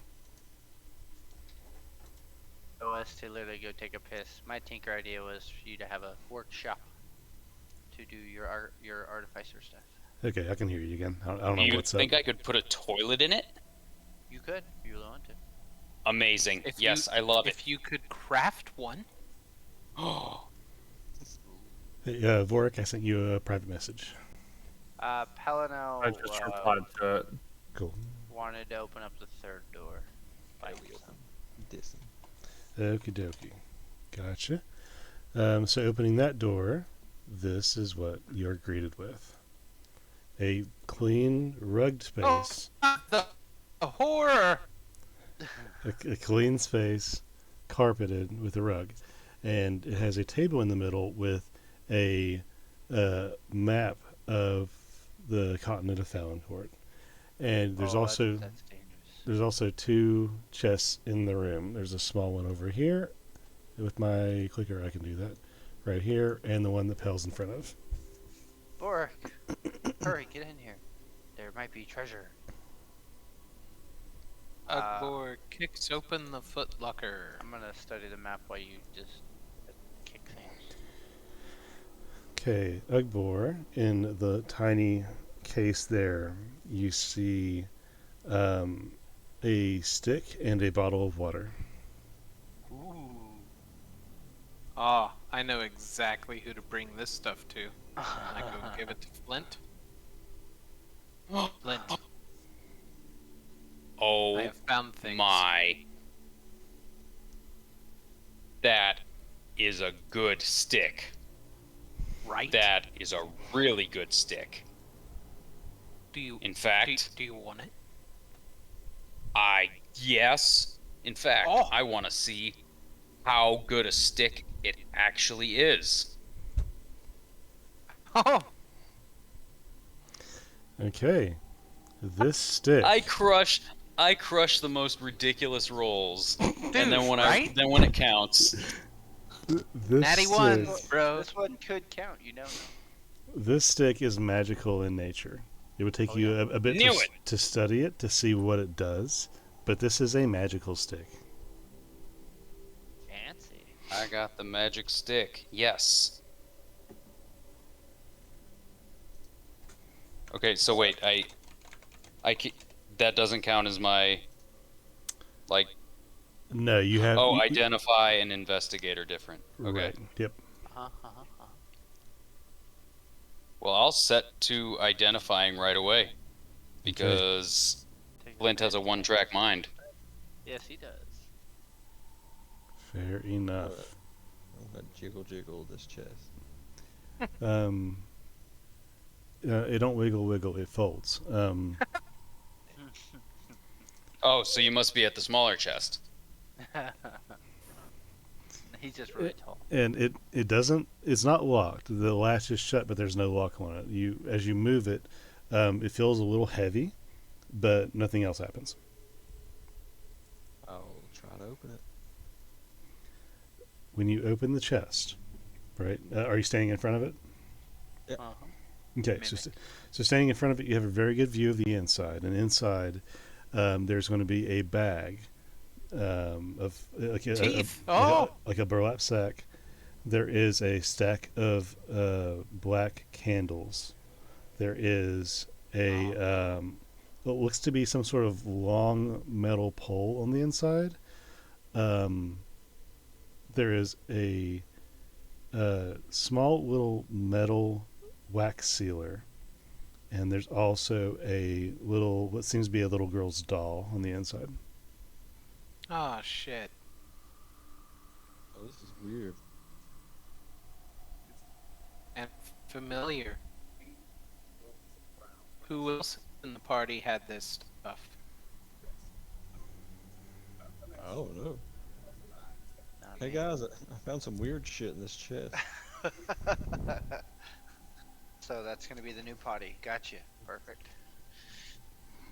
I actually forget. I think Vorik had a weird mirror, and Samael had black candles.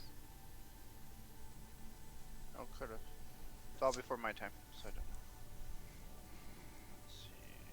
Pell, do you remember what I'm talking about? Well, I, as Matt, remember when fucking Welwick and Vorik left Hopewell. They taken broken pieces of a mirror and those candles.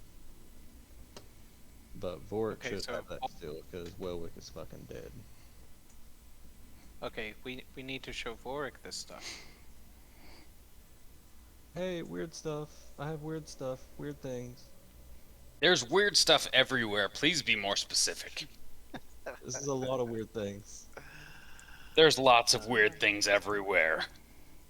Come look at it. Come here. Come. Okay, I'm gonna come look at this, and then you're gonna come look at a cool fox I found. Oh, there's one dead over here. Oh, you've seen it. Yes. I didn't realize I was not in the room. It's okay. It happened. Squimbly is passed the hell out. Oh, poor Squid. He did drink a lot. Oh, did he? Nice. Yeah, we all how had long like a would you- shot, and Oh, okay. he had a shot too. Did I have a shot? You did. Whoa. Cinnamon whiskey. Okay, I'm good with that. How long would it take me to study this map, you think? Studying that map, it probably wouldn't even take an hour. You have one of your own, and you can compare and contrast things. Correct, yeah. Just want to make sure I have labeling correct. Is it just big print of like each sector of what's what, or does it have like the smaller print of like the cities, people who are running it? I mean, what kind of details am I looking at? It has basically the same print as the map you already have, but this one has shades of color and lines drawn on it. From what you can tell, it's been colored in with territorial boundaries of the individual districts and the empire, and there are lines going from place to place, drawing lines from the empire headed to different parts of the wilds and beginning to move around into the Whistling Plains, and you see little pins put in of the blue empire color around the districts. Can I check this? It's on a table, right? Like a full four-sided table? Mm-hmm. Does it seem enclosed at all, these sides of the table, or does it seem hollow? Are you looking for like secret compartments in the table? Yes, anything that might help me. Maybe there's something hidden here that kind of helps. Maybe some paperwork that might be slidden in something. You never know. Sure. Go ahead and roll for investigation. That would be a 28. 28. With a 28, you look around the table and look for individual hidden compartments, anything loose on the furniture, and you find one drawer on the front left side that, when pulled out, has a spattering of these pins and string collars and things. It supplies drawers for creating these things, but there's nothing else. No notes on this. No Okay. legend. That's it. Okay. That's all I just want. With the kind of investigation roles that we've been getting, I think it's high time we just totally forget about Dergma and start solving some cold case murders. Yeah, our pluses are very favorable. It was a cold knot in Rowan. When If the Munson is creature going to was spend an hour working on this map, I'm going to take another short rest if that's all right. And if he's taken an hour on the map, then could I also identify my cool new stick? Sure thing. So, we're taking a rest. Munson's doing maps. You're doing your stick. What are Vorik and Pell doing in this time? Elle's gonna show him the weird shit in the bag and be like, "What is this? Do you know about this?" Vorik, you see the items that Pell has presented you. What are you doing?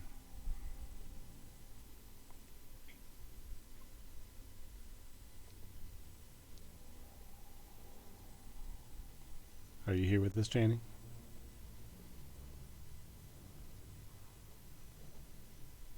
Yeah. Okay. Did you hear what I said? What was it? Pell presents you with the items in the chest and asks you if you recognize anything. What you're presented with is a wax sealer, a strange-looking doll, a sack of what appears to be gold, and 5 black candles.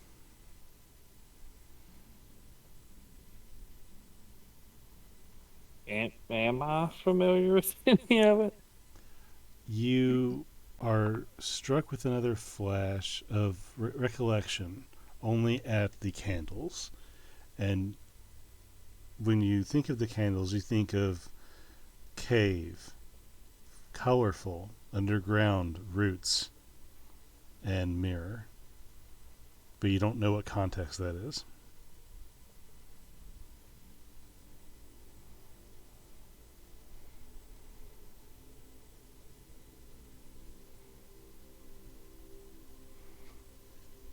We found a little mirror upstairs, didn't we? You did.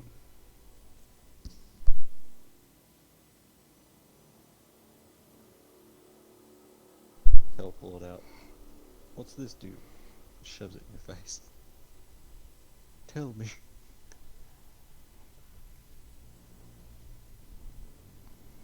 Now, Vork, you also see your reflection in the mirror. You haven't seen your reflection in a long time.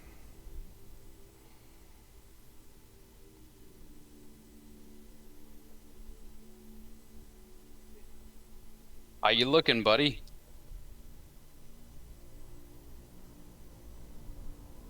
Is there anything different about my reflection, or just normal reflection? You haven't seen this version of yourself. At least. Nothing that is really immediately surprising other than the fact that you haven't seen this, yourself like this. Matter of fact, since you've regained memory, you don't know what you look like. This is the first time that Vork with memory has seen himself in hard focus.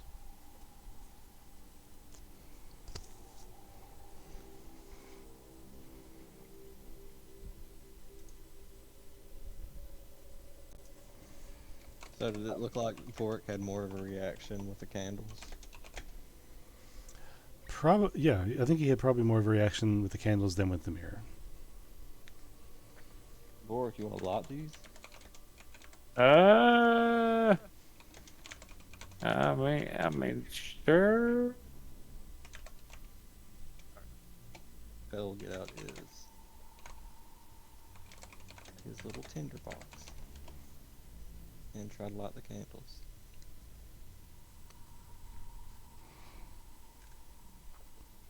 Okay. So you take out your tinderbox and try and light the candles, and they strike, but they don't ignite the wick on the candle. The candle's being resistant to the natural fire.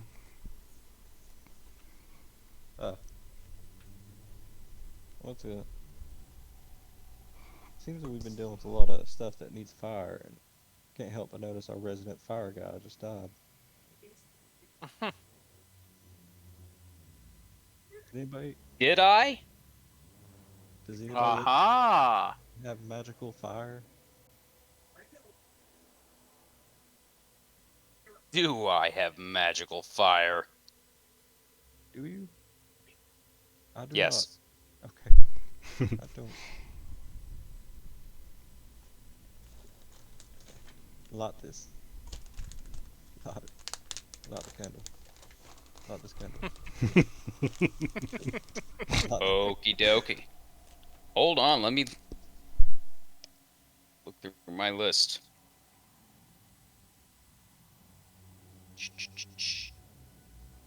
Fireball is probably a little overkill. Please. Do it. Do it. That worth it. Cast fireball on the candle. What about you, Bunsen? You got magical fire? I'm busy right now. Okay. Well, Flint. Just don't use fireball.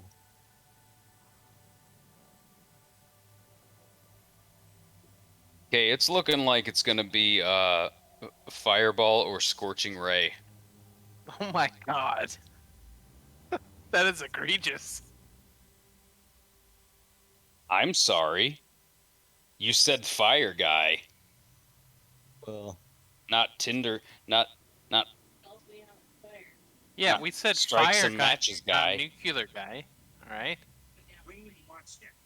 And over there's where I throw a D-cell battery. Funny you should Funny you should mention nuclear because Demolition we guy.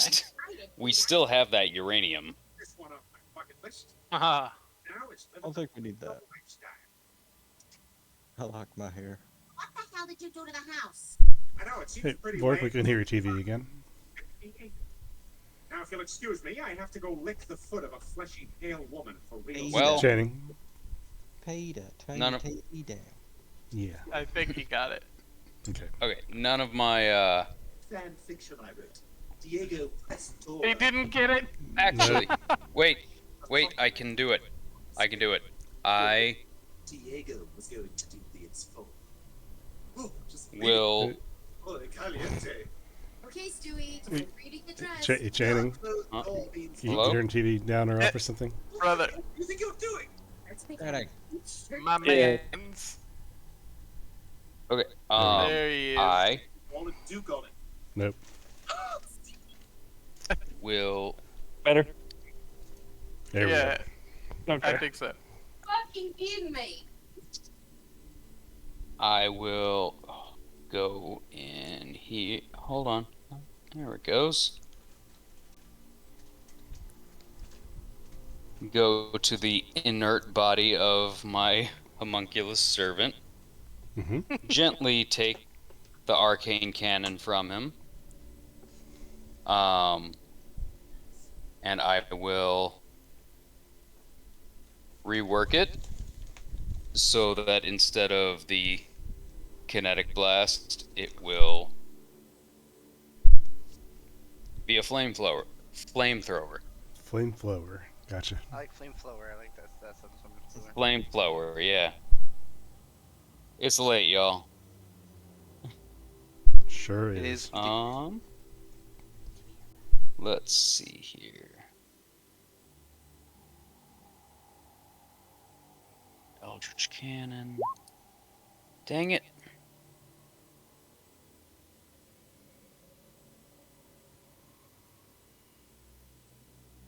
Alright.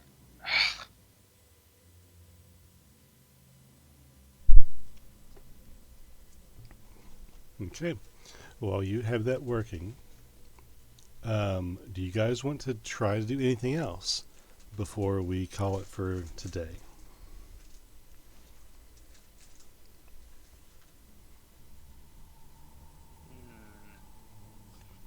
Let's see.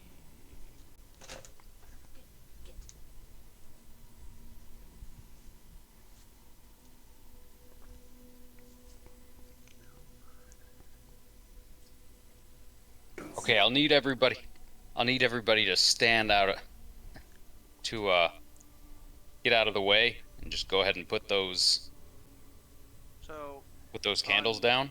on each of these doors, are there small gaps or are they sealed tight? Like No, they're still pretty tight. no obvious gaps. No, nothing Phil, obvious. hand me the candles. Yeah, I'm pretty resistant to fire damage. I could take it. Okay. Well, we'll just. Cowabunga it is. I'm just gonna put the description.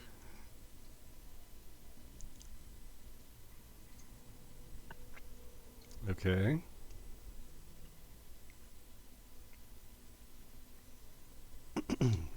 I'll set them down because I don't want my hair to catch on fire. All right. Okay, so my cone will go. Are they right here? Is this where the? Yeah. All right. Yep. There we go. 15 feet of pure World War I war crimes. Okay.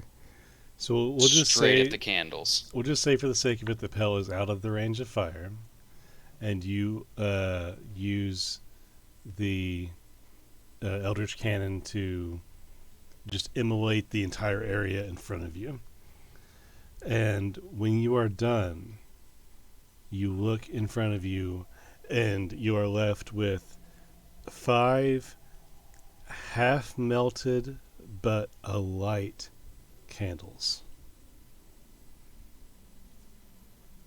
Boom! First try, y'all. First try. Huzzah! I'm glad I wasn't in there. So we'll say for our purposes that, where'd my thingy go here? We'll say that they are right here in this circle. And, oops, not that. Get that out of there. And as they light, Hell being that close, you start to hear whispers, just ominous, breathy whispers.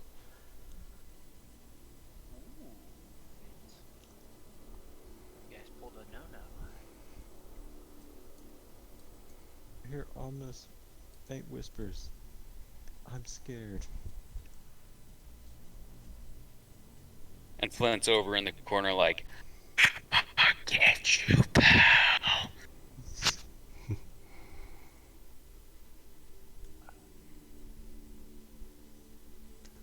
So what are you guys doing?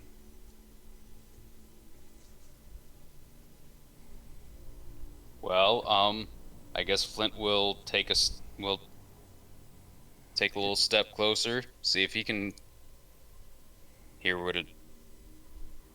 what they're talking about, but not too close because these candles are scary. The candles. Oh shit! Oh no! I just remembered what's about to go down. You guys are fine. You guys are fine.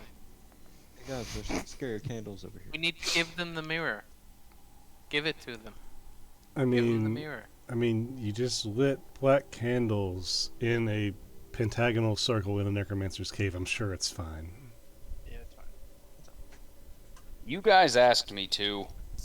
I didn't. I was busy, so not my fault.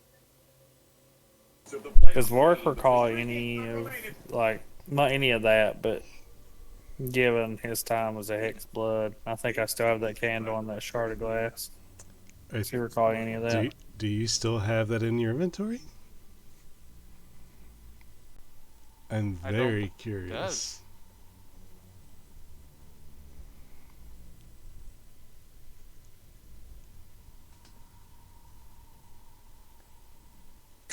I do. You do. Holy snap. Interesting. I do see it. So, as these candles are lit, Vork, you see the candles just in your periphery, just through that doorway as Pell moves around in that space. And as you see that, even though you're farther away, you begin to hear the whispers. And you feel a warmth when you're back from your bag. And as, One. Come here. So I'm gonna take my bag off and figure out what it is. And as you reach in the bag to try and find the source of warmth, you find it and pull it out. And you hold the shard of glass up to your face. And that's where we're going to end tonight. Nice. Fan-freaking-tastic.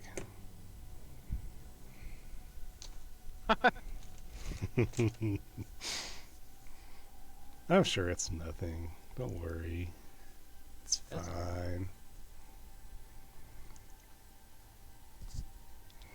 Oh no. Ah, this is what happens when you just blindly trust people who know how to play the game better than you do. Oh no. It took me so long. It was so easy to realize. Yeah, I knew. Oh man.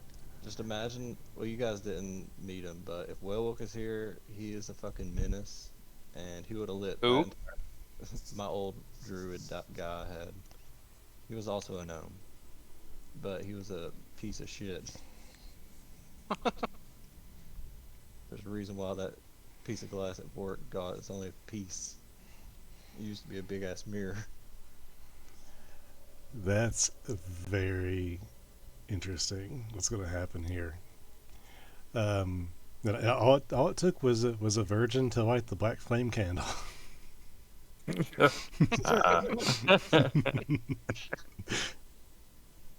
Ah, no, no.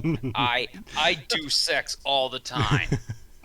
And I think Dustin just confirmed that Pills had the sex.